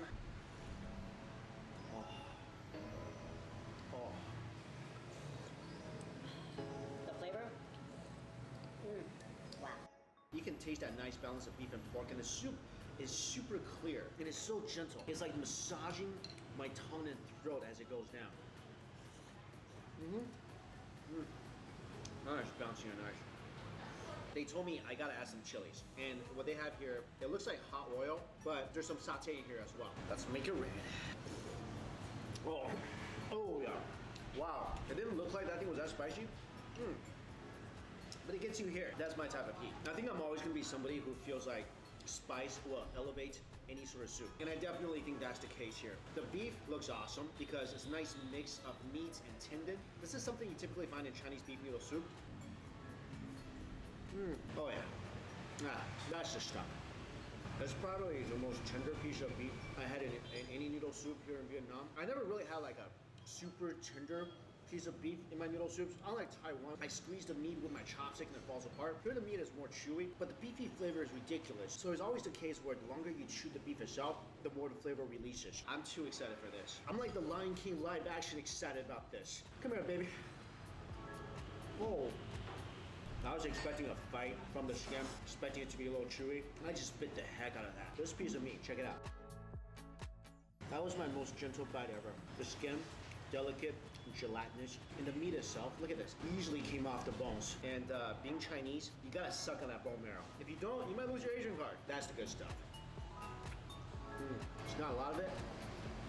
That's why it's so precious. All right, now it's time to not be so gentle with it, because I love eating noodle soup the raw, savage way. I mean, the smell is good, it's nice, but when something is good, you gotta get up close and personal with it. Best way to eat noodle soups, regardless of what country you're in. I love the pork and beef together, and I especially love the pork skin and fat, because you get that nice texture of the beef and tendon. Then you have the much more gelatinous, fatty piece of pork, and all that just works so well with the noodles and soup. Also, the morning glory here, man, this adds such a delightful crunch.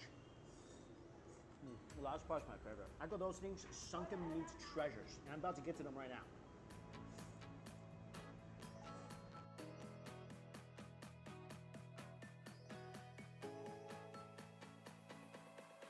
Hey, I'm just trying to savor everything and remember this moment. If you were ever eating with Chinese people and they just down a bowl of noodle soup like I just did, slam the bowl down and utter the word, "Shua," that means they're in a good place. And right now, I'm in an extremely good place. I'm sweating, I'm crying a little bit, but yeah, I feel very strong.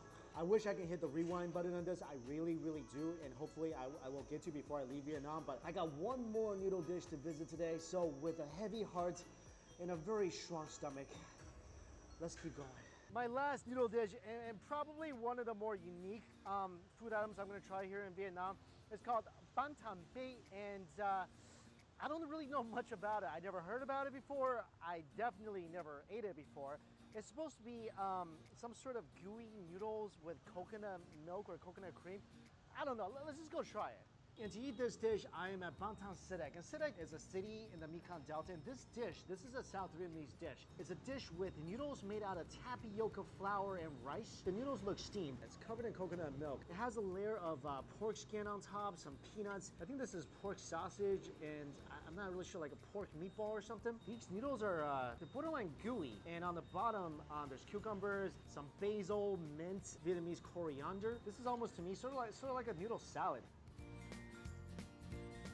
I like this. The noodles are lukewarm. It's very chewy. It's got that tapioca texture. If I could describe this in one word, I would say these noodles, they're really fresh. Noodles are nice and coconutty,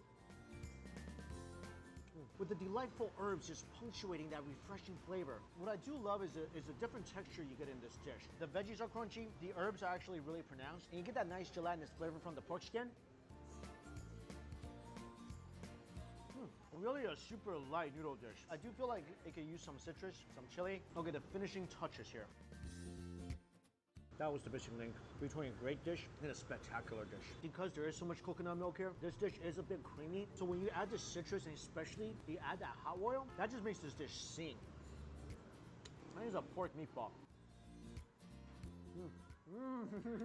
Completely overlooked this thing. I mean, it's laying on my plate, I didn't think much of it. What a hidden gem this is. By the way, because of this dish, I didn't really see that much meat, so I got a massive bowl of what looks like pork bone. Wow. Cool. Dish or some soup. See that? That is fantastic tendon right there. Oh, I actually forgot something. They just reminded me that I was supposed to add some of this fish sauce, which I completely forgot. I just want to add a little bit because it tastes really flavorful already, but maybe this will jazz it up even more. Oh. So stupid, I should have added this in the beginning. A little fish sauce really does these noodles a lot of good. These noodles, if you love something refreshing, if you love coconut, you're gonna absolutely adore this. And these meatballs, those meatballs are so good. I ended up getting a second plate of noodles just because I saw meatballs in the picture. But I feel like there's something else I really need and crave to round out this noodle tour, to just make my, I don't know, Vietnamese noodle wishes complete. I think I know where to go.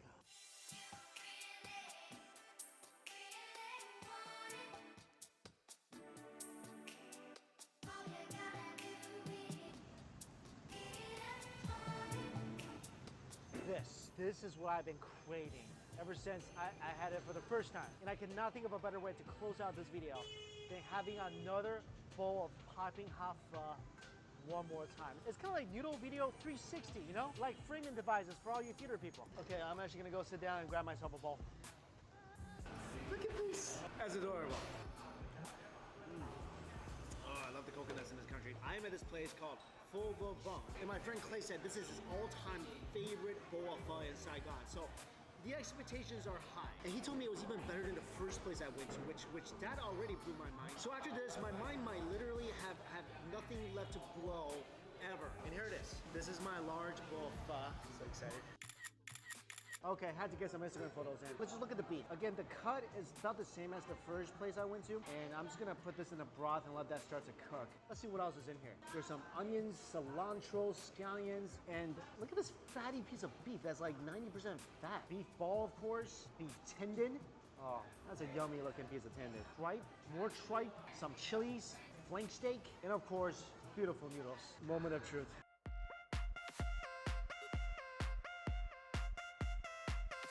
As they would say in New York, forget about it. This is freaking good. Too much? Sorry. But seriously, guys, I thought I met that pho a few days ago, and we connected. You know, we had a good time. We, spent some quality time together. Talked about our hopes and dreams and our favorite pastimes. But this bowl right here, it basically completely erased all my memories of the previous bowl, like by so much. First of all, the beef flavor of this soup is so much greater than what I had before. Also, for some reason, this on its own is already a little peppery, a little spicy, and I think it's because of the chili right here. This broth, it is a little oilier than the first one I had, but the flavor, it's just so much better. This is by far the most fantastic bowl pho I've ever had in my life. No competition, don't even have to think about it. This is it right here. If you come to Saigon, come and get this bowl of pho. I don't know what else I can say to you to convey how much I love this. Hang on a second. This is Brenda and Jennifer. Obviously, they came to Vietnam with me. They helped arrange a lot of the trip. I just want you guys to try the soup, okay? You remember how good the pho was the first time we had it? It was delicious, right? That was probably our best bowl of pho ever. Oh my God, it's right. Try. So good. Try. It's so beefy. Isn't this so much better than that first place? That's so good. That's unbelievable. Yeah. Wow. Perfect. All right, sorry guys, I need some quality time alone with this thing. And one more, we can't forget about our camera guy. Bam. It's like I'm a proud parent showing off my little baby here. Vietnam, I will come back. We're all gonna come back just for this. If I just come to Vietnam and this is the only thing I eat my whole trip, I'd be absolutely okay with this.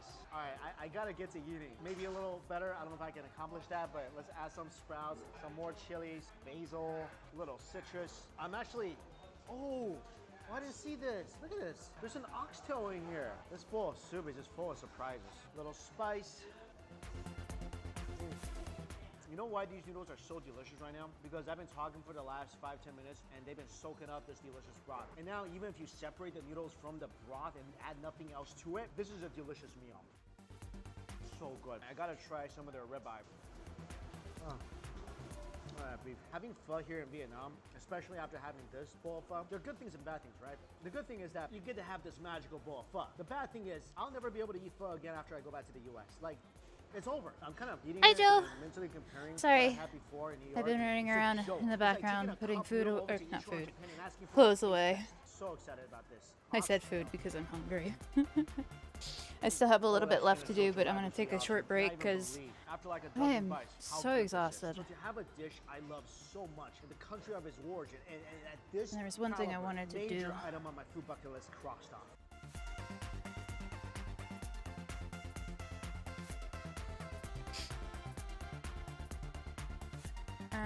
I can now go home happy, and all this, $3 US.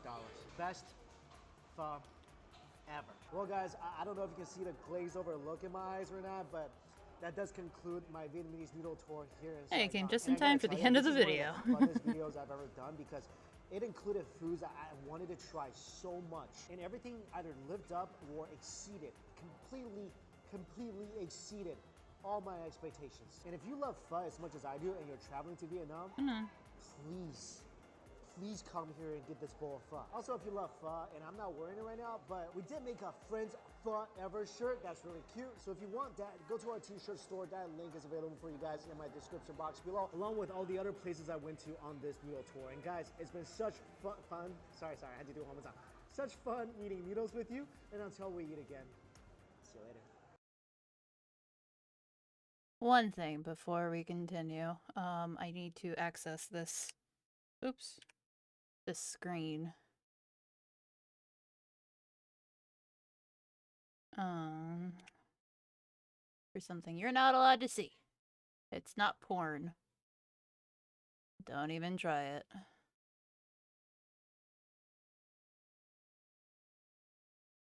That dog is going fucking nuts.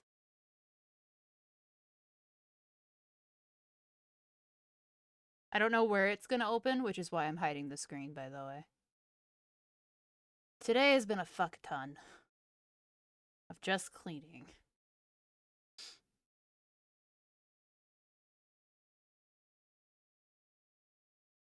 Come on. Come on. Come on. You can do it. I believe in you. Come on. Alright. Oh, I said Joe. I'm sorry. You guys have the same color. Hi, Bulwark. Sorry. It's been a long fucking day. I think you can tell.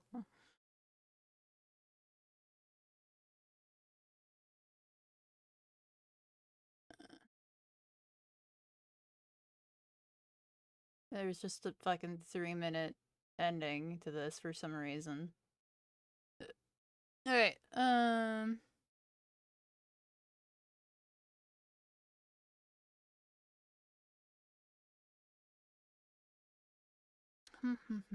Korean food. Alright.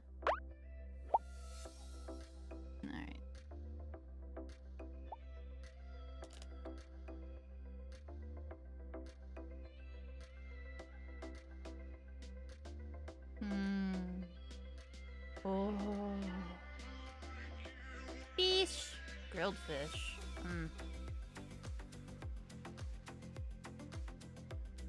Is that like a cookie but fried? Hey, good morning. Pretty mild day here in Seoul, finally. Before I leave, I want to visit some of the traditional markets here in town. It's one of my favorite things to do while in this city. So I'm going to show you some of my favorite markets and some of my favorite foods to get at those markets.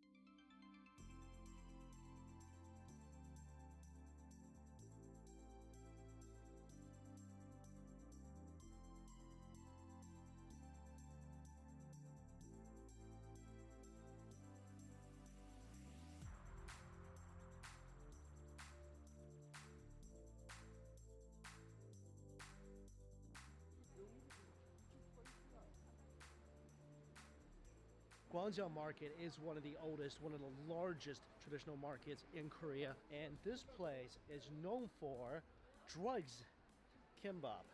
Drug kimbap. Oh my, this place is so easy to get lost. You can find literally anything you want here. Fabrics, clothing, electronics, produce. Pretty sure if you want a Korean genie in a lamp, you could probably find it here.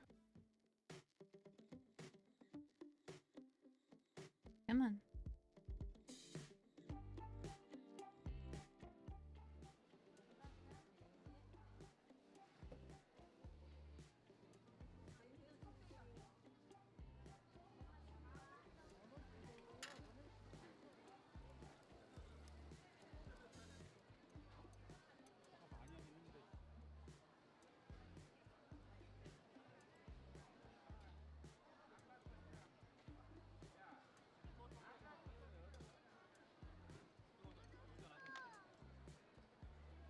Tteokbokki! You can see this place is just a tad busy. I want to try it. It looks good.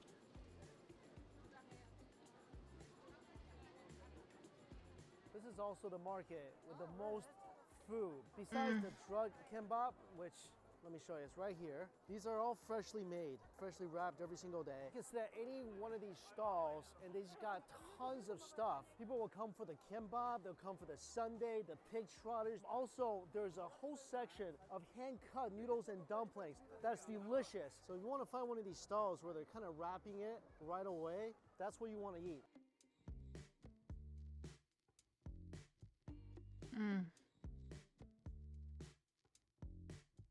She's Honestly, gorgeous. most of these kimbap places are going to be pretty similar, so I just look for ones that are making it fresh. And they call this drug kimbap because it's so freaking addictive. And it's something really simple. It's just seaweed wrapped around carrots, radish, a little sesame seed. They give you a little wasabi sauce to dip it in.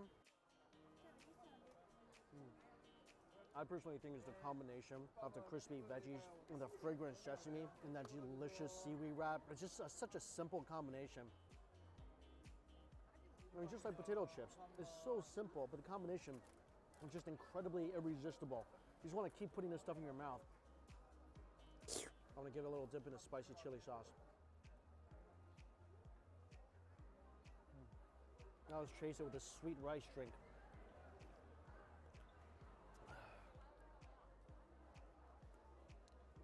You gotta ask for some fish cake soup. These are free. You can drink as much as you want.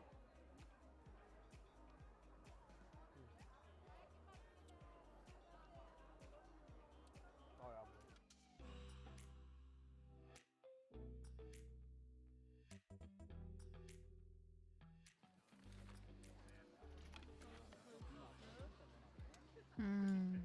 Fresh noodles.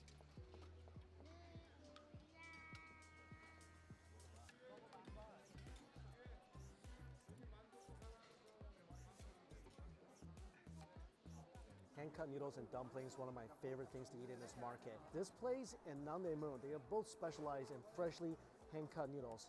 Delicious. So for about $4, you get assortments of dumplings, pork and chive, and kimchi. Freshly hand-cut noodles, just made. And all these stands, they make all the noodles fresh right in front of you. And one way you can tell when noodles are freshly made and made by hand is how uneven it is between the strands. Her broth is extremely smooth, rich, very meaty. A+ on the noodles, stringy with a great mouthfeel. This is one of the better knife-cut noodles I've had in Korea. Eating this dish, one thing I dread is just soggy noodles. Won't really have a problem with that here.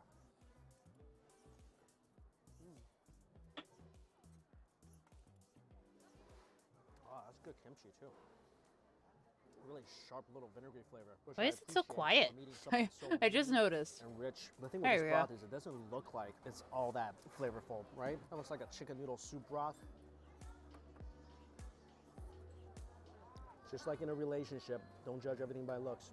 Kimchi dumpling is one of my favorite type of dumplings here in South Korea. And usually what they do with their dumplings is it's a lot of filling with a very thin skin. Also, I kind of like how they fold it into like a bundle of joy, like something a stork will be delivering. But in this case, it's a bundle of meat and kimchi, and it's being delivered to my mouth.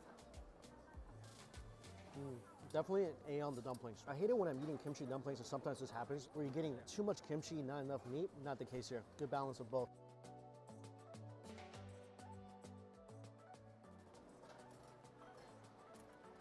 The chive and pork dumpling is great too, but definitely kimchi. Just know that whenever somebody has kimchi in there, it's gonna taste better, especially the kimchi at this stall.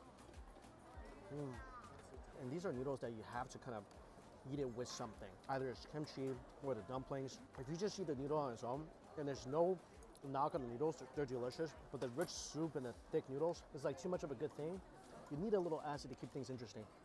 I personally think some hot oil and Chinese vinegar will go a long way in this noodle soup. And I think that's not just because I love hot oil and I love Chinese vinegar, but after a lot of bites without additional something, and this kimchi is like a perfect complement for it. Just like Batman needs Robin, these noodle soups need some chilies. Also what I like are the little chunks of potatoes inside this broth. And that's part of the reason why this broth tastes rich and a little creamy, is because of the potato element. Very deserving of the Netflix feature. Oh man. That was good, it was delicious, but just walking, navigating through that, that'll burn some calories. And if you guys do come here on a really busy time, I know that Netflix store is packed. Like right now it's about 3-4 p.m. That's how I got a seat. I just wanted to taste it to see if it was way different than what I had before. And to be honest with you, it was good. It was very delicious, but I don't feel like the flavor is gonna be dramatically different than if you went to another stall. So if that stall is jam-packed and you're hungry, just go somewhere else. Flavor's not gonna be that dramatically different. Oh, one more thing. There's another food item that's really famous in this market, and it's the soybean pancakes. They're made with fresh soybean, fried. And the reason I didn't get one is because it's not one of my favorite items in that market. I mean, soybean is great. I love soybean. I grew up on soybean, grew up on soy milk, but that pancake was a little too oily, a little too soggy for me. So you can give it a try, but not a food item I would recommend. So I tend to have a habit where when I'm full, I just start walking. I have no idea exactly where I am right now. Whole time walking, thinking about what I should have for dinner. Because when the weather is nice, you gotta take advantage of it. Just walking around. One of my favorite things to do in a foreign country. One thing you gotta watch out for while in Korea, like look at this. Cars will try to squeeze into every nook. So wherever you're walking, you just gotta watch out.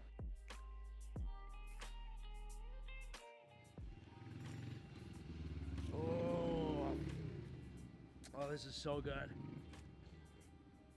It tastes like Chinese yogurt. You want some, kitty? Because cats don't like yogurt.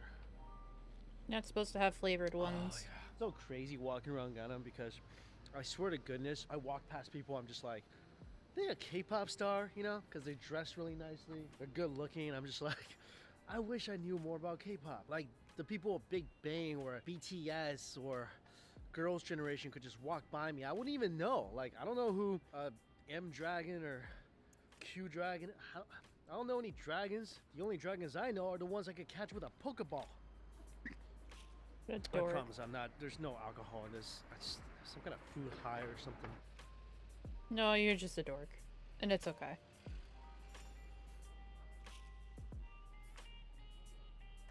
Huh, this looks alright. Let's go eat in here. Interesting stewed chicken dish. I haven't really had chicken since I came to this country. They told me this is like local organic Korean chicken. Oh, I like this chili sauce on this chicken. When it first went in my mouth, I didn't think it was that spicy, but I was wrong. It's like a ninja chili. It goes in your mouth all unassuming, but then it just like hits you, strikes you where it hurts. The chicken is unique. You definitely taste something different about this chicken. But the spicy chili sauce is everything. Mouth is on fire. My mouth is on fire. Today, pretty fun going back to all the traditional markets. It's seriously one of my favorite things to do here in South Korea. Some of the best times I've had were just exploring markets here, Busan, Jeju. I think the markets, best fish cake, best tteokbokki, 100% belong in Busan. And that spicy fish cake soup that I had, oh my god, I'm still missing out. But I feel like that's where you really get to see and be exposed to the local food and cultures at these markets where locals go and buy their produce and have clipping a my quick meal, nails. because I am leaving in a couple I days. tried to say trimming and clipping at the same time. I'm tripping over my nails. Kind of wander around Ghana and go to random restaurants like this and have a random spicy dish that I never even knew existed. That's what I love about this country. You can wander anywhere. There's always good food around the corner. All right, there's one more market I gotta go to because I need dessert. It's a little too late because that dessert place already closed. Tomorrow morning, we're gonna make up dessert for breakfast. I had a couple good pieces of this chicken. It was pretty tender. Sauce is good. But overall, after the third piece, it's kind of mediocre. Kind of lost it for me. I don't know. It's like after the third day, you just don't feel it anymore. This is what happens when you just wander around going into restaurants randomly without researching. Sometimes it works out. Sometimes the chicken just doesn't fly off the ground. Let's get some dessert. Maybe dinner number 2. Hopefully these dumplings are better.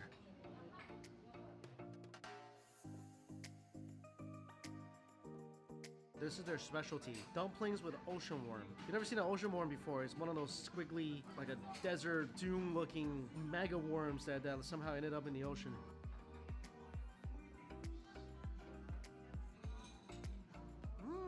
Chives pork and the ocean worm and a ton of juice. Gotta give props to this dumpling. That's a good dumpling. Really nice thin skin too. Much better than that chicken I had. I call this dumpling redemption or redumption. This is redumption. This dumpling shop, along with like a bunch of different restaurants and cafes and shops, this is Garuso Street. This is a really good place to walk around on the weekends, especially because it's got tons of stuff. Like cafes everywhere, desserts, food, little places to... Oh, cool. Oh, it's a doggy cafe. No. Cafe bite me. Oh. I don't know, it's because I just ate dumplings, but it just loves me so much. Look at this one, look how tiny it is. Look at it. Hi. Look how tiny it is. I'm gonna put you in a pocket. Why am I so shy? Oh my gosh. Alright, there's only like 4 doggos and they were all being preoccupied. But oh my god, the place is so adorable. I gotta come back when the dogs are available to fully pay attention to me.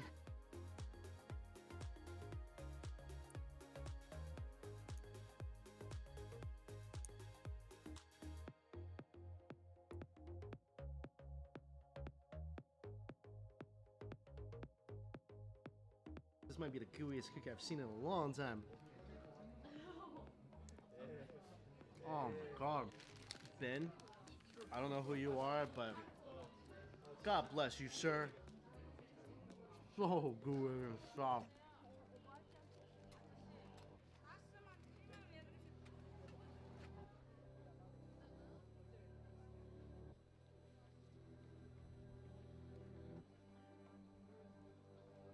I wanted to show you guys probably my favorite traditional market in Seoul. This is Namdaemu. This is where I usually stay when I grab a hotel because this market has some of my favorite foods in the city, including this place.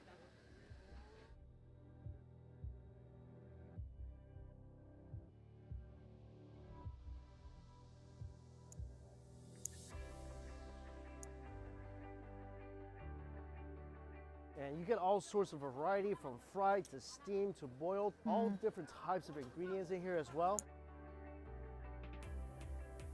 There's also a lot of food stands with tteokbokki, fish cakes, all sorts of skewers, fried dumplings. And if you're here, you have to visit Galchi Alley. Galchi is hairtail fish. It's one of my favorite fish in the world. And this is the first thing I ate when I came to Seoul this time around, if you were watching on the vlog channel, but never miss out and coming to Galchi Alley. This is the best place for this fish. And when you walk here, almost every single restaurant, they serve the same fish. That one hit me in the face. And the most popular is this place. That Hasn't one opened also yet, hit me right in out the door. face. But luckily, while I'm waiting, I have dumplings.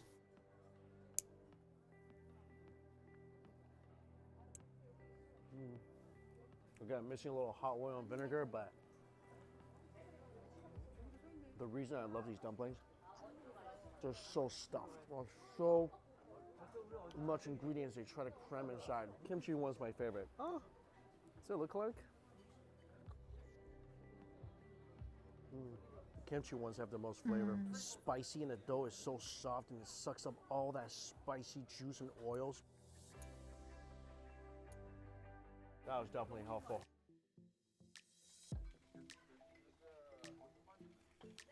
So you get a big fish and you get a little fish.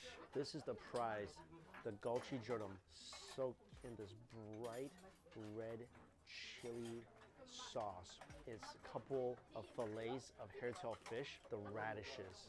Might even be better than the fish because they do so well in soaking up all those chilies and spices and sauce. But the fish is really fun to eat. It's a couple of lines of bones here, and of course in the middle. So you can scrape the meat off the top.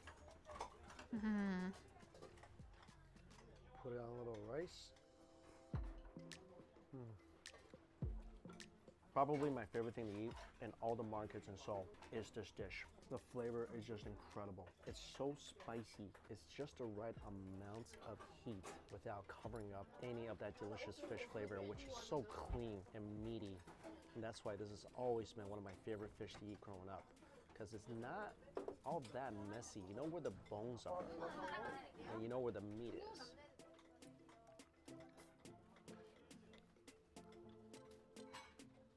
And there's little bits of veggies inside this shrimp. Again, all this does is soak up that amazing spicy sauce.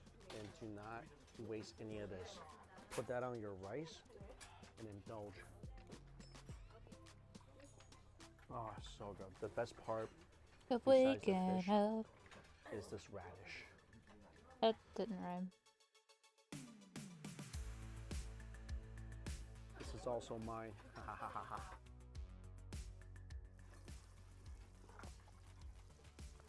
Oh my god.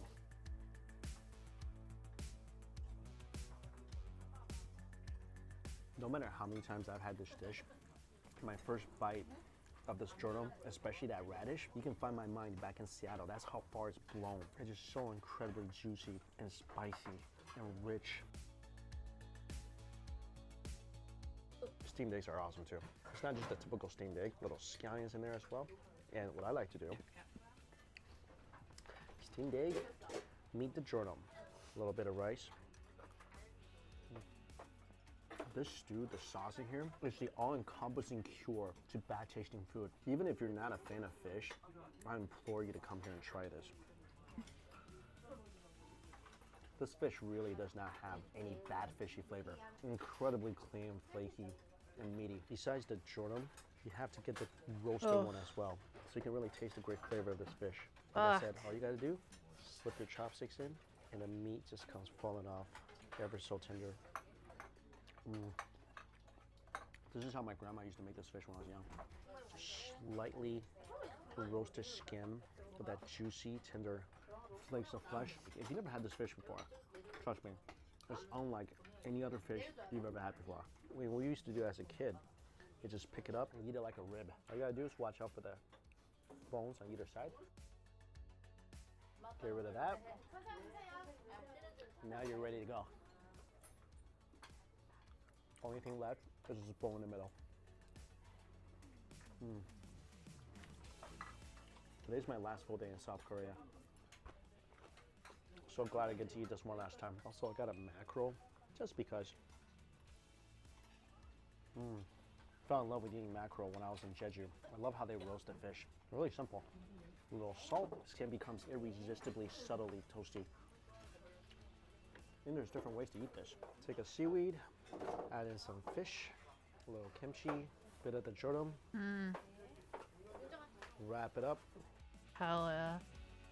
Sorry, I'm imagining myself eating that. Oh, it feels so good. And I am in Nothing fact like a runny drooling. nose-inducing spicy meal. There's only one more thing I want in this market. It's one of my favorite sweets, one of my favorite food items here in Seoul. And I've been saving this till the end of my video because you gotta save the best for last. And this thing is the best. You cannot leave Namdaemun without getting the famous hot dog, which most people consider the best in Seoul. And it's this stall right here. You see the crazy line. If you don't know, hot dog is basically like a Korean fried donut that could be savory or sweet.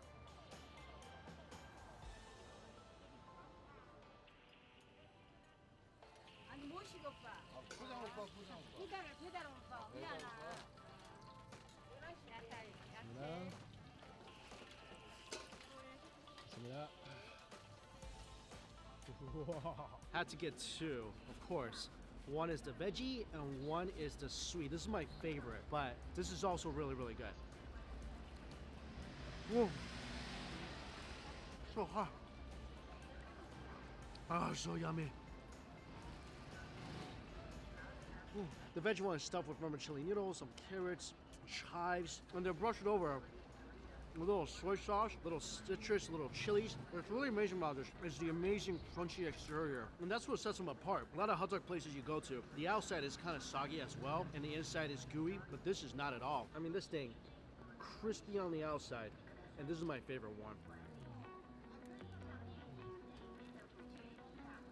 If there's a level beyond delicious, like uber delicious, this will sit at the top of that. Oh my god.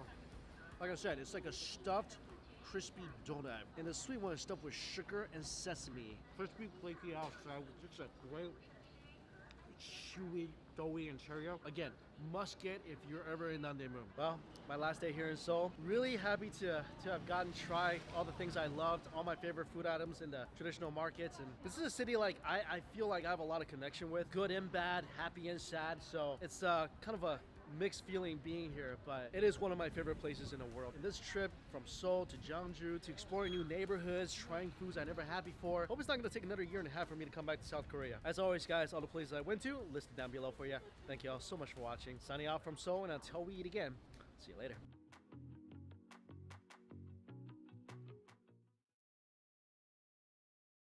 Oh god, I was reaching for my mouse and it was not where it normally was, so I just caught air. Alrighty. That'll be it for videos tonight. How about we do something fun? I know we've been kind of off the wall today with not so kosher usual shit.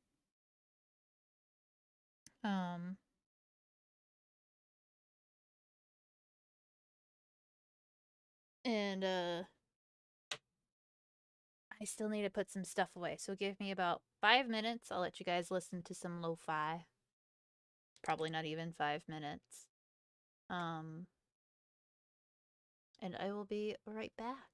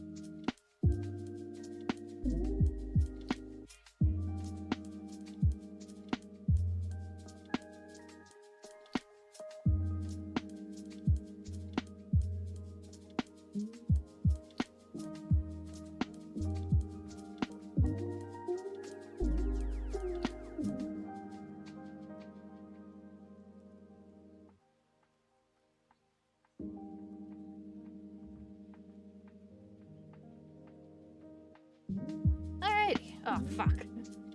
I forgot some tights on the table. It's fine. I'll get those later. Oh, God. Today has been too much fucking cleaning. I want to sit down and game for a little bit. So let's do something we can do really fast.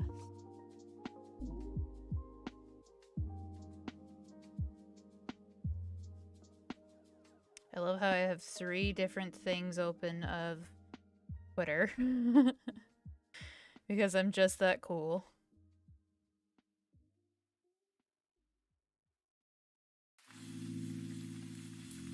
Oh god.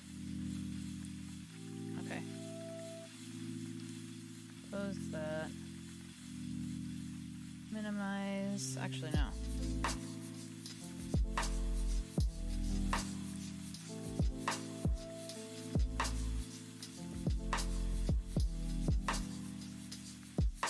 And then stop. And then here. Minimize. This is really loud. I think it's because I turned it up earlier. Okay. Let's play some Vampire Survivor. How about that?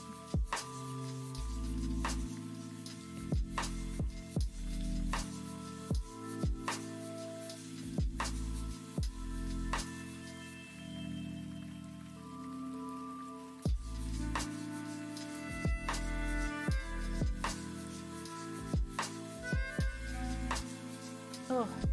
Ah. Ooh. Ah. Ooh. Ah. Cracking my bones. Oh, I'm gonna go ahead and update Goose Duck. Hopefully it isn't too much. Because I would like to play that with friends. Potentially tomorrow.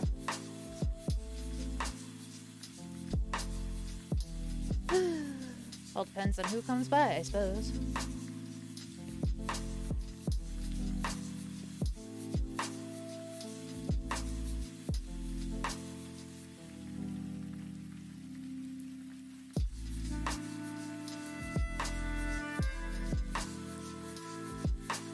I kind of want to let this download, but it's being awfully slow. So I think I'll do that when we're sleeping. Or maybe when I go to take a shower at the end of the stream. Something. You know what? Actually, instead of Vampire Survivors, I feel like doing some Binding of Isaac. Sorry if anybody got their hopes up. Alright. Set game. Binding of Isaac. Rebirth. Nice.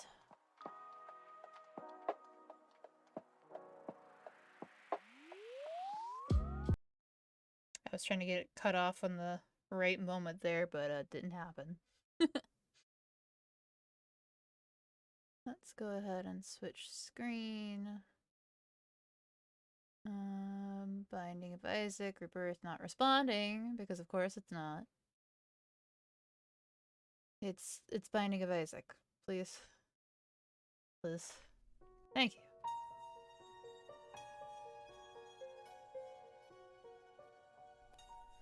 Isaac and his mother Please. lived alone.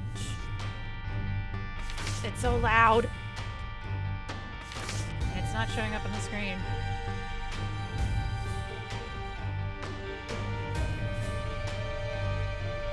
Why are you like this?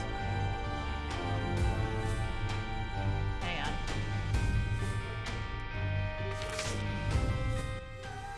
My ears. Okay. Ow. Secondly, apparently need to redo a game capture because it broke somehow.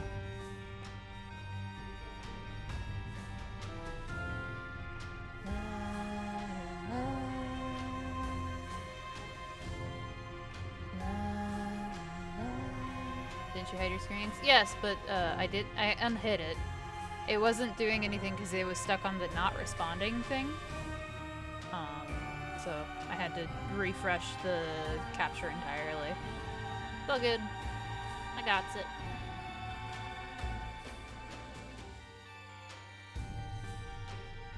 Exciting! I love Binding of Isaac. Mostly because I can just play it with a fucking keyboard that it keeps slamming everywhere. I'm gonna have to replace this at some point. Not just because of that, but mostly because of that. Alrighty. Let's play... Random.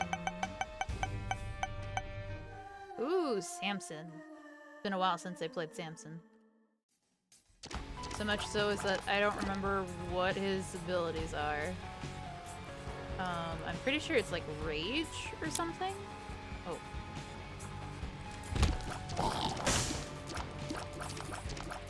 Oh god.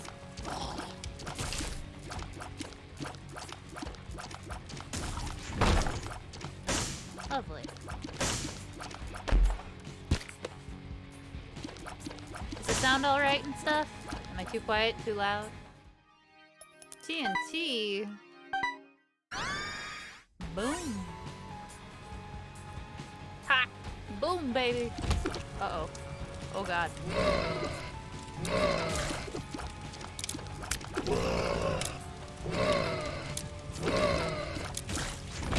I don't fucking think so. Why are you lagging? What that? One of the smallest games ever. Come on. I'm getting so many hearts. Game is like, you don't know how to play. Fuck you. Take all these hearts. I kind of hope I get the baby that takes hearts and gives you stuff in return, because that'd be fucking really nice.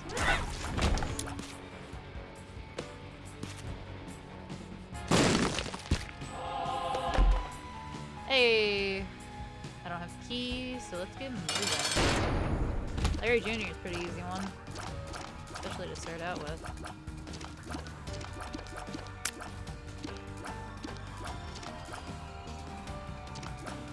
Come on, come down.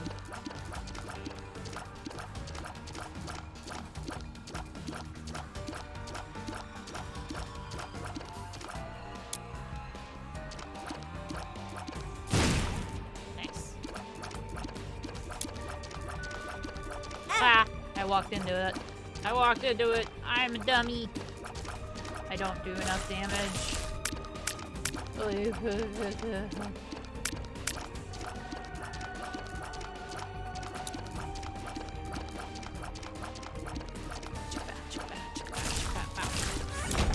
Alrighty.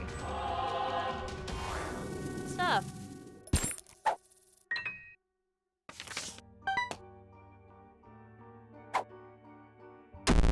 Damn. Health down. Wow, that's really bad. 2 of clubs. That's really, really bad. Fuck. Do we want to use it for this? I don't think I do. Alright. I kind of wanted it because there could have potentially been an item in there that would help exchange hearts for something, but... ow. Ow. Fuck off. I don't have enough points for stuff anyways. Can you please? This item sucks. Jiminy Christmas. Drop it. Thank you. Hello. A room full of poop.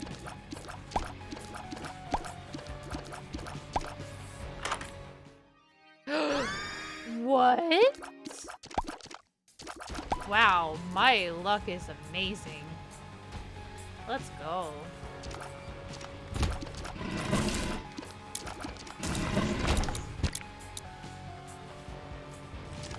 Uh-oh. Ow! I knew it. I saw it coming. Ugh.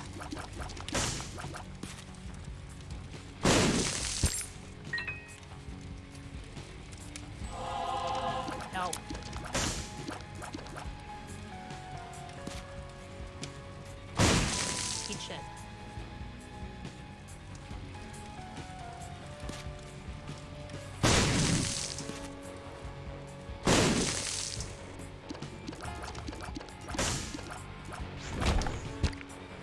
Yeah, we'll take that.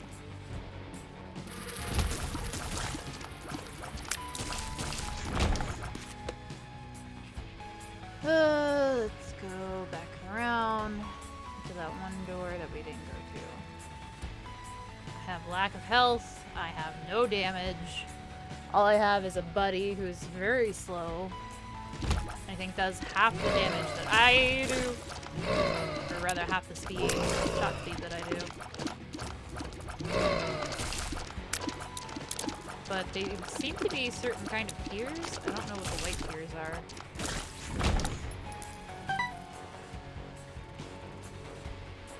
We're not in the best of situations, but we can make it work so long as we're careful. And I am anything but.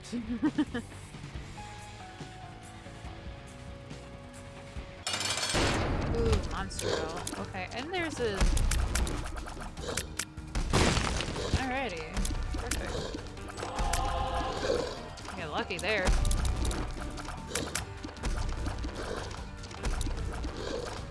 Right, I think it's the more Samson does damage, the angrier he gets, so the more damage he does? Something along those lines? I don't remember. But he's like really red. Also, I love how the box takes away, is away once you get shoes. But yes, I will be naked for shoes. I look fabulous. What an unfortunate placement for you. I almost didn't move back in time. Again. Stop it.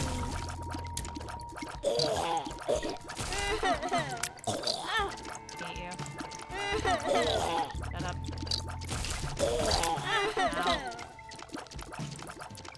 No. Go to hell. Why are you so chuggy? You should not be this chuggy. No. Wow, there are so many over in that corner.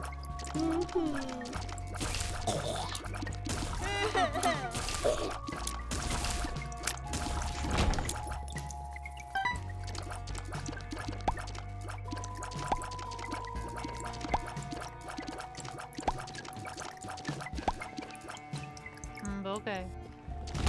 Oh god.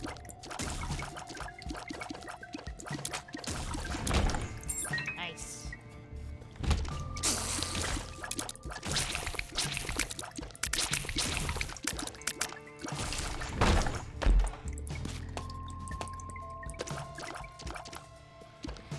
Oh, big room. Let's go.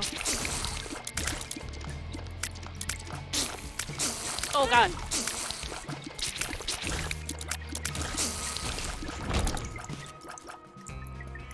Of course it's over there. Where else would it be?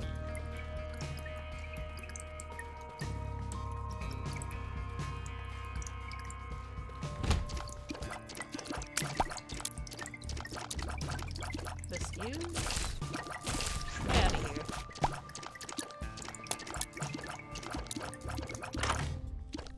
Oh, I didn't mean to do that, but that's fine, I guess.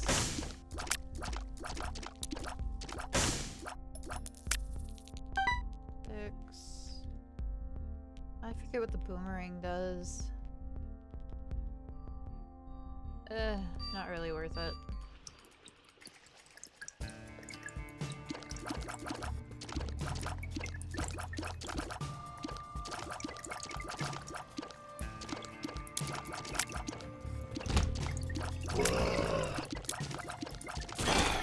How dare you? How fucking dare you? I hate you. Disgusting. Okay, sacrificial room.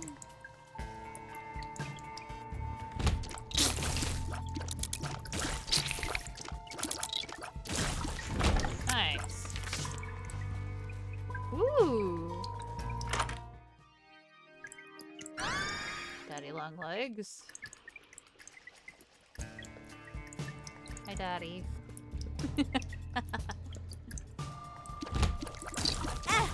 Ow! Daddy! Short.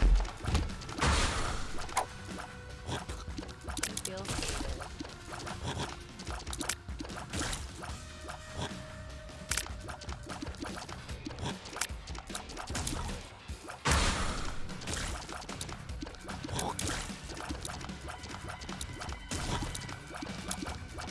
Oh god. Hello. Thanks. Oh. I nearly got hit there.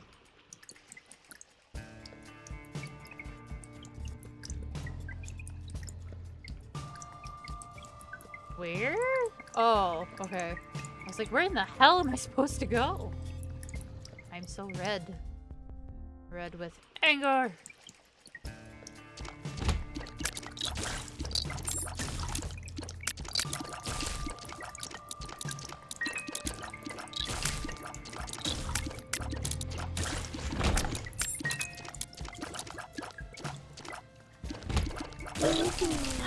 I hate myself.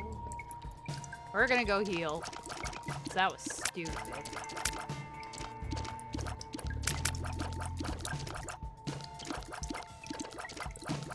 My damage is so high.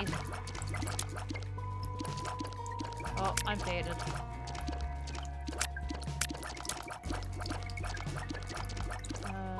Let's see.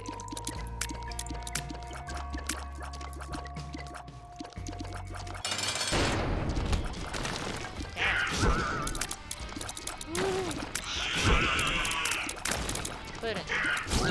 Bye. Wow. Hey, we got 3 hearts again. Nice. Game is like, here you go.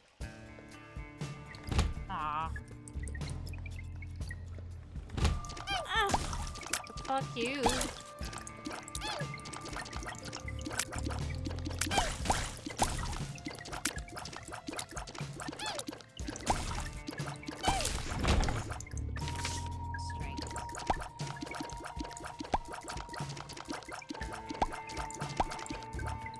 Maybe it's based on how many rooms there are.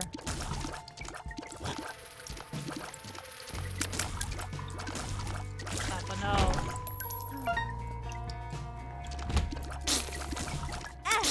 Fuck off.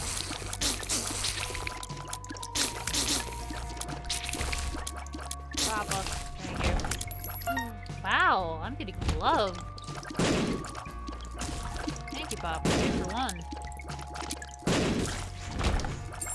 Pop a long leg. Fuck yeah.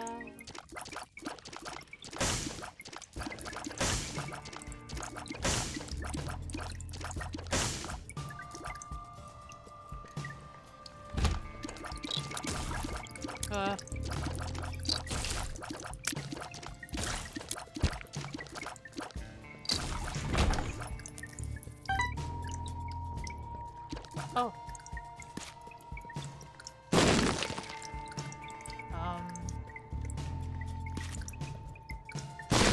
Hey.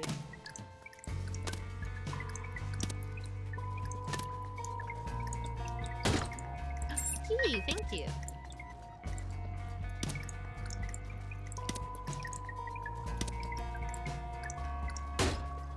Milk! Let's go! Dude, this is a great run. Let's hope I don't fuck it up. Could get the arcade machine. We'll wait, we'll wait. We're not done with the floor yet.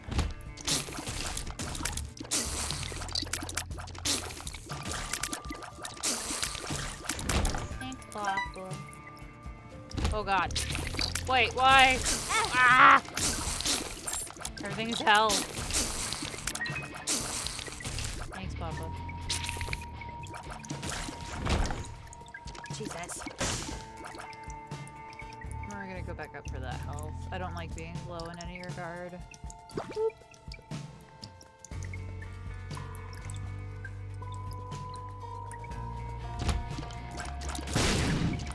Damn.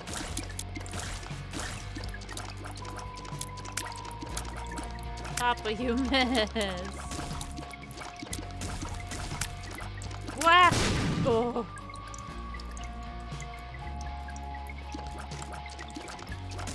Thanks, Papa. Looking for rocks. Looking for rocks. Oh. There's still 2 more rooms to go into, so let's go to those.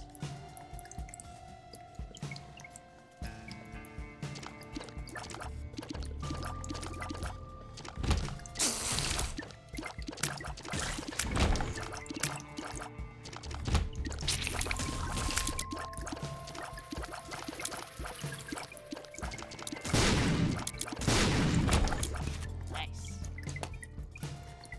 Nothing, nothing, nothing, nothing.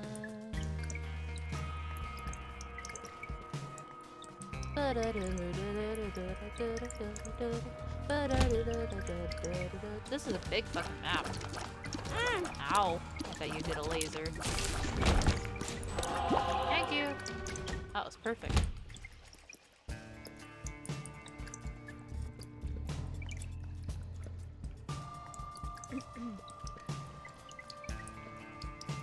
Way.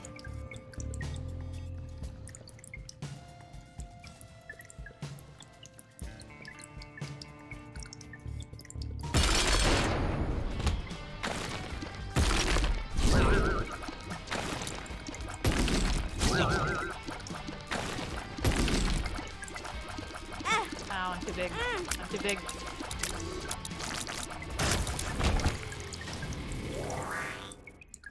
It's okay though. It only took out my soul heart. I didn't lose any health. Let's go. Ugh. Samson run is fucking baller. I'm too white to use that word.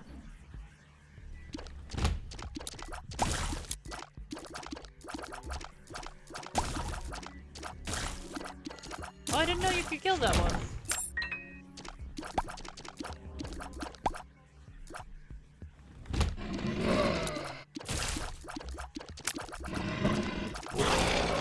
Fuck off.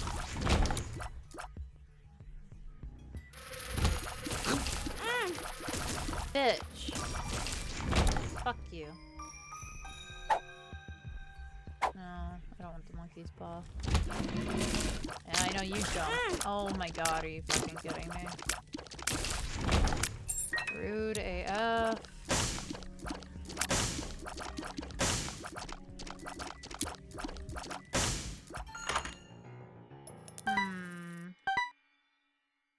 I need to look up what that one does. I don't remember. I think it messes up your shots. Or at least changes them.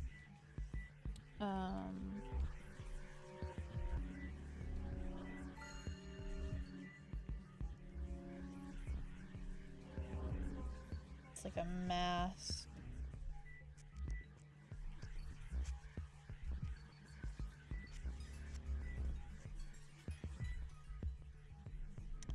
Gonna take me a minute to find.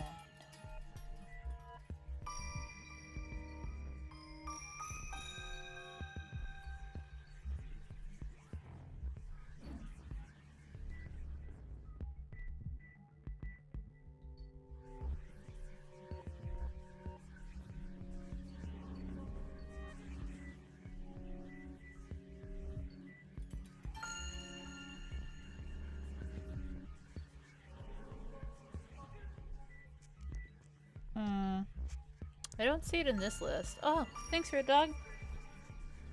Take a quick stretch. Oh god. And hopefully not fall over. Oh.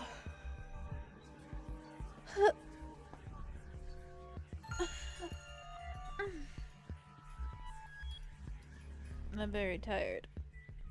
Ugh.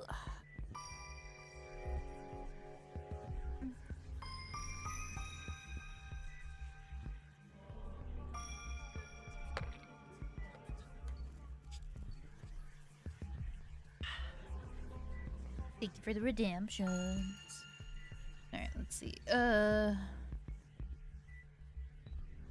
Would it be an afterbirth items? 'Cause I really don't know what this is. I don't want anything to mess up my flow that I have going on.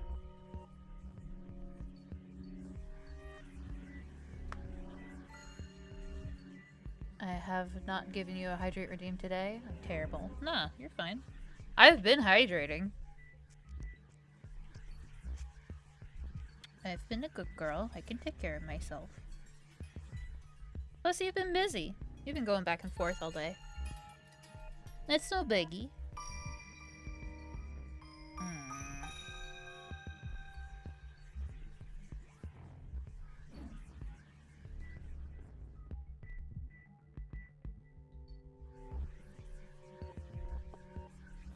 I don't know what it is. I can't find it.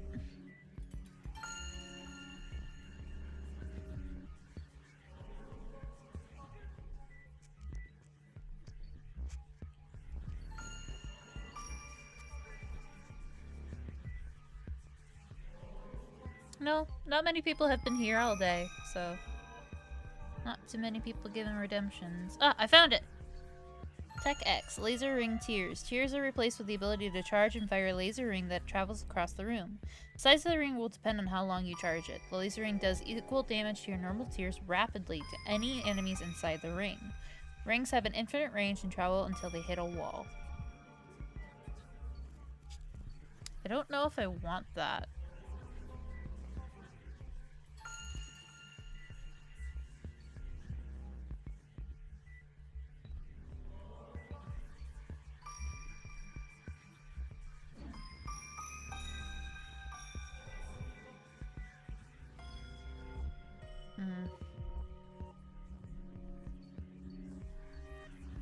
Yeah, I think I'll pass.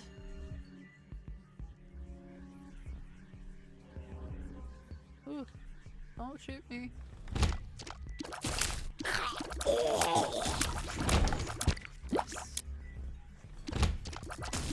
Nice, Papa.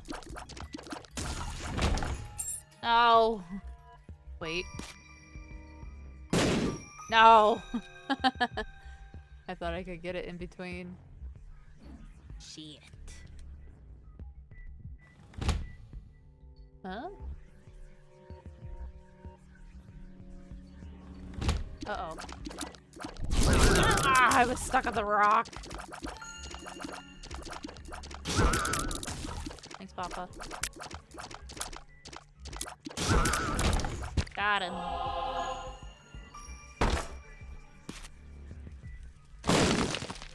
Hurt? Well, technically. Spare change. Spare change. Too bad. I'm scared to walk away. Oh, okay. Thanks, Pops. I don't see any. Okay, we're good. Back. Greed heads, but small. Oh god.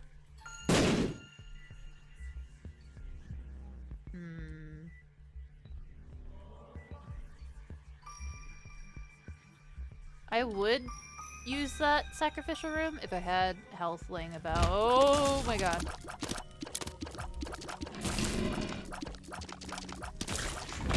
Thanks, Papa. Puppy. Okay. Oh, there's another room up. I can't really see all that well.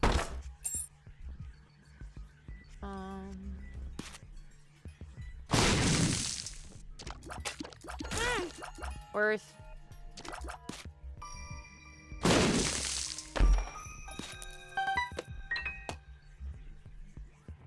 Ooh. Yes, please.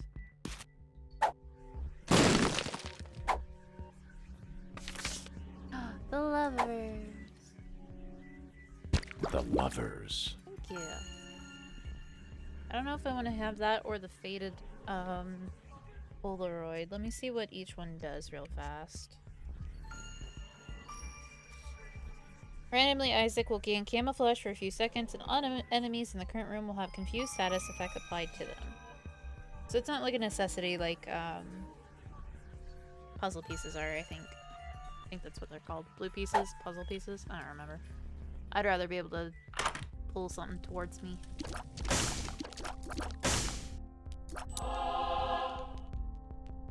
What is this map? Doop doop doo. Doop doop doo. Doop doop doop doo. Doop doop doop doo. Is the blue map? Is the blue map? Don't know where it is. Don't know where it is. Gotta find it. Gotta find it. Can't find it. Let me see if I can search for it. Hi, Sir Dan. How's it going? What you up to? Blue? Ah, here it is. Blue map. Reveals the locations of the secret or super secret rooms for the current floor and all future floors. That's nice. I like that. We'll get it. That much mainly lurking? Gotcha, gotcha. I hope you enjoy your lurk. Ah, one right here. Ooh, 1 heart. My favorite. It'll at least hit someone immediately if I get hit. So that's nice. There's another one. Eh.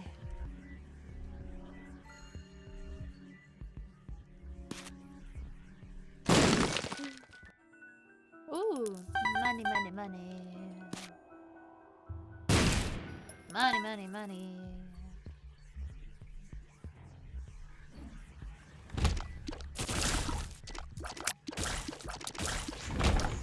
Money, money, money.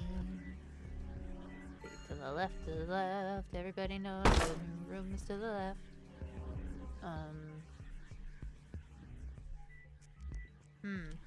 Ow. Not worth it. Ow. 2 of spades. Nice, that's a lot of keys. I did that really dumb though. Don't do what I did. That was really stupid. Alright. Can I... Will you please? Travel to me? That's what I got this damn thing for. Ugh. Monster 2.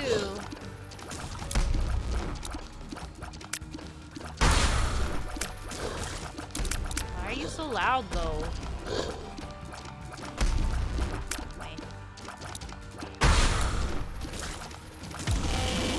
Oh, I missed that by a hair.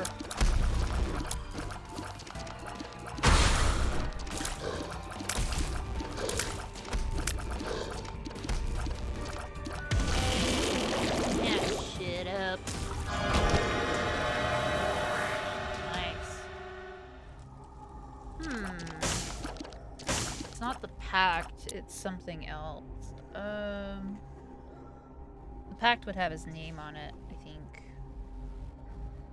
Oh no, that's contract room below. Is this the pact? No, it's missing page 2. Evil up plus your enemies will pay.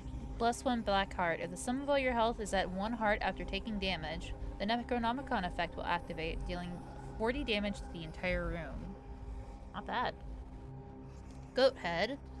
Gives Isaac a guaranteed devil or angel room on every floor that they can appear, even if you have already beaten the boss and it didn't show up originally. That it means like you can shovel back to the rooms prior. Taking the goat head or any other item in the devil deal bars you from encountering angel rooms naturally, after which the only way to access an angel room is via the sacrifice room. I see. And then just, Guppy's tail. Guppy's tail? Should be Guppy's tail. Yeah. First? I actually really like the goat head idea. I don't generally get a lot of angel rooms, and I kind of been wanting to use the sacrificial room, so let's go.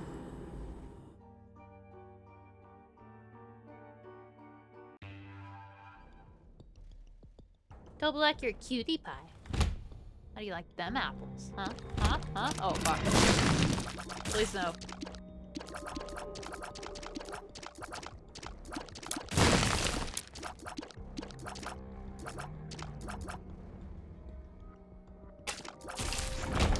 Where?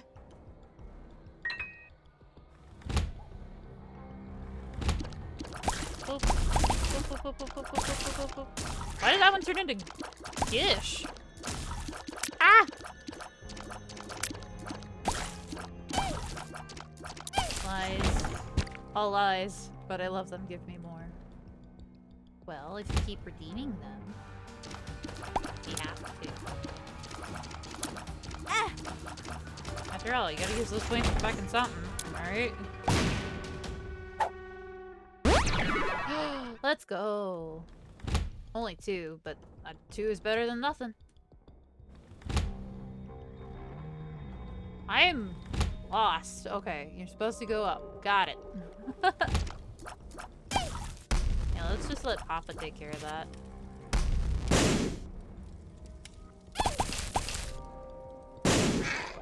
Nice.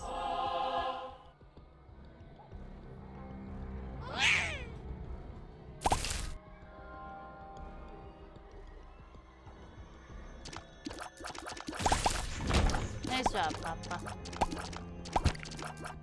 An extra heart.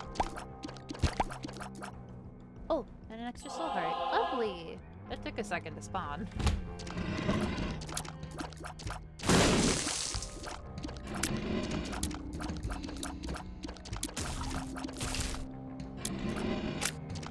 Ah! Ay. I didn't see them. No!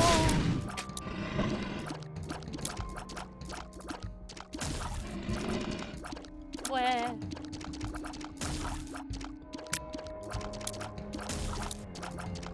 No! No! Ay. Ah. Yes. I was a bit overkill, but thanks. Oh no. Stinky.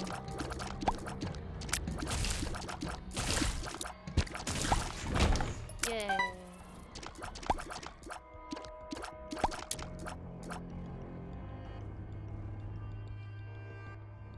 Oh, there's another big room. Can I cut? But I kind of want that secret room first.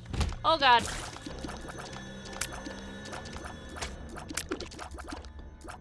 No. No, I wasn't ready. No. Open. Thank you. Fucker. We're running out of bombs. Let's go! Let me see the specifics other than health, because I don't remember fully what that does. I think it might be evil up as well. Let's see. Black Lotus, Black Lotus. I'm not seeing it right off the bat, but... Black... there it is. Black Lotus. +1 health up, +1 soul heart, +1 black heart. When depleted, black hearts deal 40 damage to the entire room in Necronomicon style effect. Item only found in secret room pool. Pog. Let's go. Greatest find in the world. We have so much health. We have so much damage. I don't know how to get out. I'm so happy. Are there any other more rooms? Any other more rooms? Yep. There are 2 more. So let's go up to the big one. See if we can't use that 40 damage. Ah! Nice. Where are you at?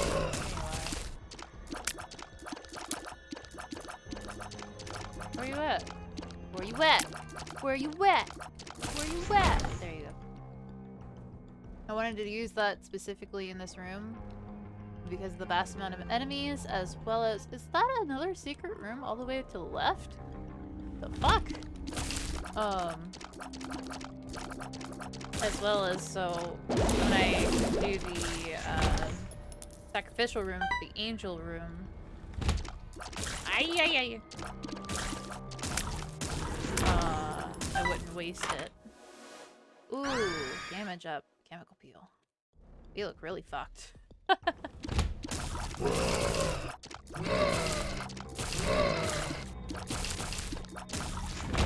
Let's go. We also have that. Okay. Awkward room to be in for this. Oh, God.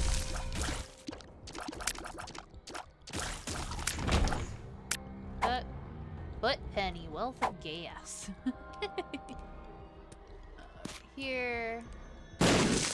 Hi. Fuck off. Faith up. Okay, yeah, let's take that since we're trying to get the angel room. Let's see. Let's get you since we're running low, and you. That's that. Let's go all the way back to that other room that we haven't touched, and then we'll go down to the sacrificial room to see if we can't. Oh, there's an arcade up here. I didn't even notice. Let's go. Ooh, there's a heart baby in here. Oh. Thank you. Alright, Owie. Owie. Owie. Owie. Owie. Contract. We did see this earlier, but I don't think I read it.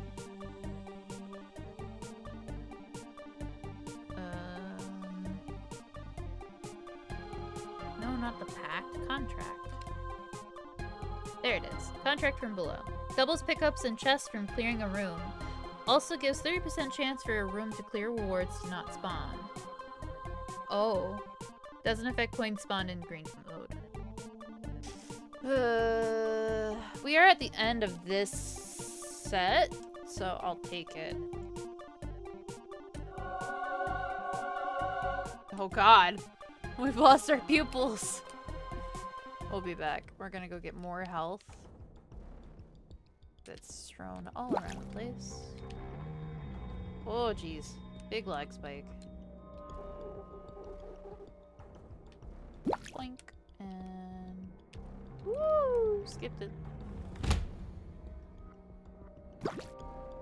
Am I not allowed in the sacrificial room? No! That ruins my plans. Alright, there's still one more room that we can go in.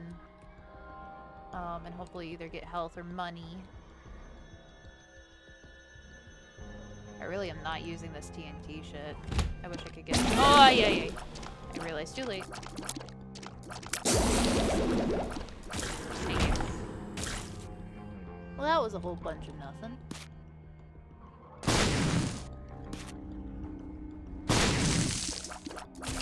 Thanks, Papa.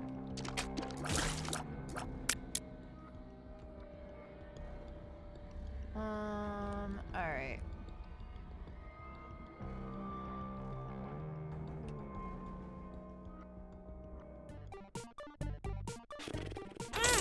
Owie.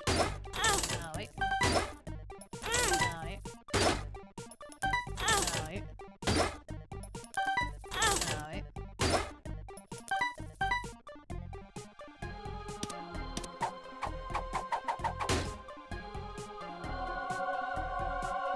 Filled with girls. How dare you? Can you fuck off, maybe? If I get one more wrong, I'm killing you. Alright.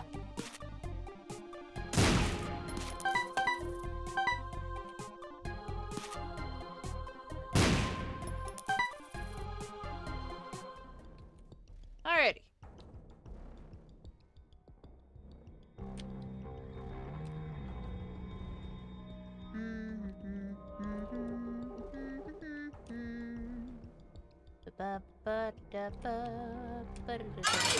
Hi.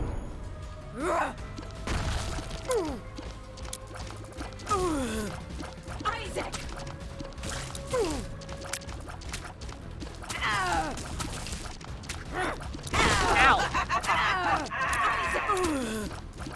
Isaac!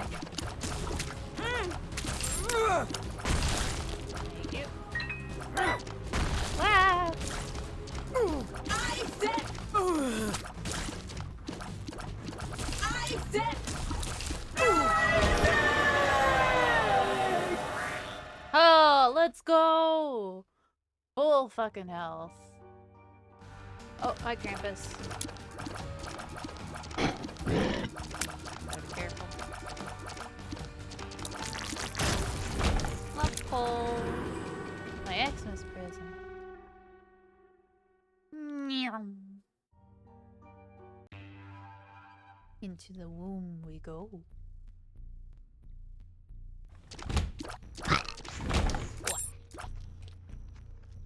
Let me touch it, let me touch it.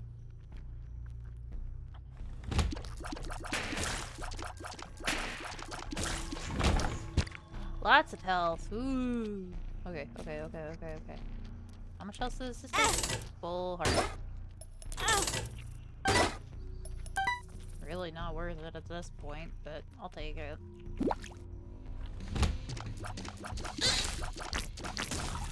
It's really only worth it if you have, oh god, wealth equals power. Ow! The fuck? I didn't even see you. There's still another. Oh, there you are. There's two. That one explodes really badly.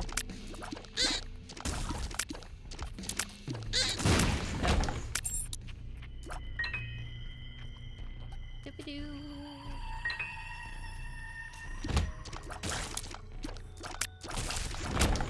Nice. Good job, Papa. Big room for only 2 enemies. Blister, bounce back. I don't know what that is. Or does.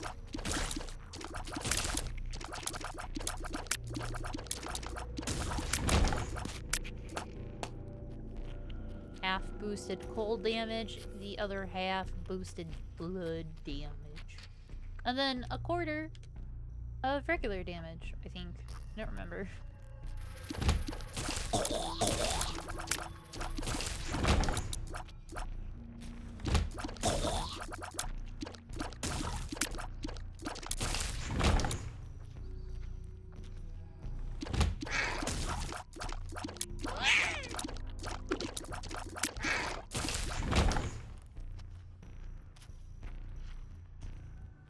Oh, yes, sorry. I almost forgot about this room. Potential... okay. Nice. This has been a really good run. I'm talking really good. Where'd the music go? Okay, there it is. It got all quiet.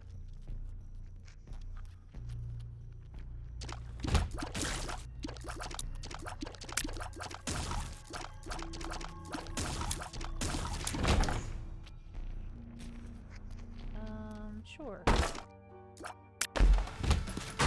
Not really worth it, but okay.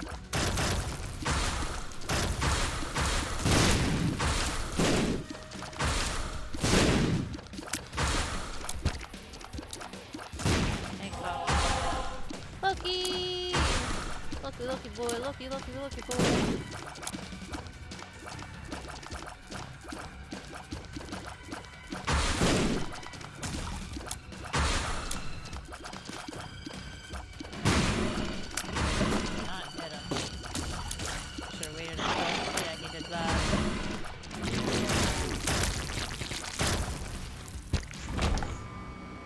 Probably do a challenge room pretty easily. Alrighty. By challenge room, I mean those big fuck off rooms with all the bosses.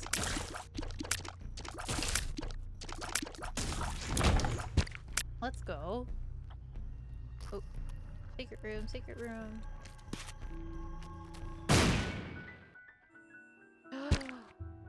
Oh, we gotta save that for the end so I can get another heart. Wah! Oh god. Okay, I gotta time this right. What? Ah! Ow! Fuck off. Fuck off. Ooh.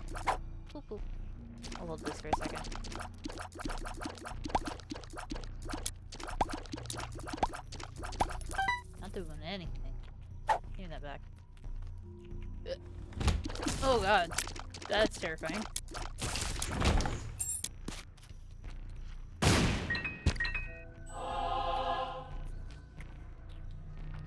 Yeah, alright.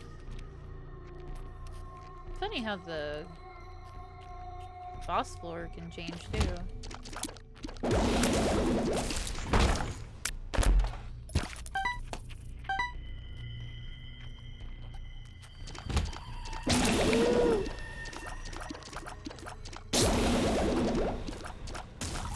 Thanks, Papa. Oh, seriously. Ah! Ow. I should have just waited for Papa. Fuse cutter. Eh. Let's go to the boss, I think? No, I don't think I'll be able to.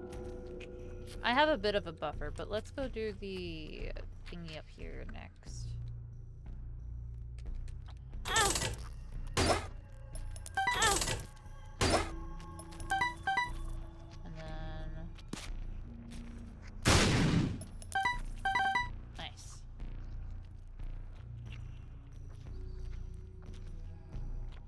Then we will whoop, heal up. Boink, boink. And then we'll go fight the boss.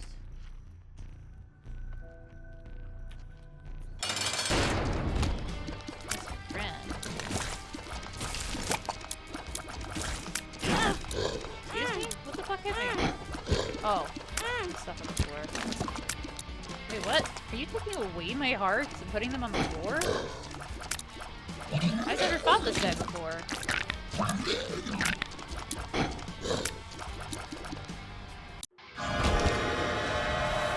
That was new.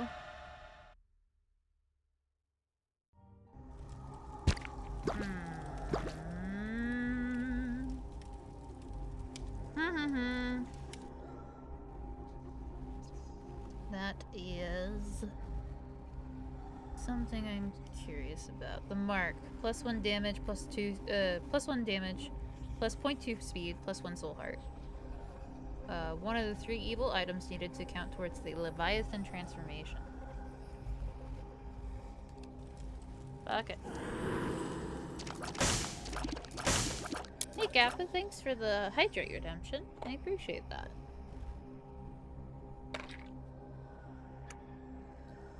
I'll need a refill soon. That's nearly empty. Alrighty. No floor. Scarred room. Ooh.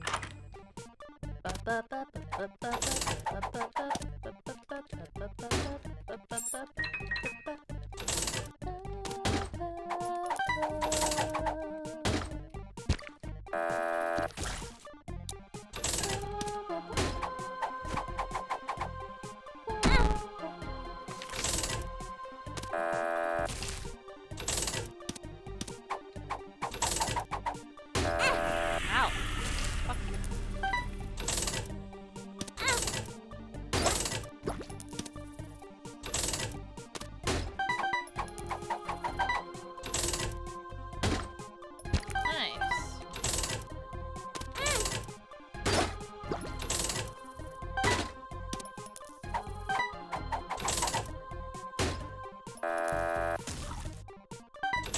Take your buzzer sound and shove it up your rear end.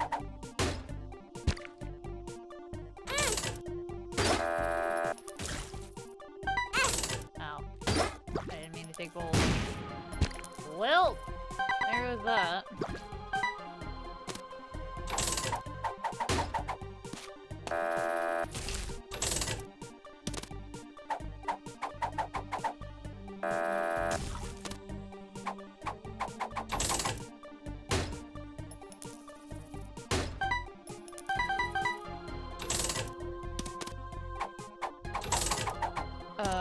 Was that one that automatically bombs?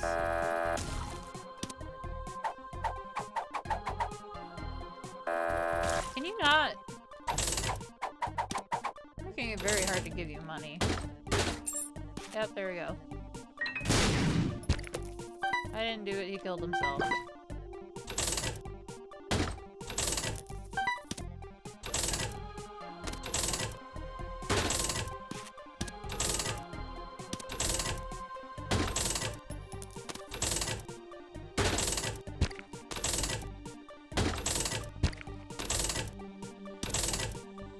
your whole body into it.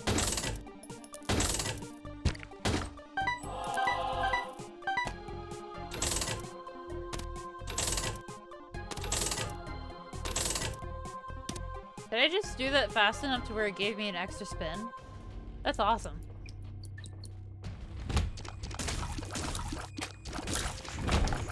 Also, I think I amped myself up so much because I fought all those spiders in that room. Angel box! Ooh, a little bit more.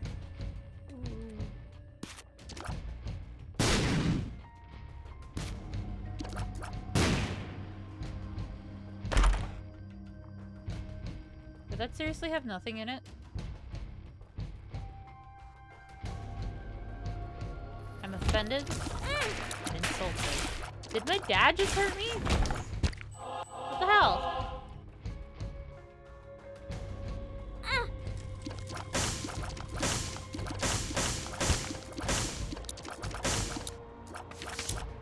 Hangman justice.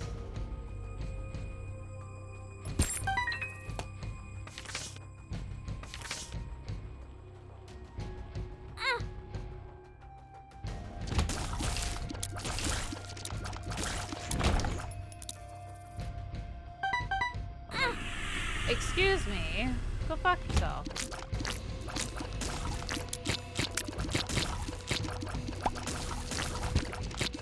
I was going to say, I was gonna be like, wow, I can't believe they're gonna make me walk over these spikes to get to the next room. That's new. Should have expected they were gonna come back. Ah.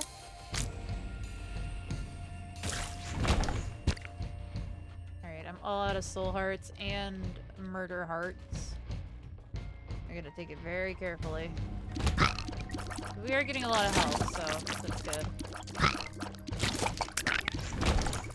Like in every room, my god. I wish I had like the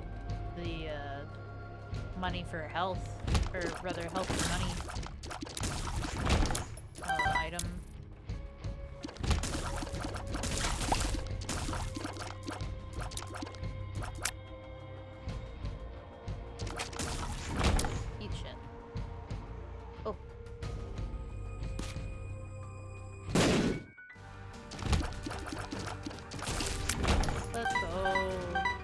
So much money this time, jeez. Alright. Ooh. Lots of stuff.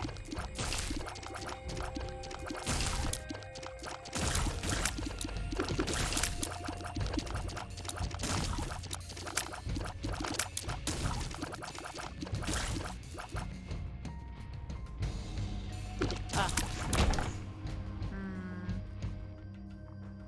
Is it worth it? I'd say yeah.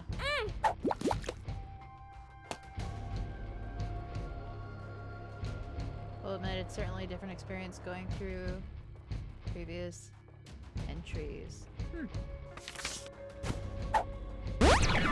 Nice. Speed up.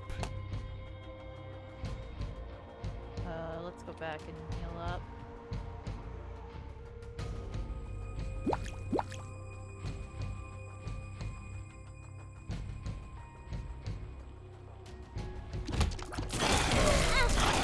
Fuck you.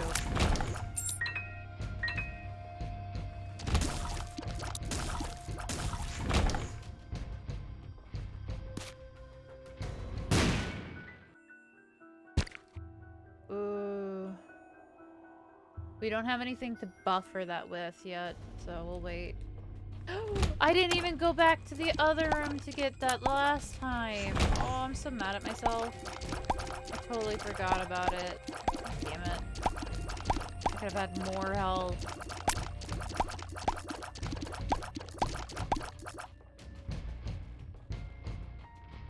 Pissed. Alright. The ballsy move, but I'm gonna take the heart before we go into the boss battle because I think we won't have a chance to come back out.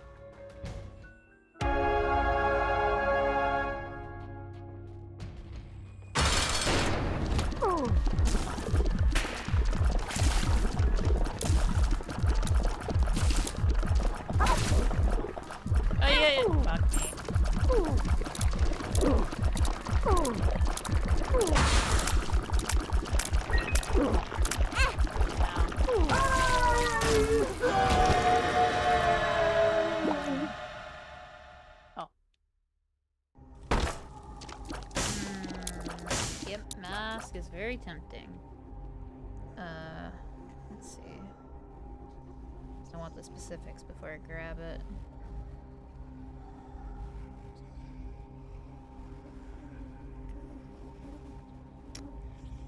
Where are you? There you are. Gimpy! Sweet suffering. When getting hit, this item has a chance to drop a soul or black heart. The chance to spawn a heart is affected by your luck stat, and at plus 22, it will activate 50% of the time. Enemies have a chance to drop half a red heart when killed. Very tempting. Oh. Okay. Sure. I don't want the dead cat. Thanks, though.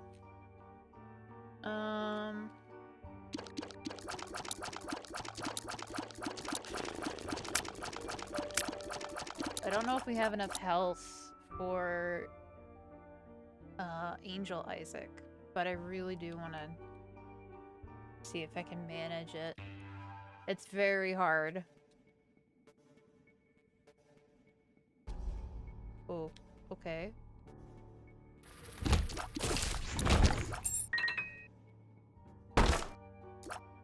Challenge room? Challenge room. Sure. Oh, fuck. Well, that ate my soul heart right away. Fantastic timing on picking that up. Oh, yeah.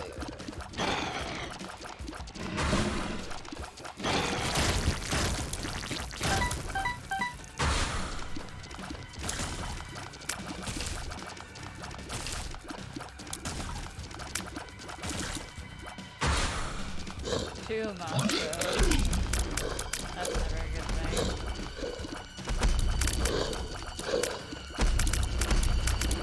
Fire one. The other.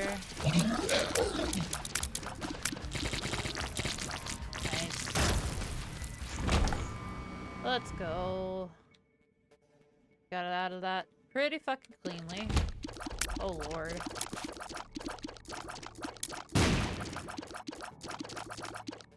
I don't think I've ever seen this one. Oh god, please don't lag.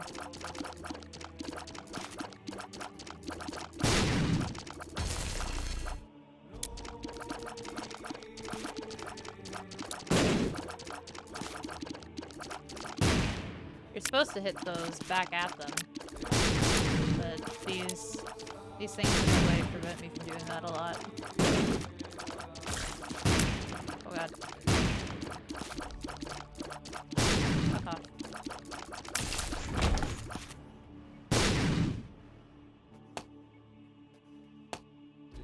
Alright, here. Fuck off. Why are you so buff? Hello? Why do you have so much health? Oh my god. That was so much. That was so much money. Go back to heal up a little bit.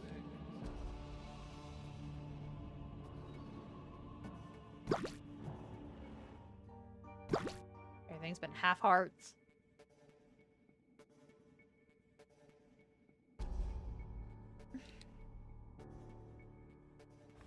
Oops, I meant to go to the secret room.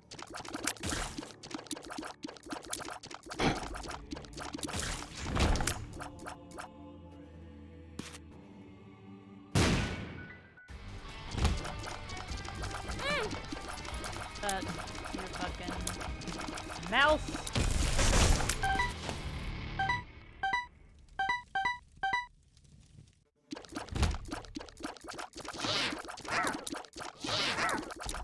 Loki 2.0. I love Loki so much.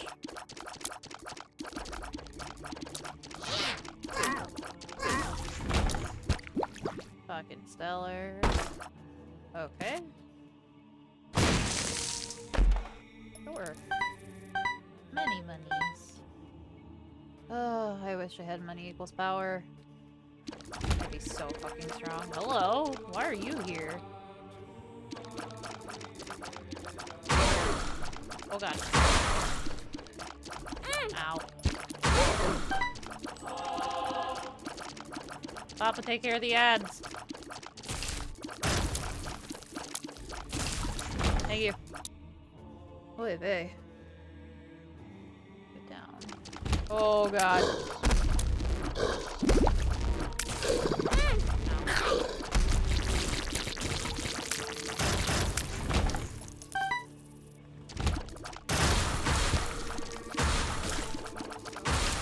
How did I get through that?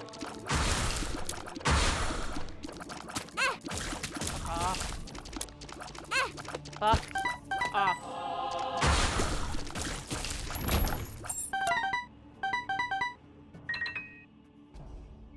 Really have to be careful here.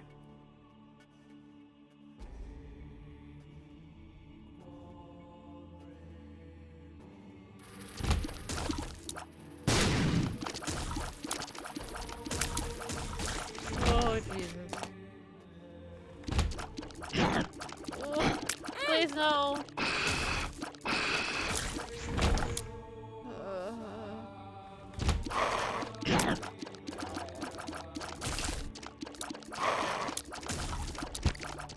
Thank you.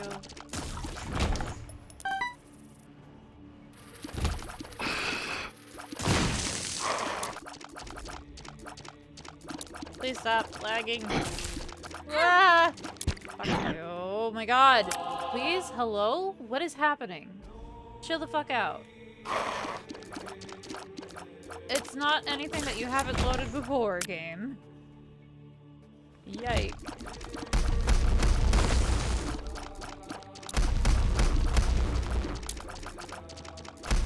Can't tell which one's mine.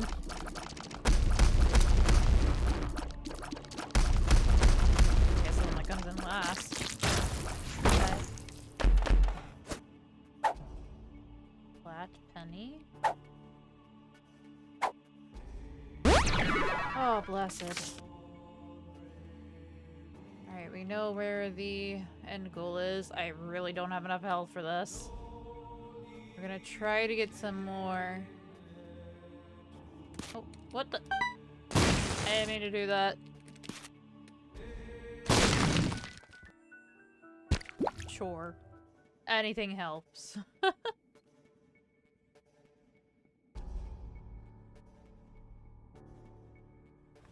Oh god. Please no.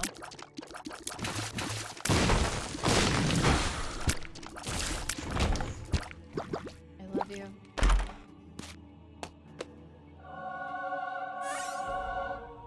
Honestly, that's probably more helpful than the TNT has been.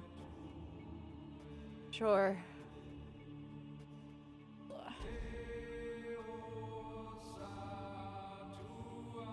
I just gotta make sure I'm throwing where I'm facing. The devil. The hell is hitting me? Oh, Jesus. Ow. Ow.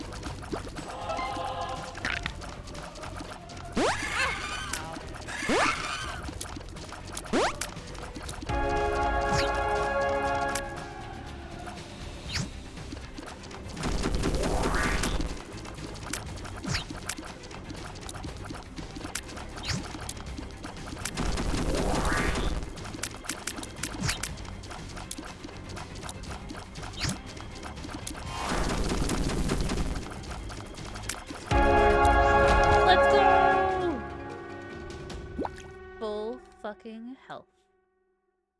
It's loud.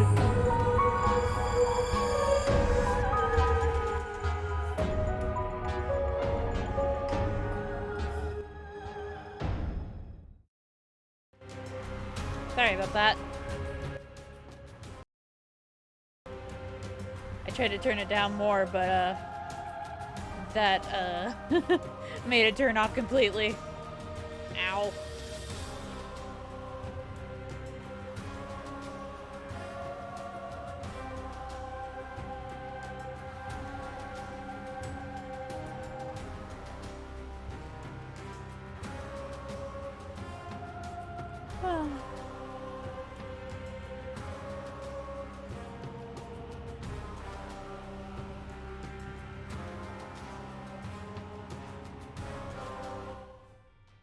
Let's go.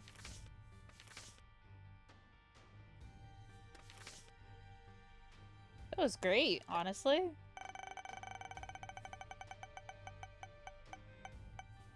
Oh, fuck. Okay. What in the hell is that? Thank you. I'm pretty proud of myself for that one. I wasn't sure about where it would go.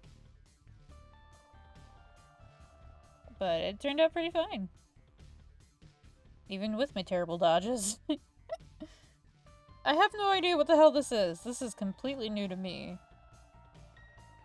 I can't even accurately describe it. It looks like an armored head, like a armored helmet, but also like a turban. Turban helmet.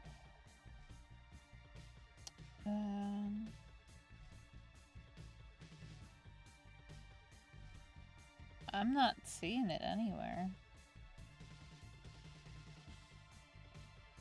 You know what? It's the first item on the run. It's a D7? Okay. Let me look that up real fast. There we go. When you use the D7, it will restart the current room and bring all the enemies once again, enabling you to farm rewards that spawn at the other end. At the end, after beating the room, can be used to generate infinite consumable combinations, gaining as many keys, coins, and bombs as you need. Will teleport you out of the room if used in a boss or devil room. If used in the greed fight, it can be used to reroll the room into a shop. Huh. You guessed? Damn, you're really good at guessing. It does not look like a D7. Interesting. I'll take it. I don't have anything to re-roll. Retro. I hate that.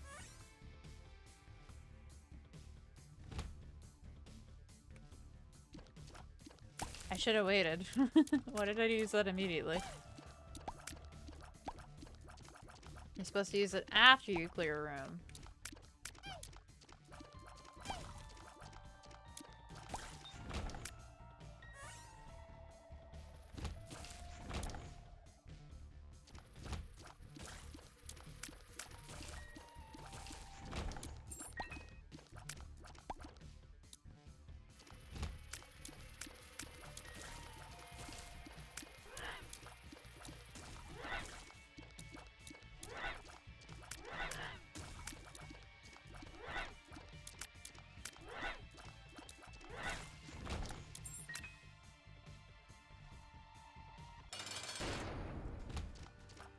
This early? Oh god. Well, this is gonna suck. I don't have any damage to deal with this. I was going to re-roll this boss, but I don't know if I want to anymore. Why is he here so early?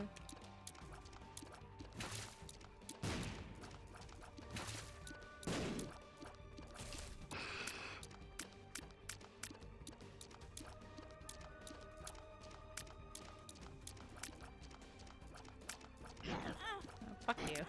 Fuck you. Gross.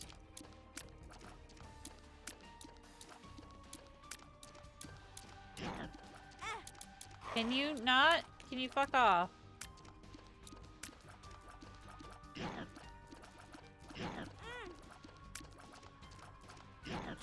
Okay.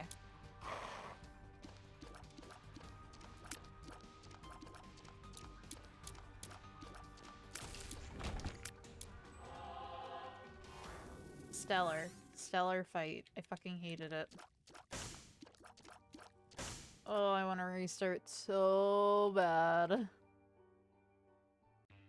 We'll see where it goes. Fucking outrageous. Okay.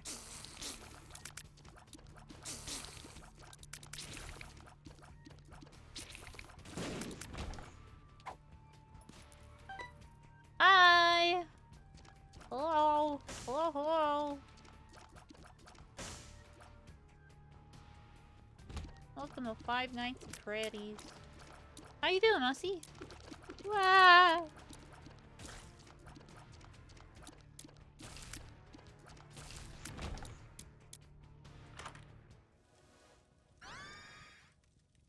Blood of the Martyr. That's some damage up we desperately needed. It's not a whole lot, though.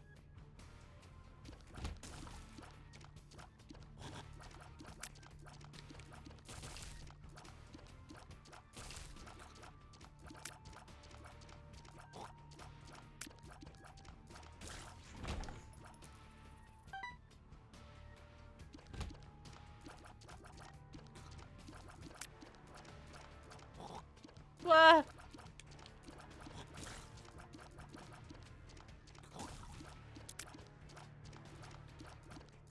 can't.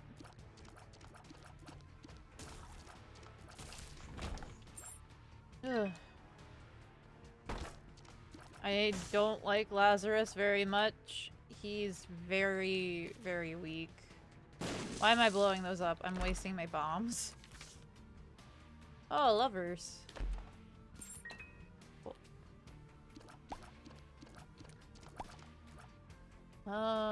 That's really it. Why are there two shops on the floor?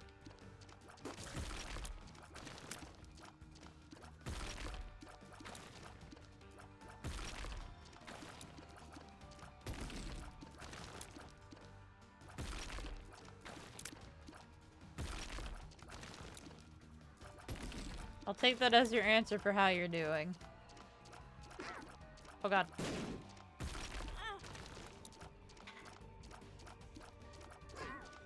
There's my buffer. Health. Oh god. No, no, no, no, no, no, no. Please. I hate you. Ugh.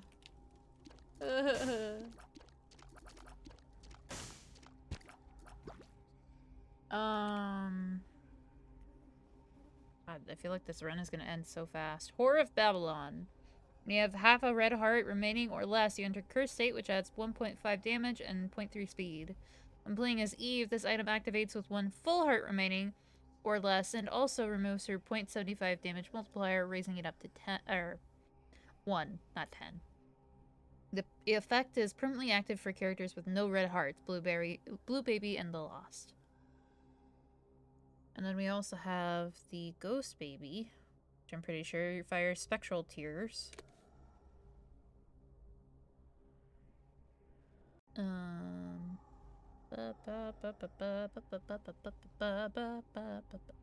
don't fucking remember.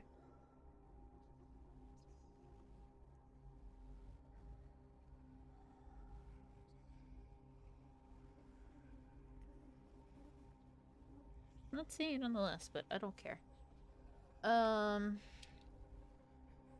Should we take the Whore of Babylon?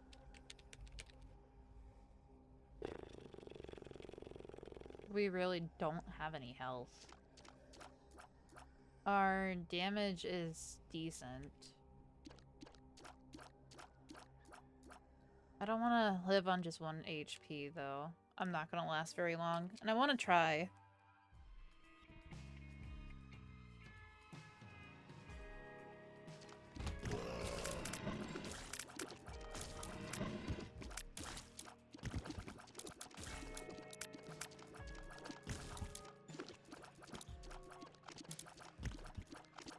Hi, Jin. How you doing, cutie pie? Let's go. Oh. Well. 2 HP in a dream? Hell yeah.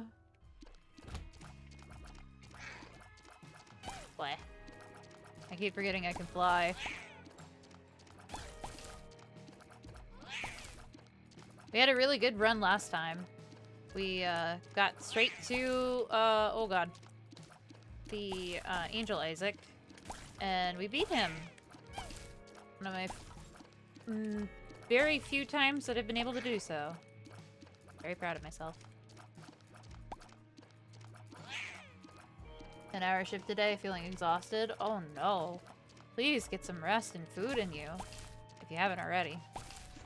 I am thoroughly exhausted from cleaning all day. That's legit what the majority of the stream has been. It's just casual cleaning ASMR, essentially.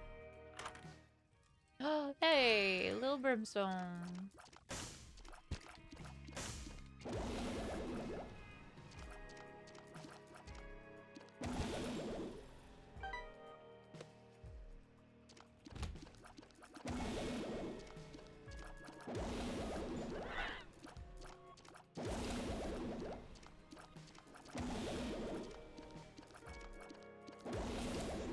Nice.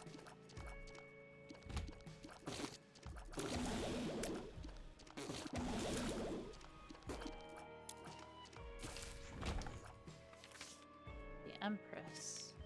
Whoa, I almost just went in there without clearing the floor. That's no bueno. Don't do that. I mean, you can, but bad habit to have.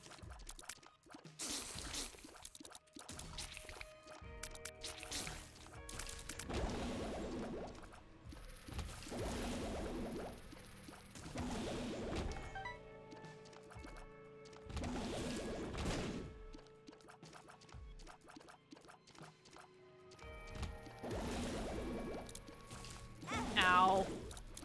Stupid. Stupid mistakes. Stop it.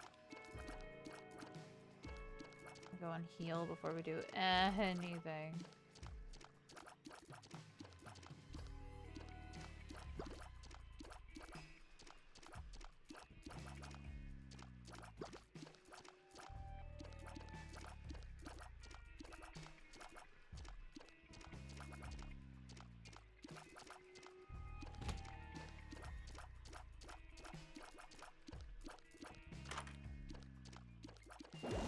I forget what the one floor does. Base rooms. Reroll all your items. Does not change your trinkets, pills, or cards. Okay. What the hell? Piercing damage.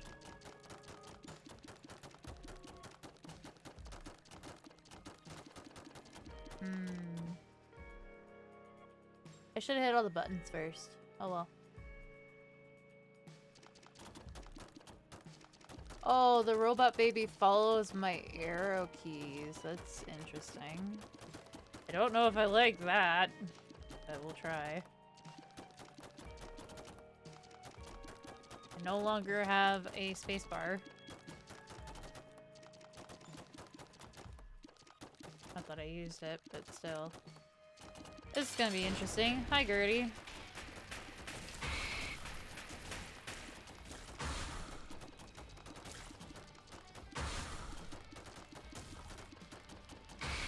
Weird, she hasn't spat at me at all. She's just summoning.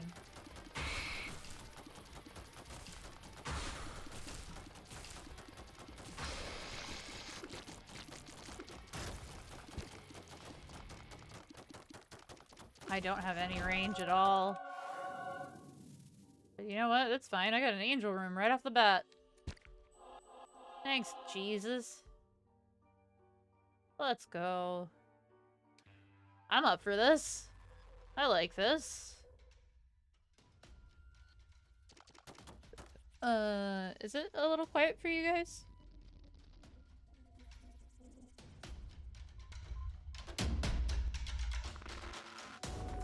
There, that should be a little bit better. Sorry about that.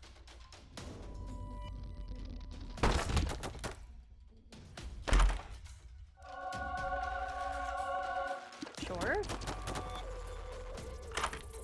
Those are my last two. Hope the dime is worth it. Okay. Really?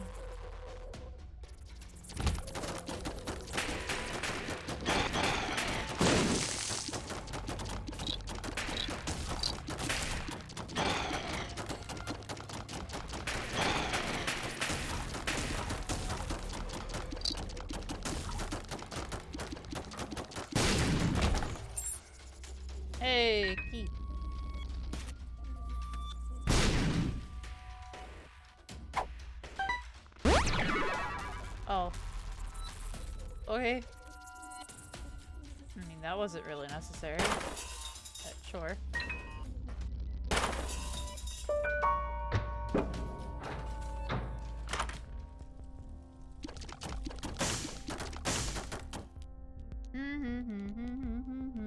What does the inhaler do again?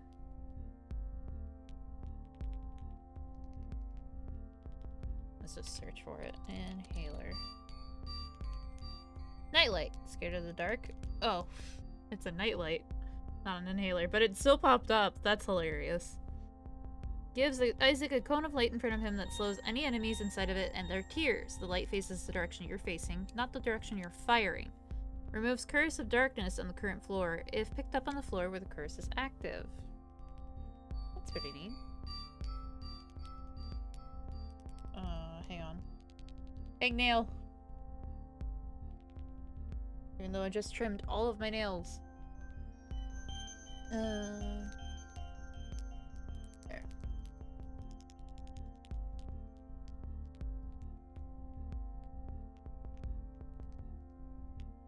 Okay. Oh, okay.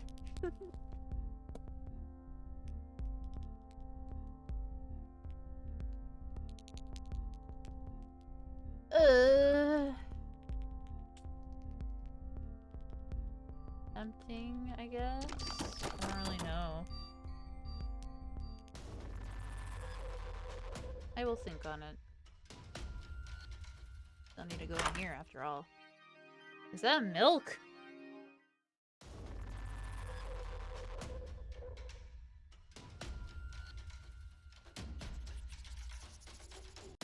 Sure is. Milk!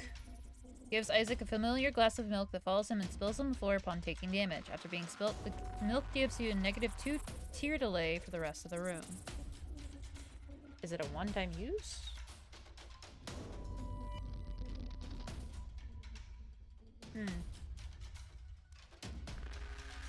Fuck it. I have a lot of followers. Jeez.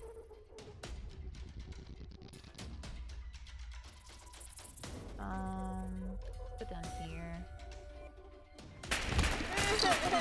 Wow, that is fast as fuck, boy.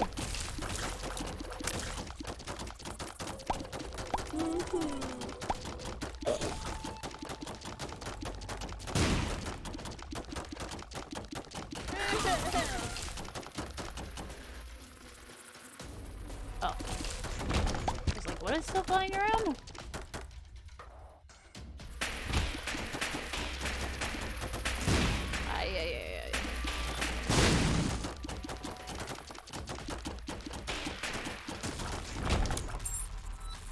Nice.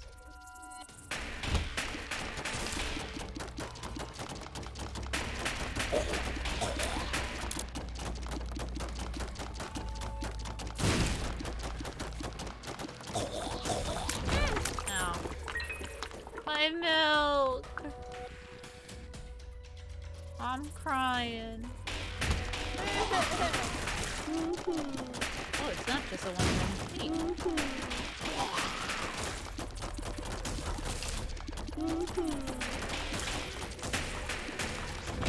It can hard me to hear myself think.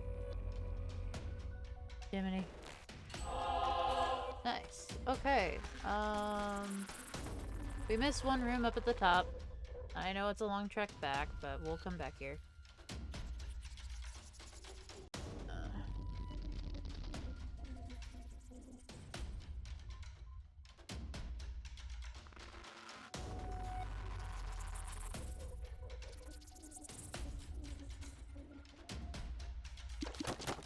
Oh.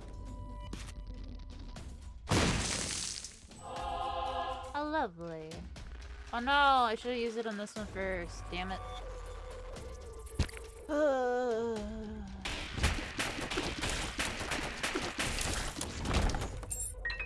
I wanted a bomb. Dang it. I'm missing out on so many items. Ooey. Wait, I have a bomb. Technically. Does this still work?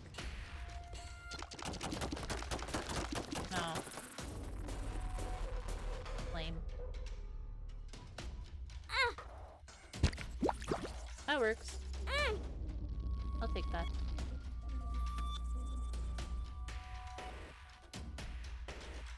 Oops, wrong way.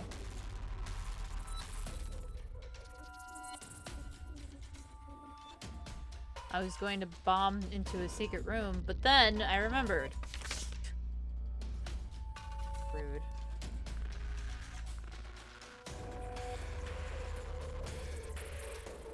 Alright. Wretched. That's new. Hello.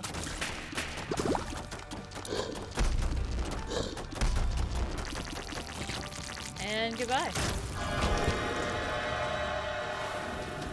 Oh yeah. I am big baby now. Oh, what is Guppy's paw do again? It's like a aerial effect, maybe?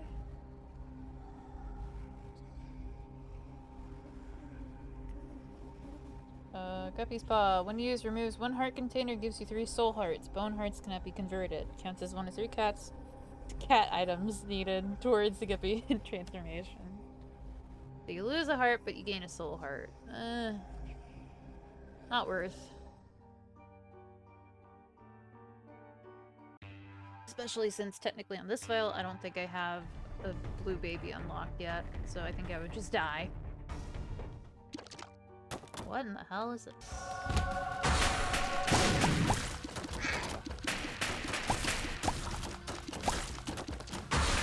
Oh god. Fuck you, fuck you, fuck you. Oh, fuck you, that was fuck you, that was fuck you. Okay, scalp healer.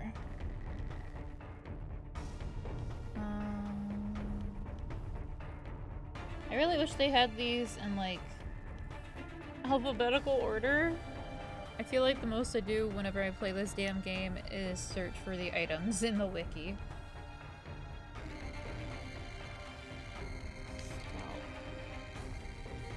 Really? It's not in here.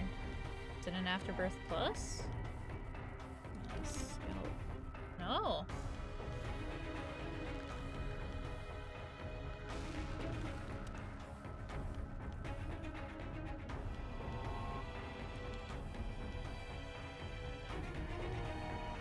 Oh, there it is. Scapular. I kept spelling it something else.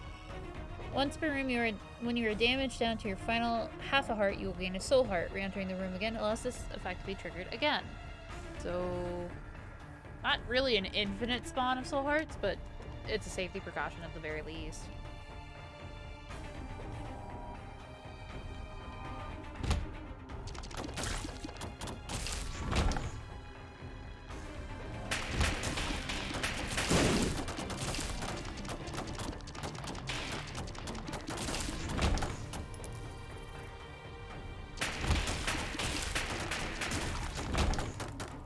Before they even get a shot off. Oh god.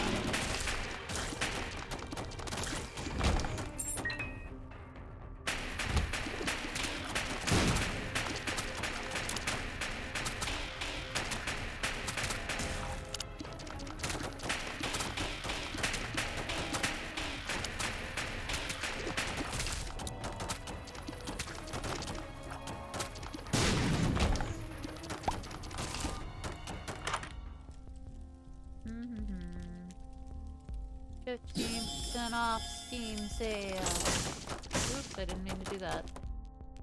Well, I have exactly enough for a bomb.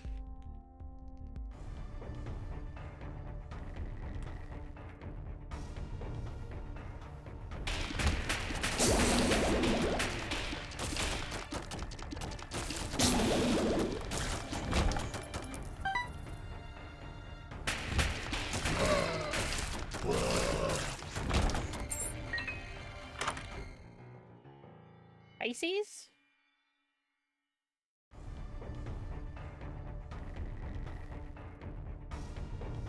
Cancel. Plus 3 soul hearts. After getting hit once, you gain a damage reduction for the rest of the room similar to wafer item. Negative 50% damage taken. I wish there was an all Zodiac run. That'd be fucking insane. I feel protected. My hands are claws.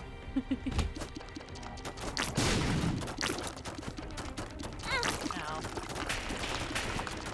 Oh my god, a shot reduction. Reduction.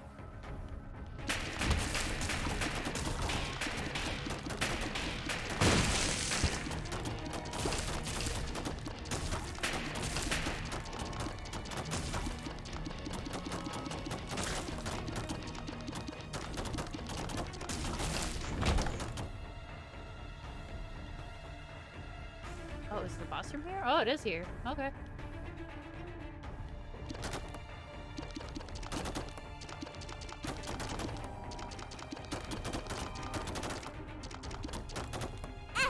Fuck off. I will.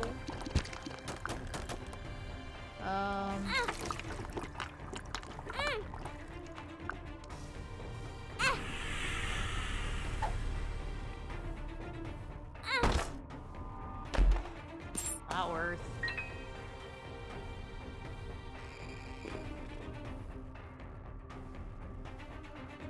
Nope.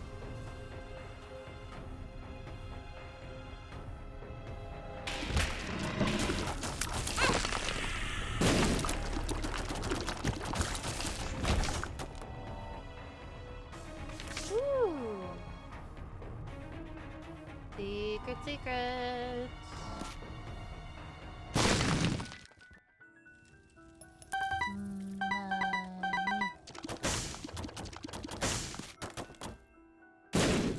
Where?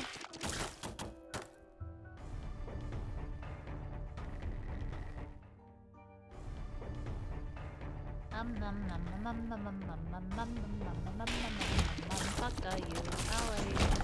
I will win all the time.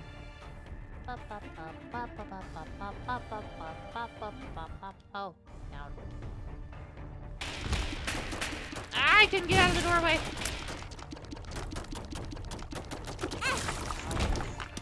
Can we not with that, please?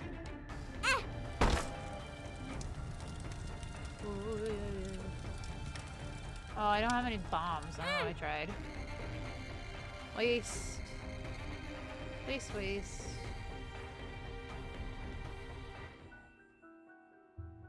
Really? Here? Dang it.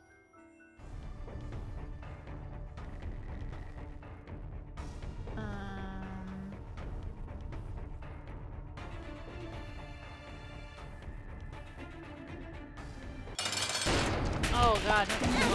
Ow.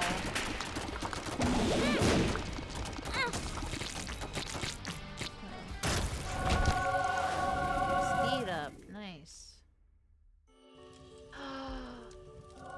Holy shield. Oh, I hate you.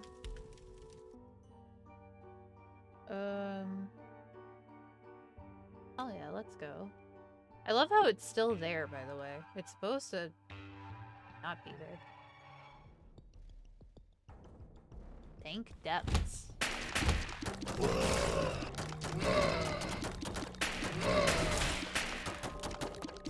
Come at me, fucker. Ah! You came at me, fucker.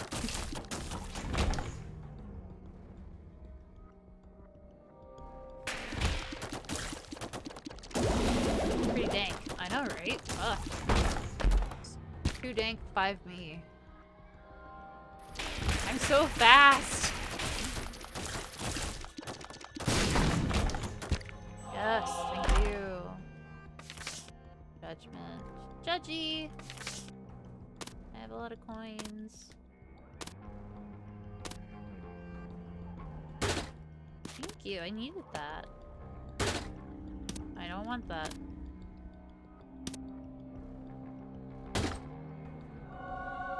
Bum friend. That one was so fucking tiny. No.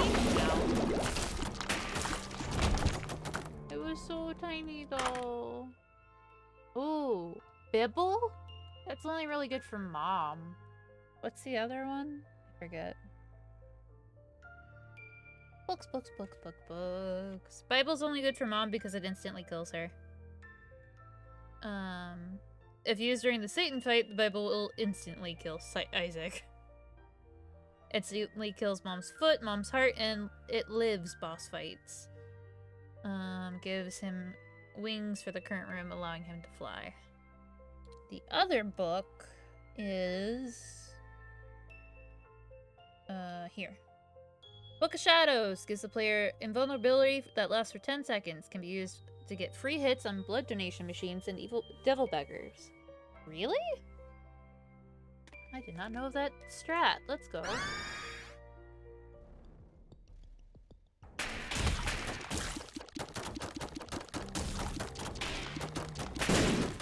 Ow.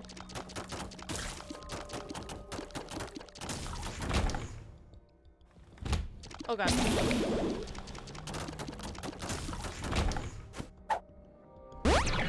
Hey, let's go.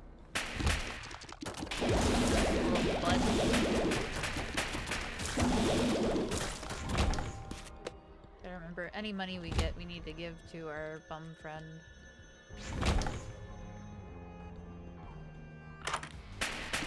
Oh, hey. Perfect for that. Go get it, bunny.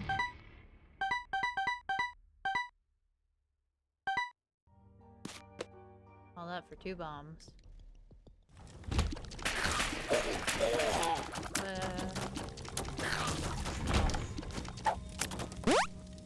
Are you over there? Oh no. Oh no, no, no. Please end this. I don't want this hell.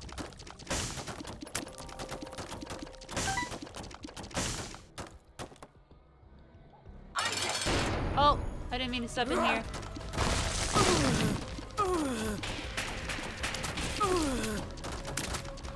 Isaac!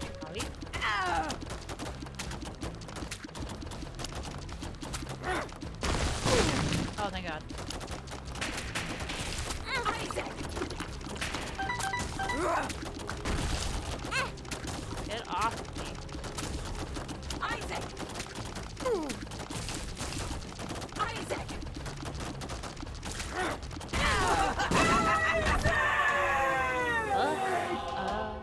You. Now I can't go back. I wasn't finished. I didn't mean to step in here. Dang it. Run ruined. Restart.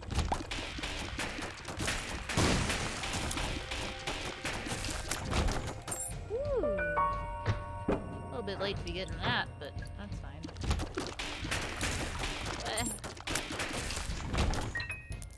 Oh, fuck. I'm sorry, buddy. If we find a store, I will certainly let you take some coins. Back. Here you go.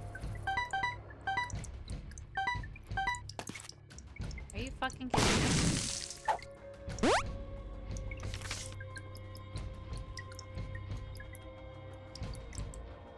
I give you all that money, and that's how you repay me.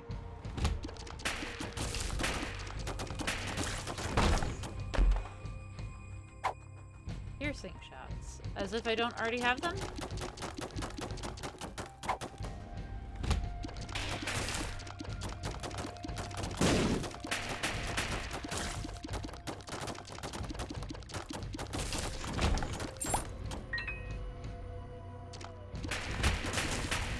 Oh, Jesus.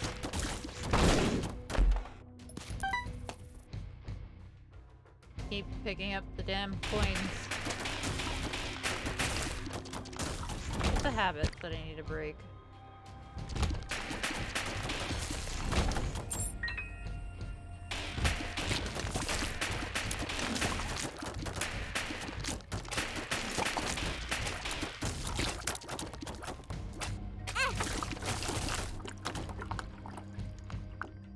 Go after it.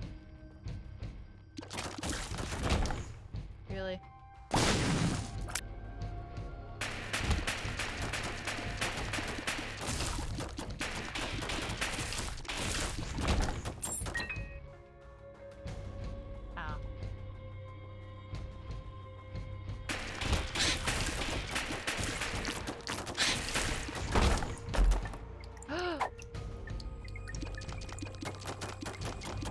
go. Changes the style of your shots without changing your shots. It's so handy. Sometimes a little chaotic, but I love this worm. Old school kind of worm on a string. Fuck.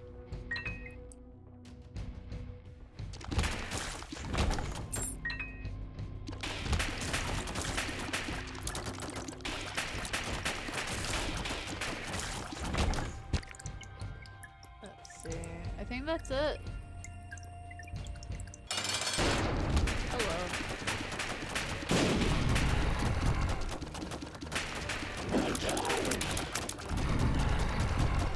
Bye.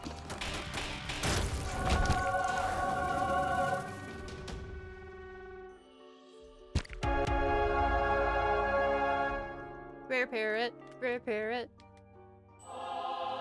I'm a good Christian boy.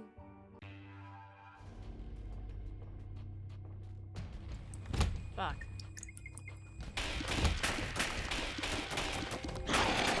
Empress. Oh, that's not what I wanted.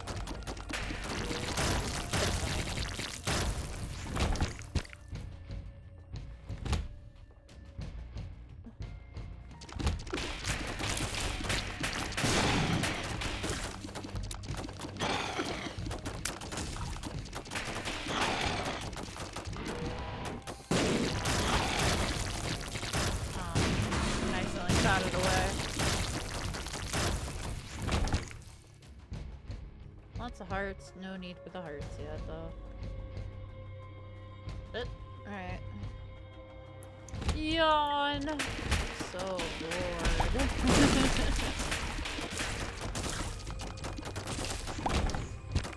So many hearts!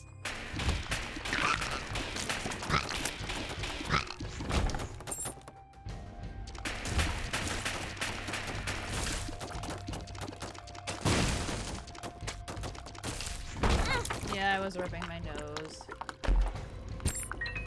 Oh, thanks. Nice boss melt there. Thanks. Oh, Christ.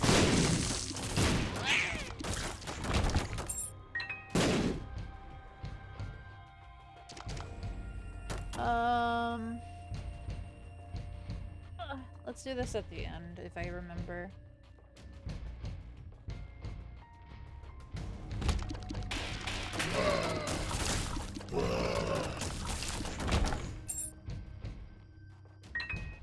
My damage is full. No wonder why I'm melting through that like butter.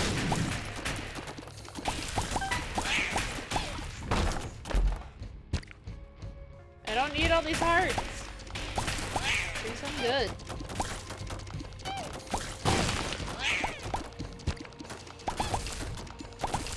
Ooh.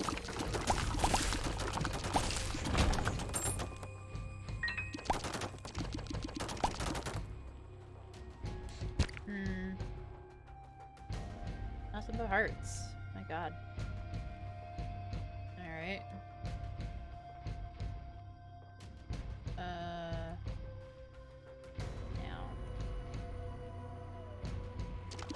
Oh, pink eye.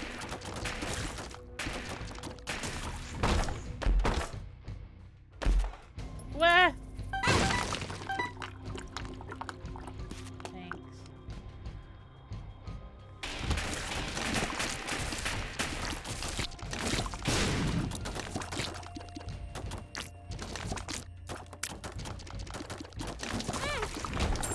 Worth, kind of.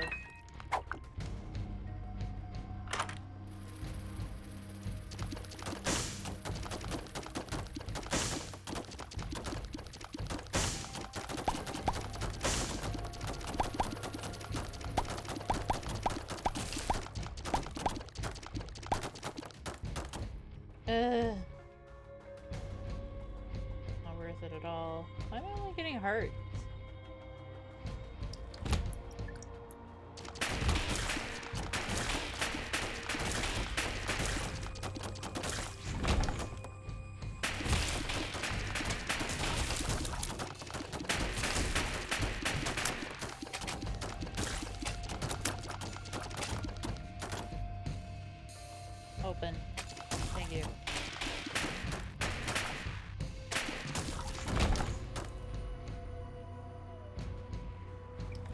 Yeah,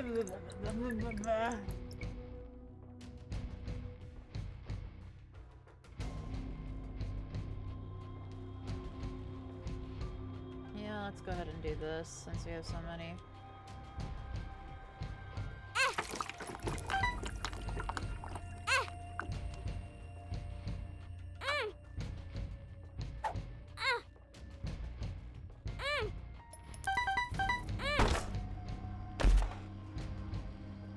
Oh no.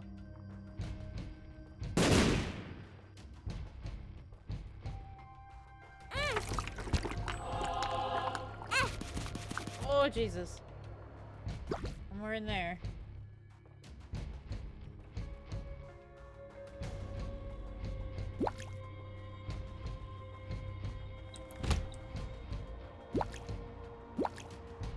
Alright.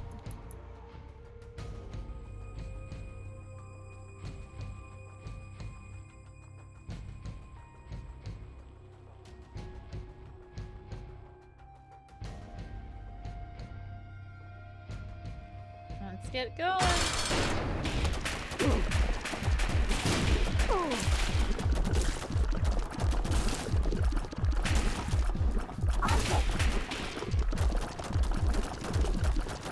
I'm running into each and every single one of those.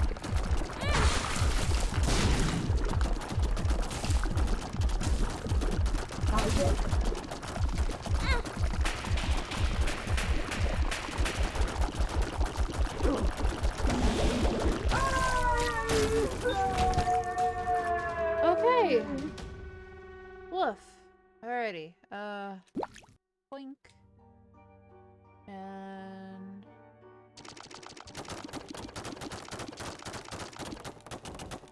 angel it up.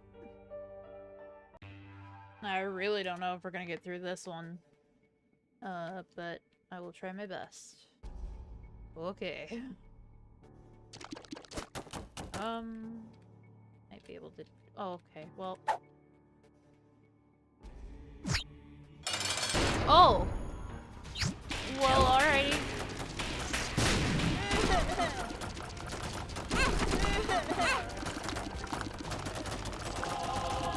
I wasn't even getting a chance to bring back my book.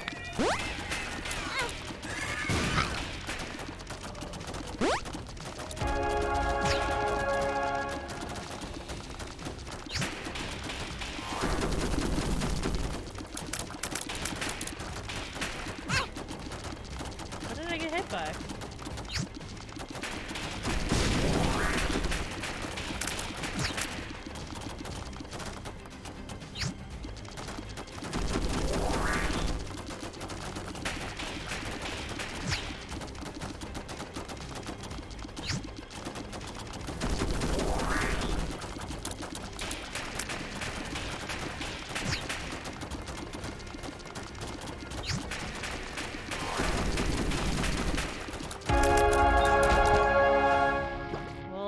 Lazarus's Rage. Achievement unlocked. That was fast. It's too loud to listen to. Anyways. Jesus. Oops. What the? Okay.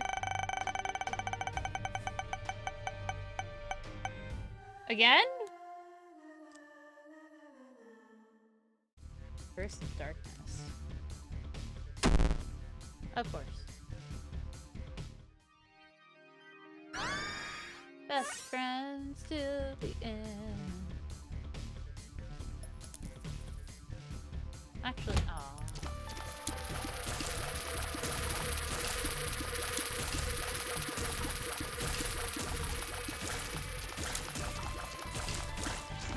Thank you for the clap. Oh, I don't have any bombs. Haha. Wait, no. The bomb is in the middle. I at least get two.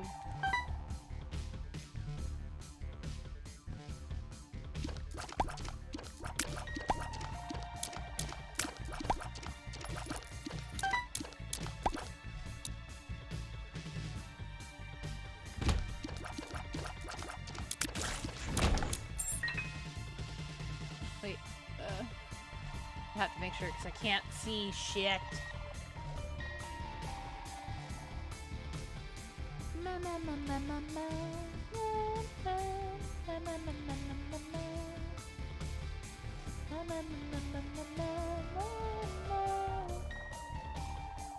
Sacrificial room. No thanks.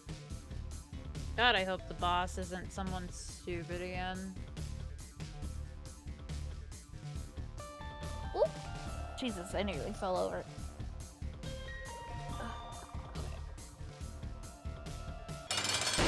Little horn! It's gonna be a little difficult, but manage.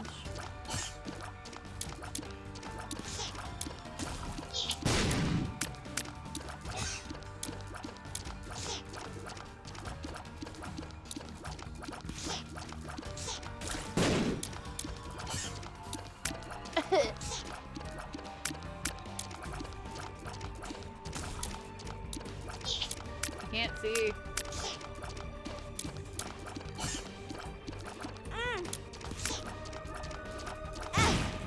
Fuck off with that. Okay. What? I've never fallen in that before. Azur's the best character though. That's Azazel all the way. Whoa.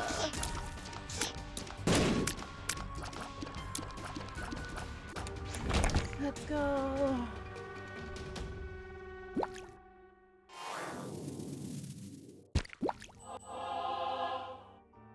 Let's fucking go.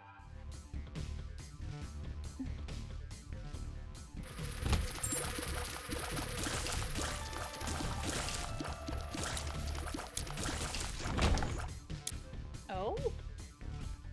Interesting. We walk so fucking slow.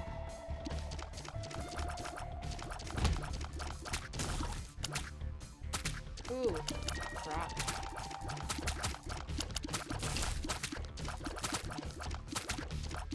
Oh. Come here! Come hither! Ah! I didn't mean like that. Get off me.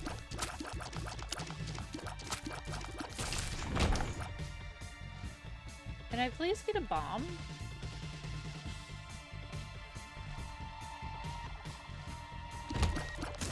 But...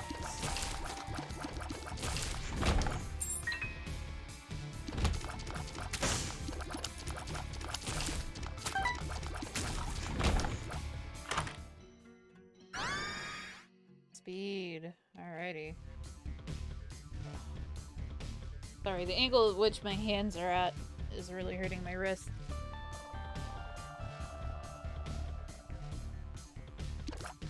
Ah, I didn't mean to run into it. Fuck.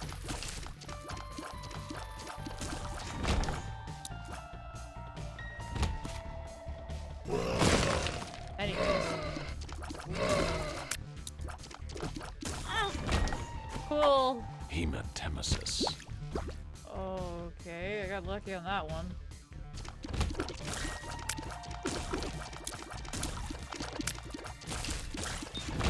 Not a single fucking bomb. I don't want to use that. Did I get that one? I did. Okay. Well, time to go fight the boss. It's not Monster Old, you know.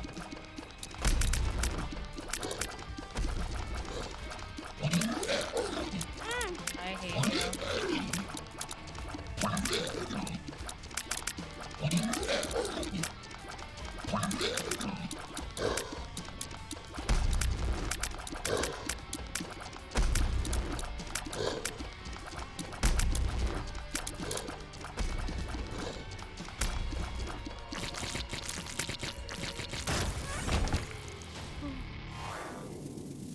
Oh god.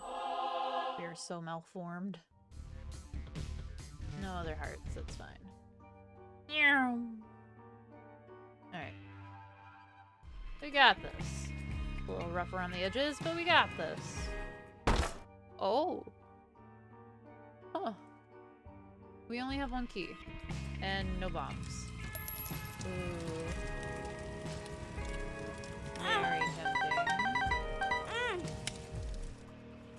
get in there sooner than that. Whoa.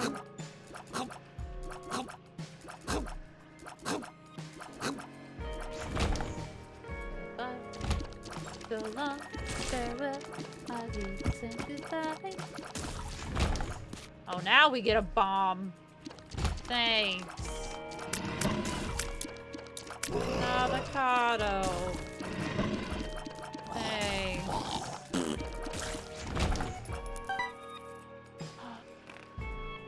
it was really deep.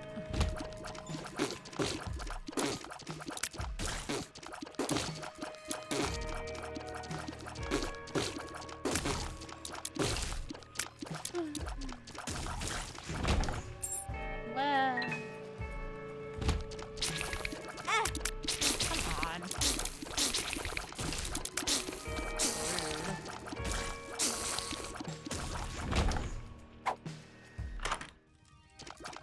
Friend.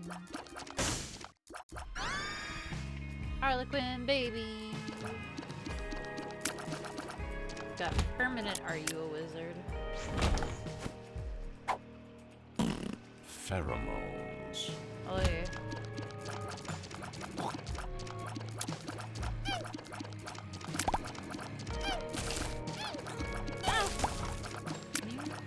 Not.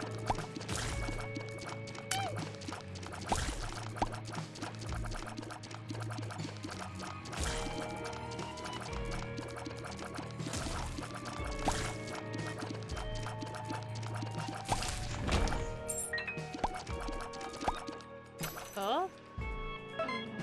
Wow. Our luck is so low. How did we get that?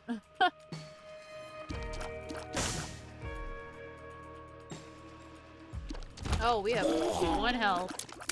I have got to be careful. Okay.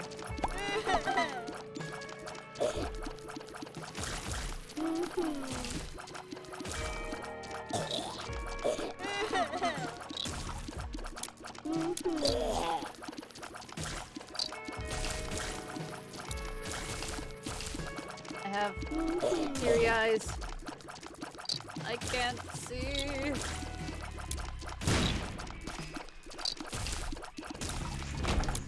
Oh, bless.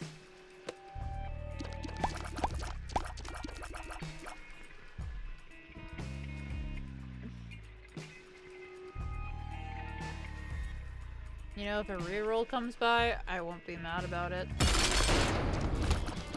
I don't even know if I was going to be able to get to that point. Ow. Nope.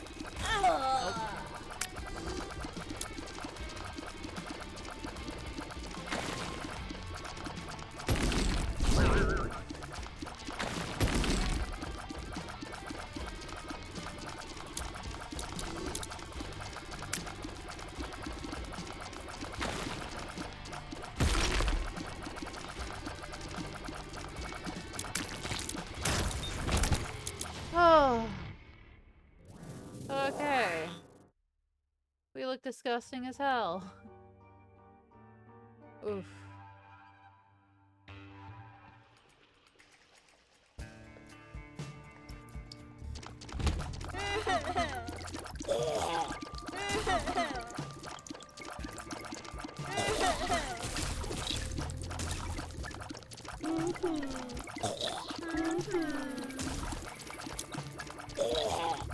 I will hydrate in 2 seconds. Okay, fuck you.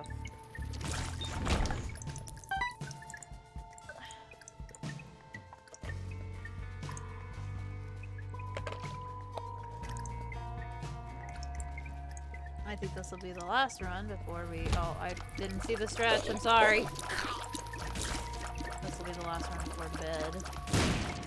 Depending on how long it lasts.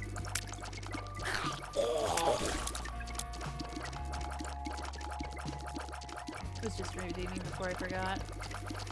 You're very sweet. I appreciate you guys trying to take care of me during the subathon. It's very kind of you.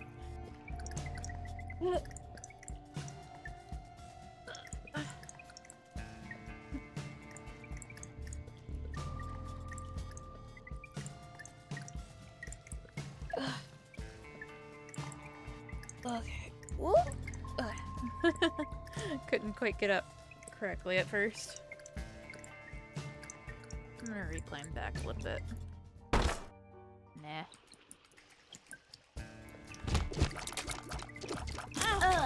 Oh. Well. Nice.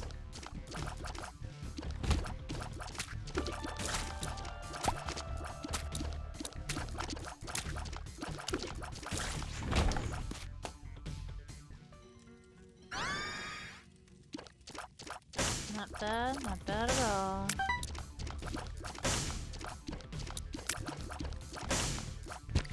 Really? I need to remember that that's there. Please don't let me forget. That would be amazing. Especially if I had to,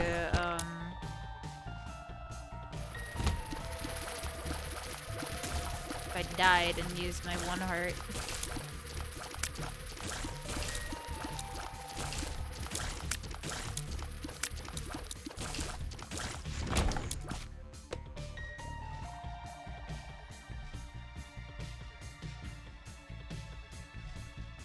Wonder if I have enough time. Aw. Not quite.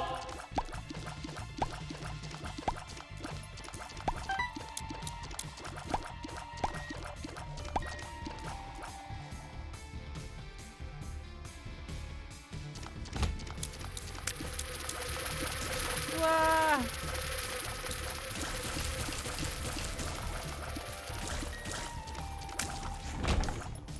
Nice. Nope, just shops left.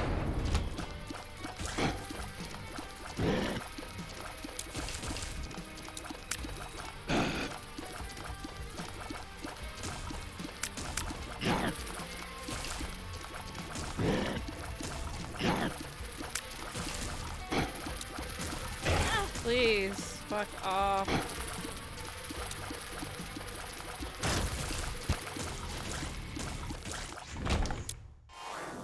Don't slow the prize. Little larva, the poop is moving.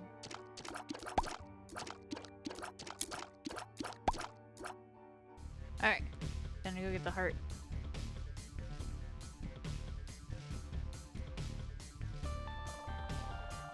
Never let myself forget this kind of thing again. I'm still mad that I forgot the other one, even though it really didn't matter in the end.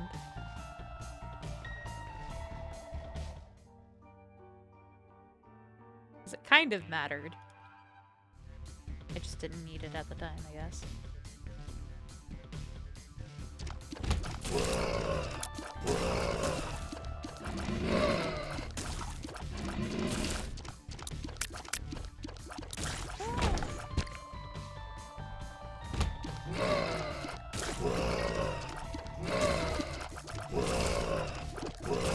Yep, it was gonna take a hit.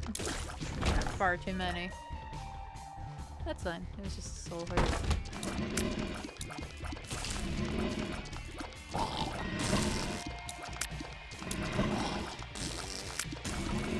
Trapping myself.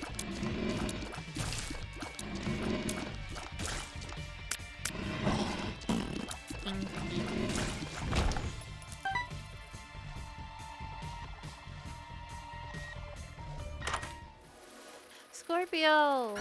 Oh, Virgo.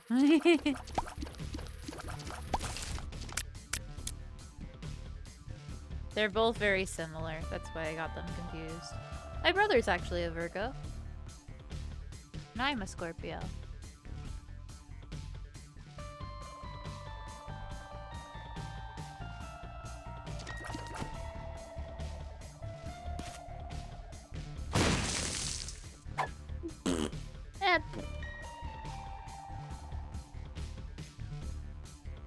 Money, money, money. Money, money, money.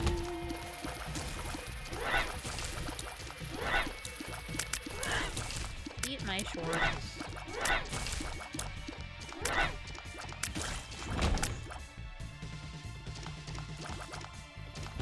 Oh! Too fast, too furious.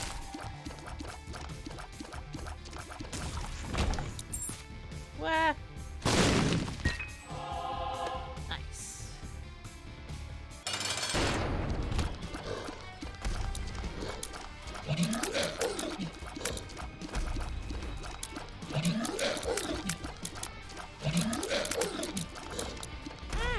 Fuck off.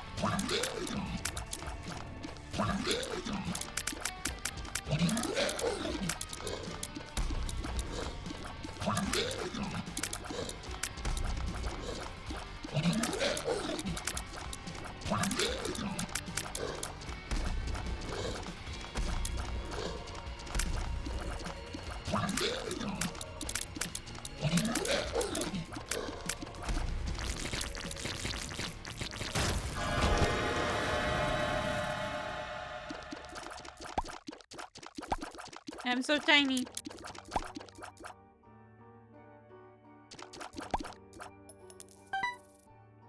Money. Oh, demon baby. Let's go.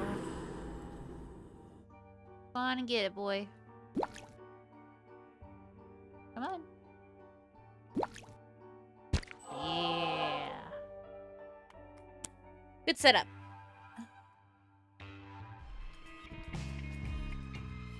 My eyes are so watery.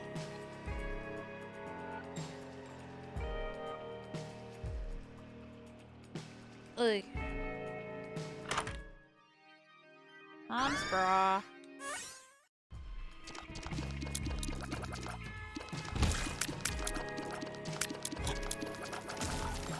Ow!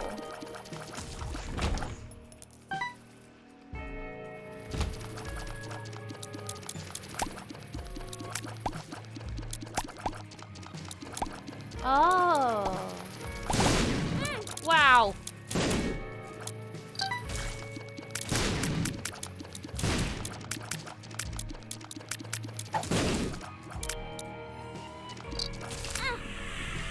Okay, that was rude. Retro. I hate retro vision.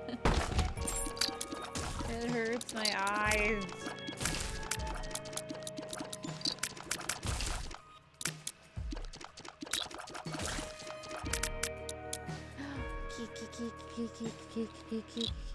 Fuck.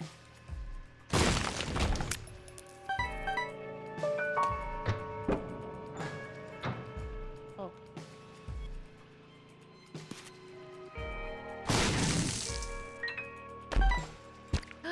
No! Dang it. Oh god.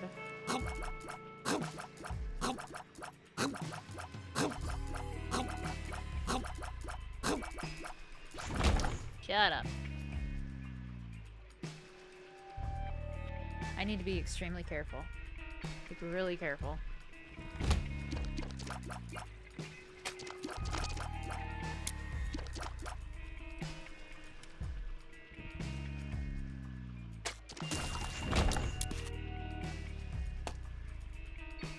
Very tempted to just leave. But I haven't figured out the whole floor yet, so I'm not gonna.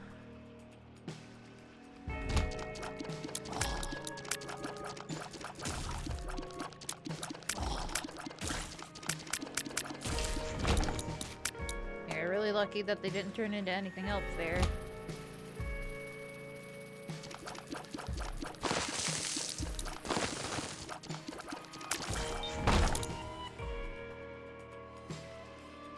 Really?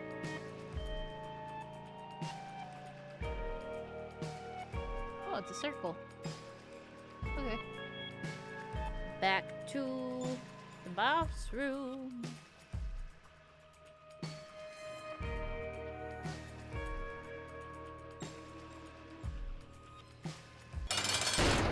Pestilence? Hey.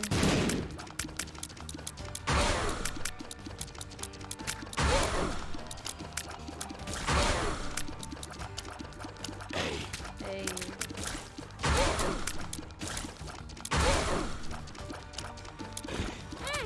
Oh no.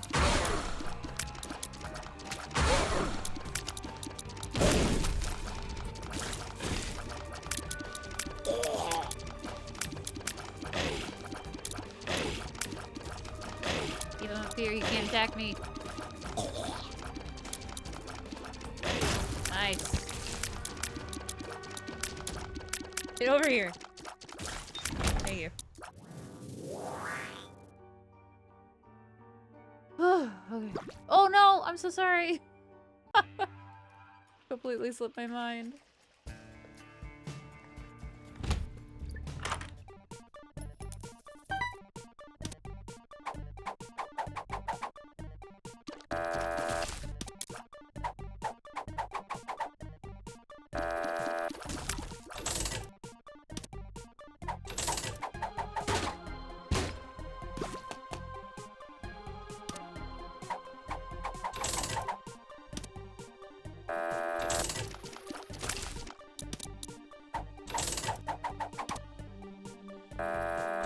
You fuck off.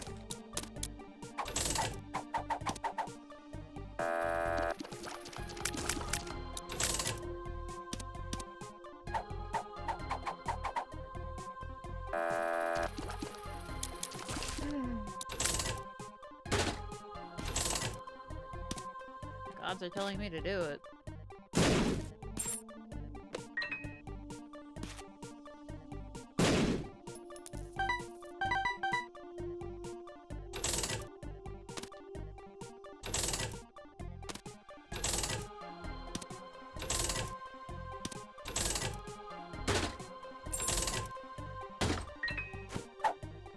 No.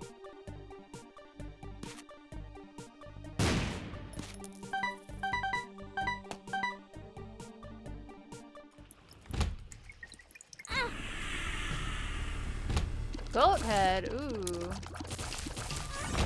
Yeah, I'll take that.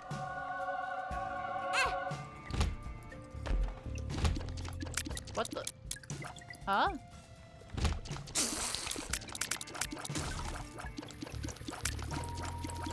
Anybody else see that? Okay, fuck off first of all.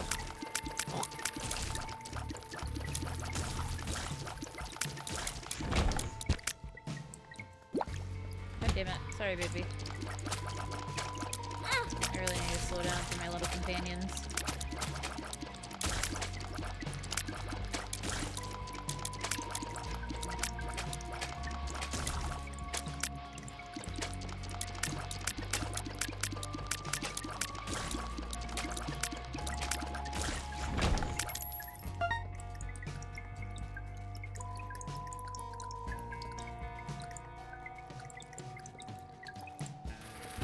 Uh-oh. Tight quarters.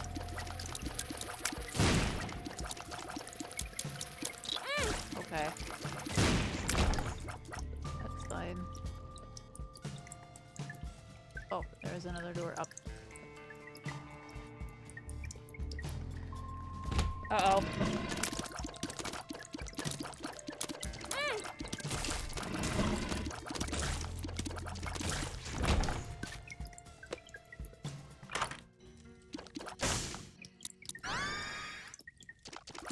Ooh. You likey.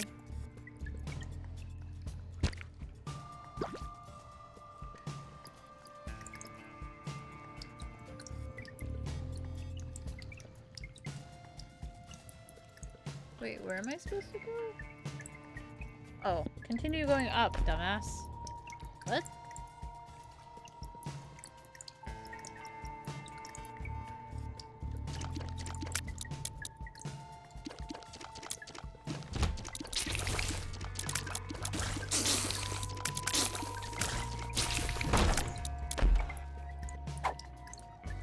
Touch fuzzy. Get dizzy.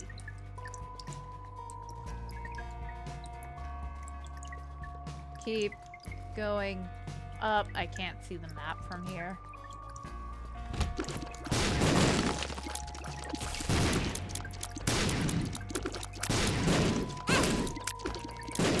Cool.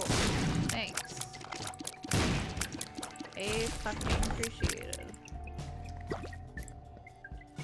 Aw, thanks, bud.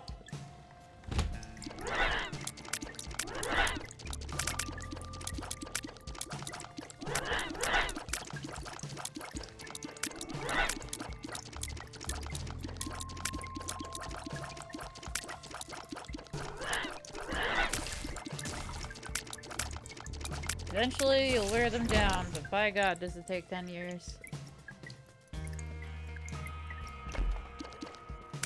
Why are you like this? What?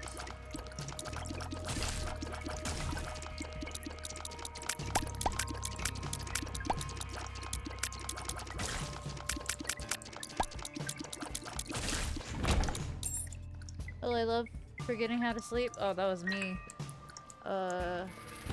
Yesterday night. Ow. Okay.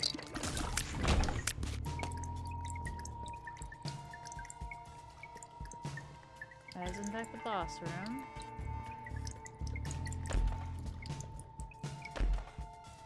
Can we not?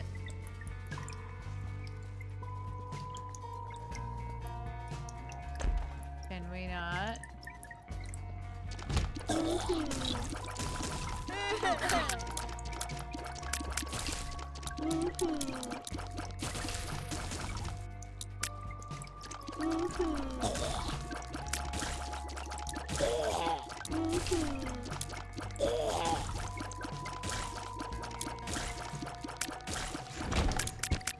God, there were so many. Nope, that's mine, kiddo. Had 2 energy drinks, and now wide awake at 6 a.m., so business as usual. Stop drinking fucking energy drinks.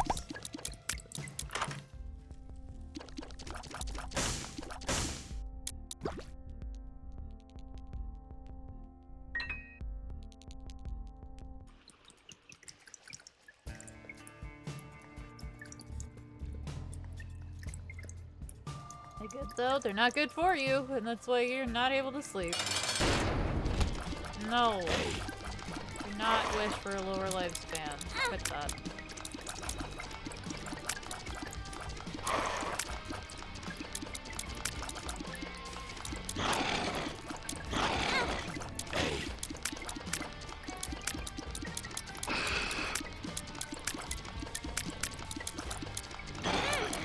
Fuck off with that bullshit.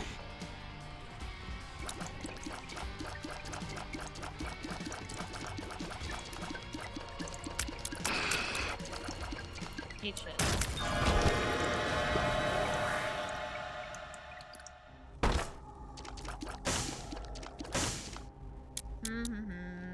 Dead buddy.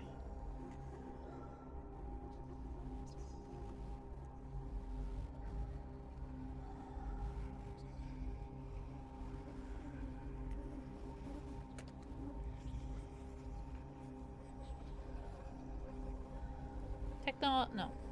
Sister Maggie, friends to Leanne. Familiar that follows Isaac around and shoots blood tears that deal 3.5 damage. The tears appear red but have no additional damage. Sister Maggie fires tears at the rate of 1 tear per second. Enjoying transformation.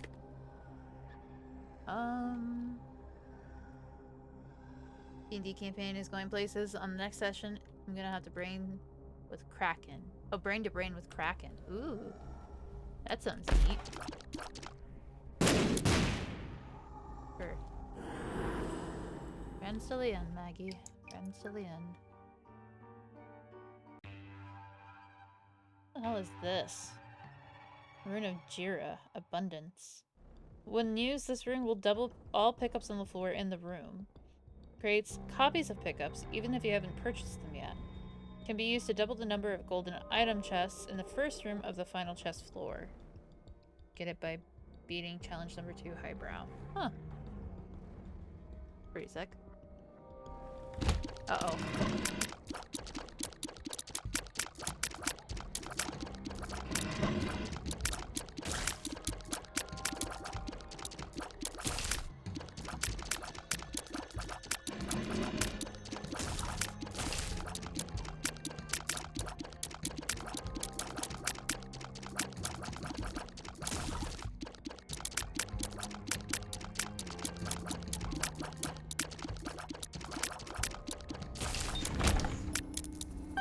A while to beat, but I got it. Oh god.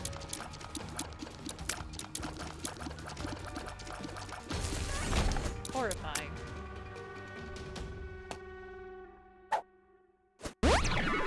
Nice. Let's go.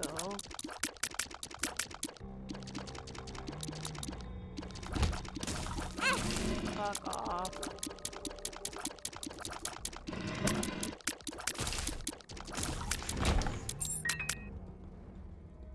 Itchy ear.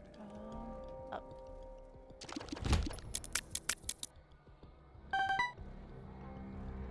Oh.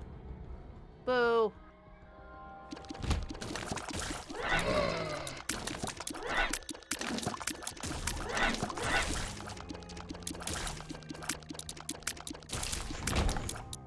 What is that? Emanates purity.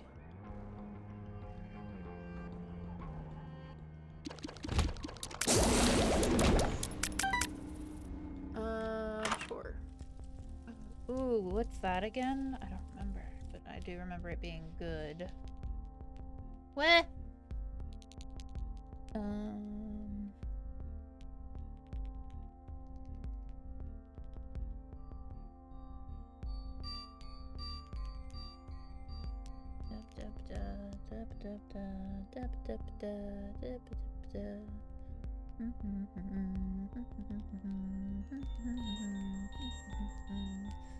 I'm looking, but I cannot find it. I cannot find it. I cannot find it. It is not in this list.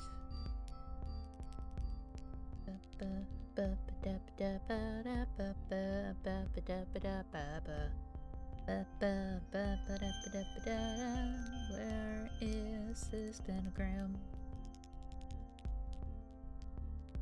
It's not pentagram or Abaddon.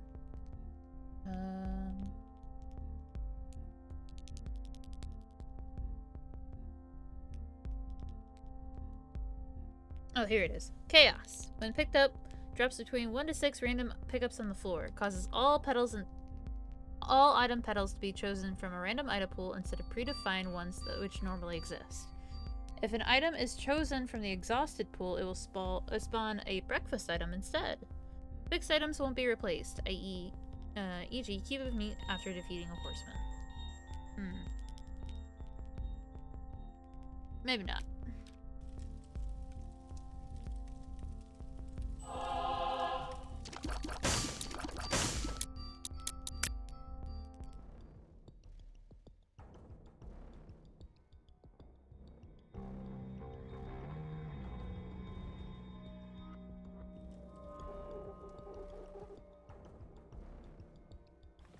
Oh god.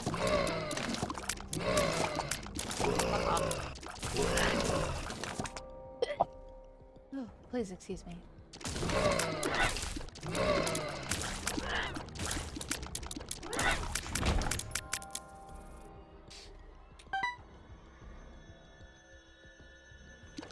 Uh-oh.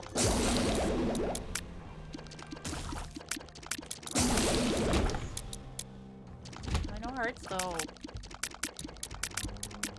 Ay. I was scratching my head.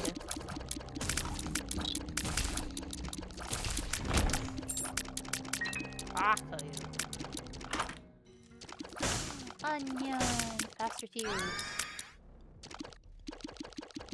Look at that shit. Hell yeah.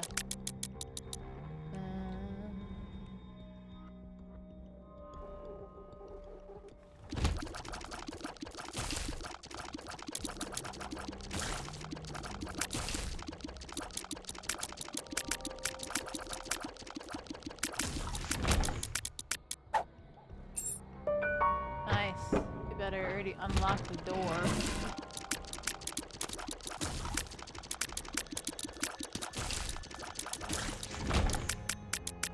What is this? Error?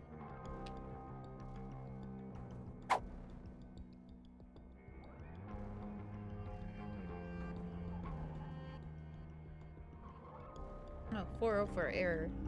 Gives a different trinket per room, randomly choosing between any of the other available trinkets at the time. Each room is locked to a specific trinket effect, meaning you can exit and re-enter a room, but that specific room will always have the same effect.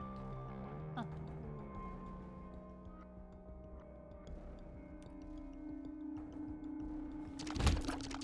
Oh.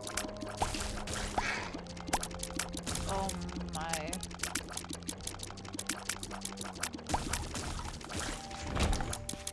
I don't think I understood the,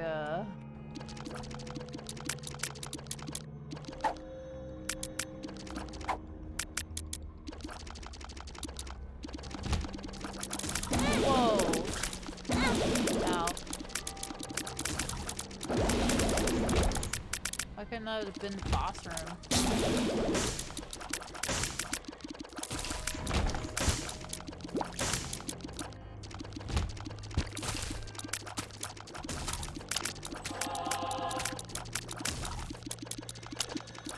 Ah.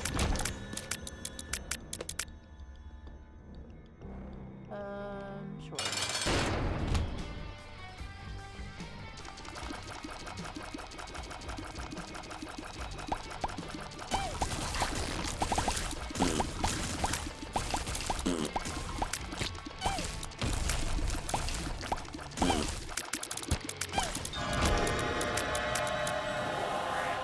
Nice. We look like a fucking mess.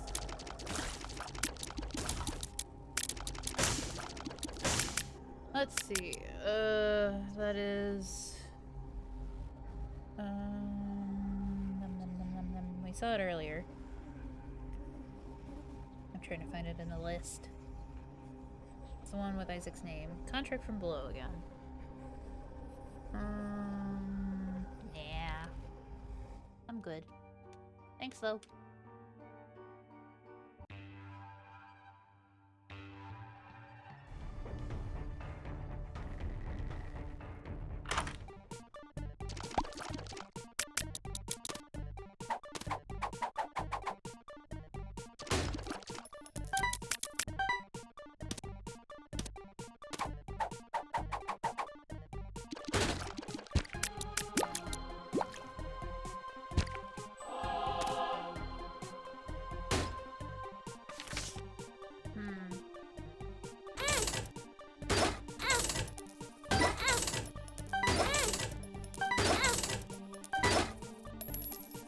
Ooh! Why did that happen?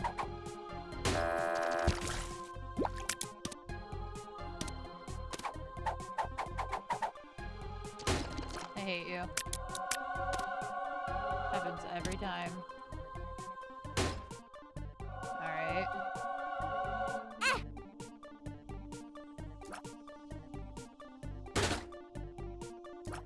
Come on, come on, come on.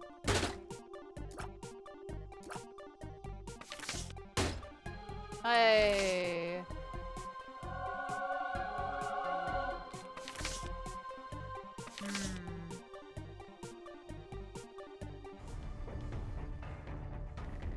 Whoa. Okay. Woo! Ow.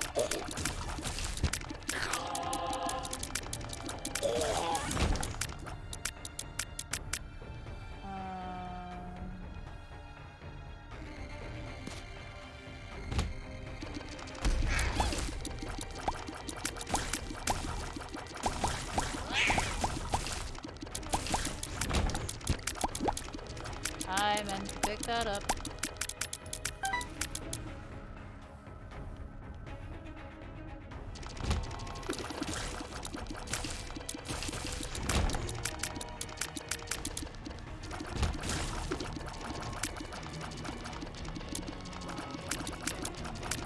Ow, fuck off.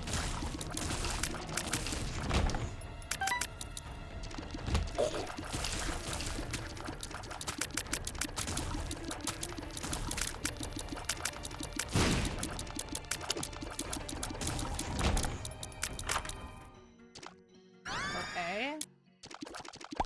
Interesting.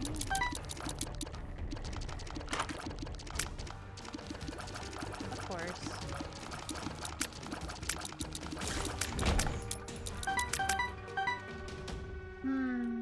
Can you please?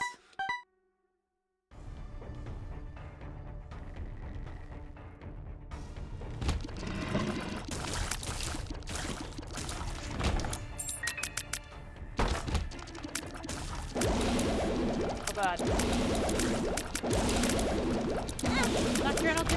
beans. I definitely got hit there. Thank you so much for the raid. Howdy to all y'all. Oops, my caps lock is on. Nocturnal companions. Ooh, Tower Unite. How was that? Did you guys gamble a lot? Oh, Jesus. Come on. Oh, God. No! Fine. Welcome, welcome! How y'all doing? I don't need to be in here.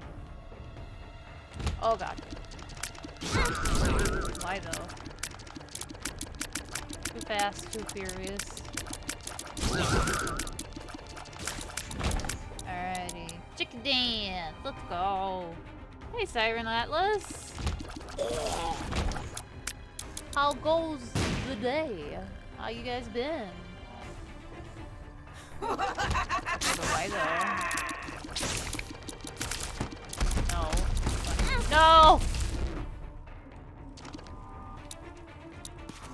Why am I back here? I totally forgot to get these again. Oh, hey. Boop. Oh, God. Boop. No, that's mine, kid. Mine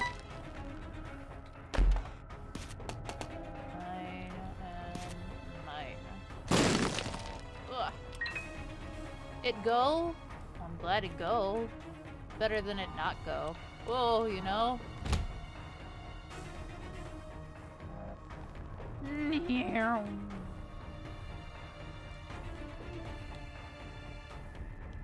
Let's try this again. Okay, but really? Oh my god, stop. This is really gonna be what kills me. Ugh.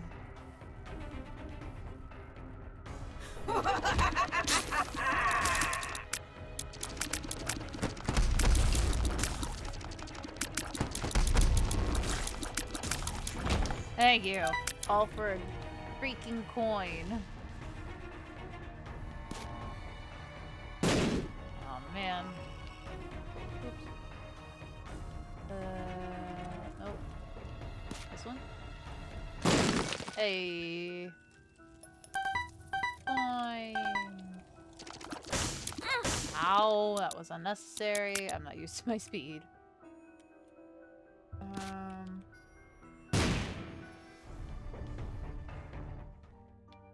Eh? Oh, it's down there. Oh, yeah. Got myself. I'm good. I'm okay.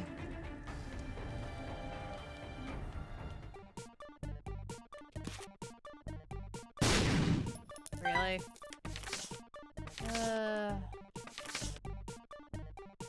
Sure. We'll stick with this. Woo! That was close. Wait. You'd think that after going through those doors so many times, I would know where each one of those spiked ones are. But no. I forget because I have no object permanence. The Empress. Isaac!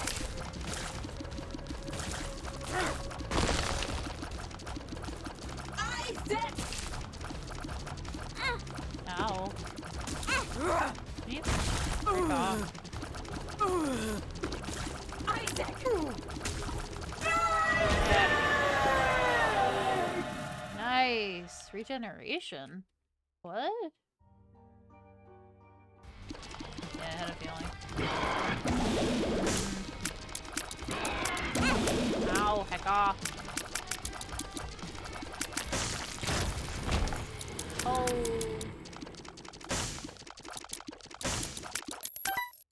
Money. Meow. So freaking speedy.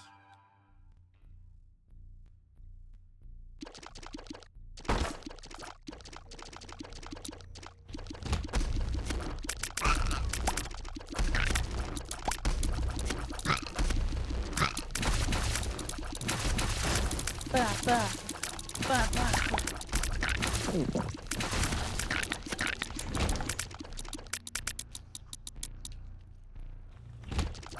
Oh god.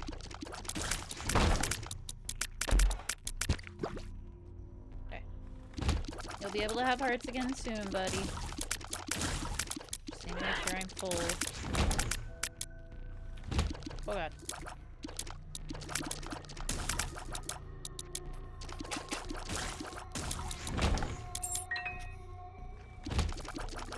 Alright.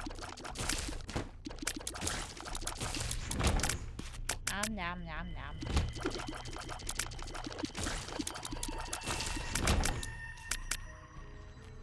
Oh boy. Okay. Ow. You know, that's just plain rude. No! I couldn't move. Two of them? Really? Regen is so nice.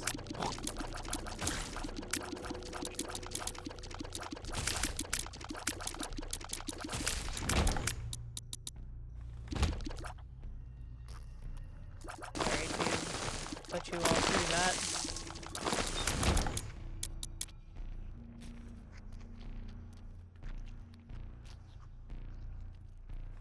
Oh god. Any room, explosion. Oh god. Oh. I was like, why isn't it opening? Oh, okay. Empty room for no reason. Alright.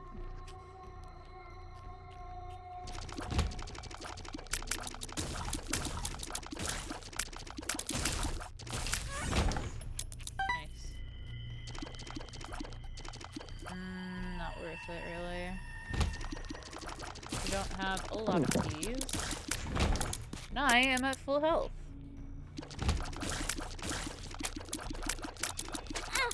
Ow. Really? Please.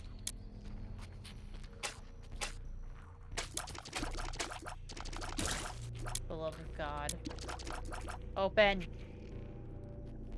You're my least favorite because of how slow you are.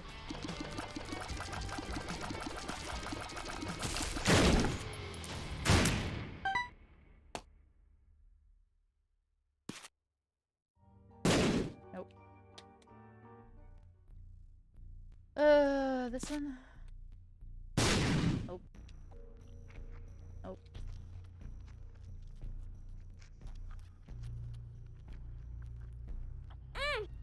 Fucking serious. I was full health.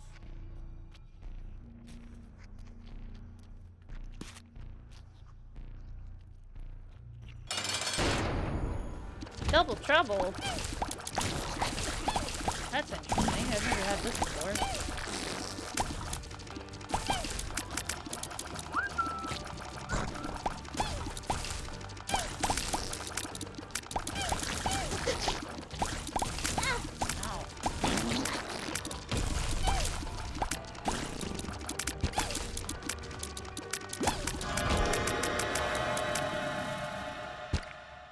Nice.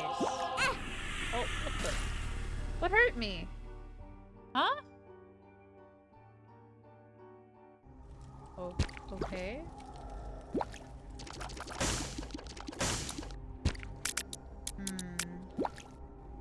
Axe. Yeah, I'll take that. Worth it.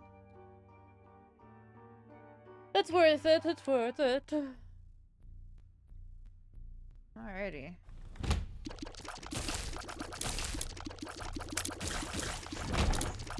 I keep forgetting that these can shoot through rocks. So I don't have to worry about getting up close and personal if I have cover. I can just take the cover. Ow.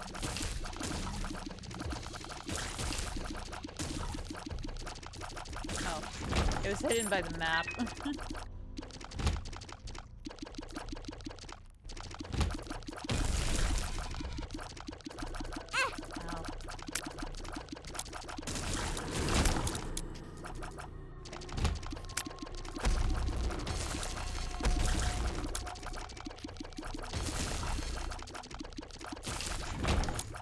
can take it, buddy. Okay, you know what? That's just rude.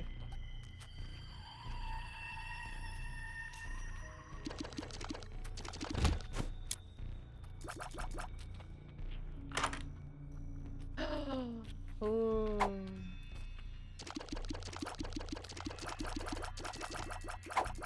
Master lockpicking. All up to its brothers.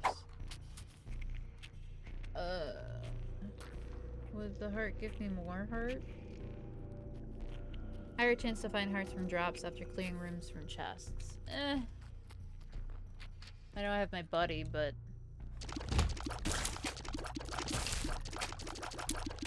I'd rather take other things rather than just hearts.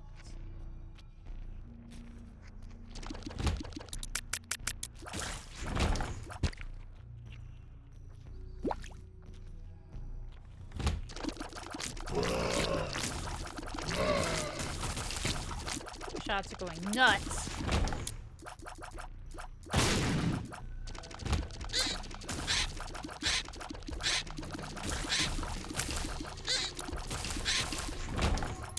Nice.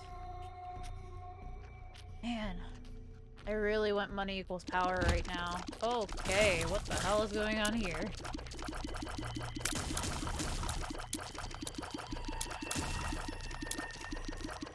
Ow. That's fine, I guess. Oh no! I know I said I would take it, but... Shit. Do I really want to take it?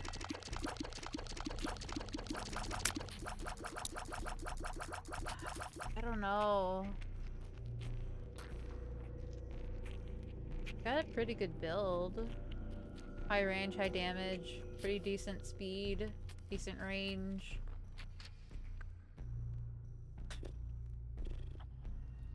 Flip coin. Heads, we take it. Tails, we don't.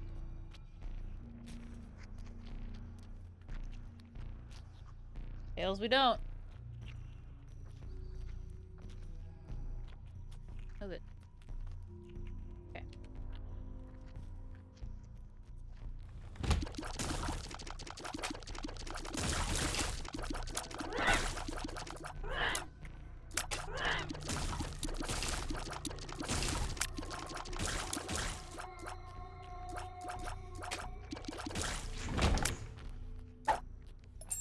Okay, sure. Oh. Okay. What is happening? Quit it.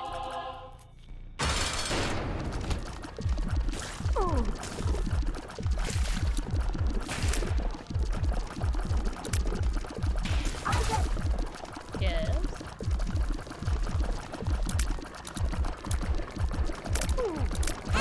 Ow.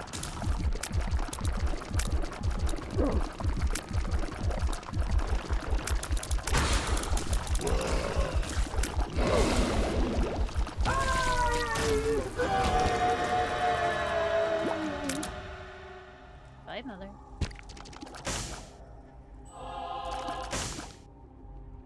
Okay, what is this again? Missing page. Yeah, sure. Your enemies will pay. Is there something in the corner? No. Time to go to hell.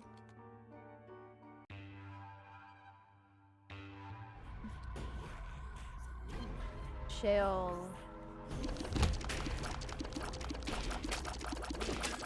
Ow.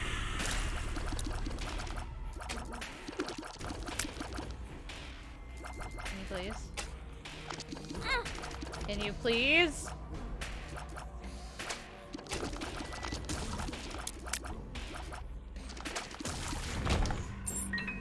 Christmas. Uh-oh.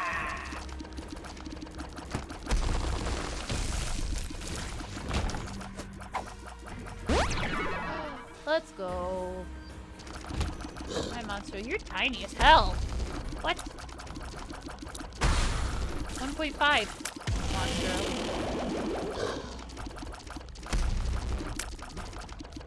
I don't have high enough damage.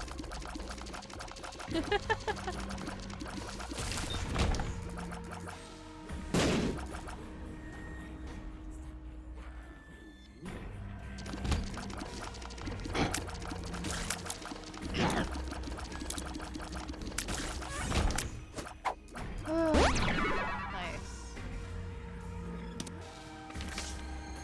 It was.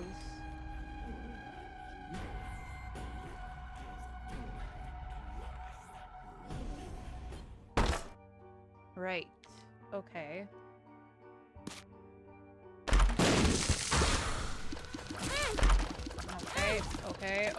Okay.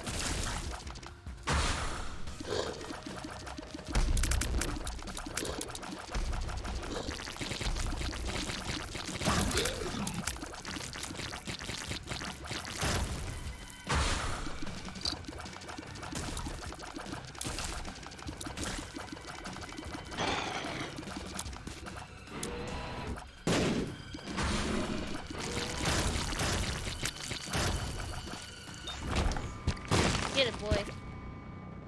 Aw, yay. Oops, sorry, boy.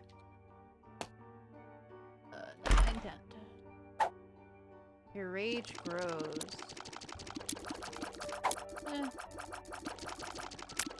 I got a lot of rage, but it's safely tucked inside its cage.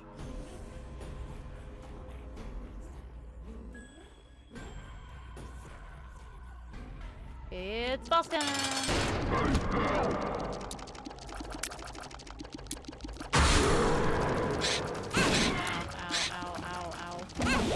Ow.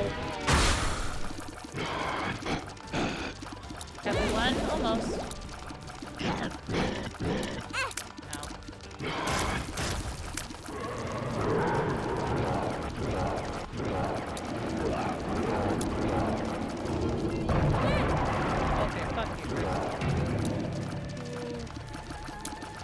Getting real close here.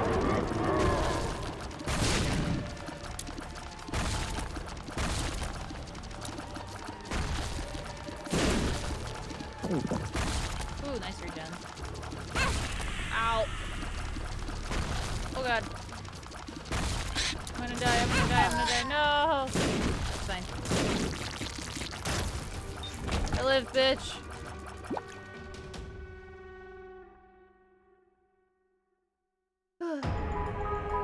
Okay.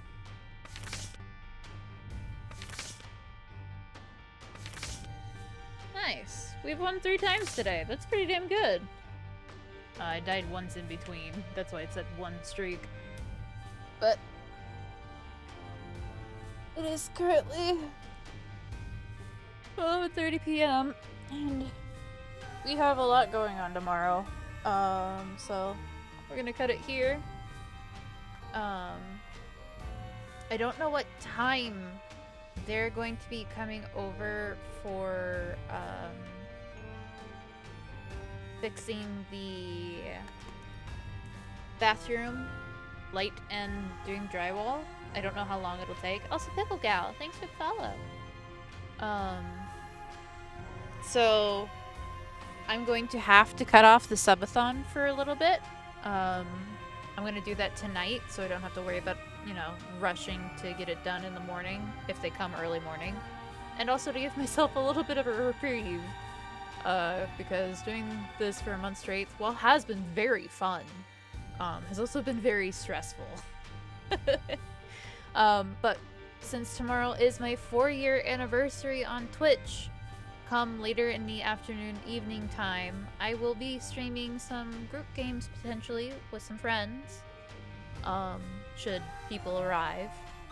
And I hope we all have a good time celebrating, because 4 fucking years, that's awesome.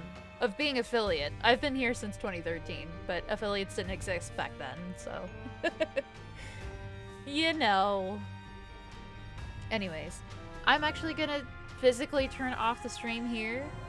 So I hope you all have a good night. I'll be letting everybody on Discord and Twitter know. And I'll see you guys very, very soon. I won't stay away for long. This is still going on until at least the 21st. The 21st is the garage sale, which I'm going to be trying to peddle my shit to other people. And the 26th is the day that I'm hoping that I'll be able to move out. I don't have a lot of money so far, though. That is not against you guys and your generous donations. But yeah, we'll see. Everything's really fucking up in the air. It's a lot. But thank you guys so much for stopping by today. Thank you for all the raids. There was like at least 3. Thank you for all the follows, the subs, gift subs. You guys are fucking awesome. I really appreciate y'all. Here's hoping that Twitch actually pays me on the 14th through 16th. I don't know when they're supposed to give me a paycheck, but I am definitely over the $100 threshold. That's for fucking sure. But yeah. I'll see you guys again tomorrow evening. Please, please, please take care and have a good one. I love you.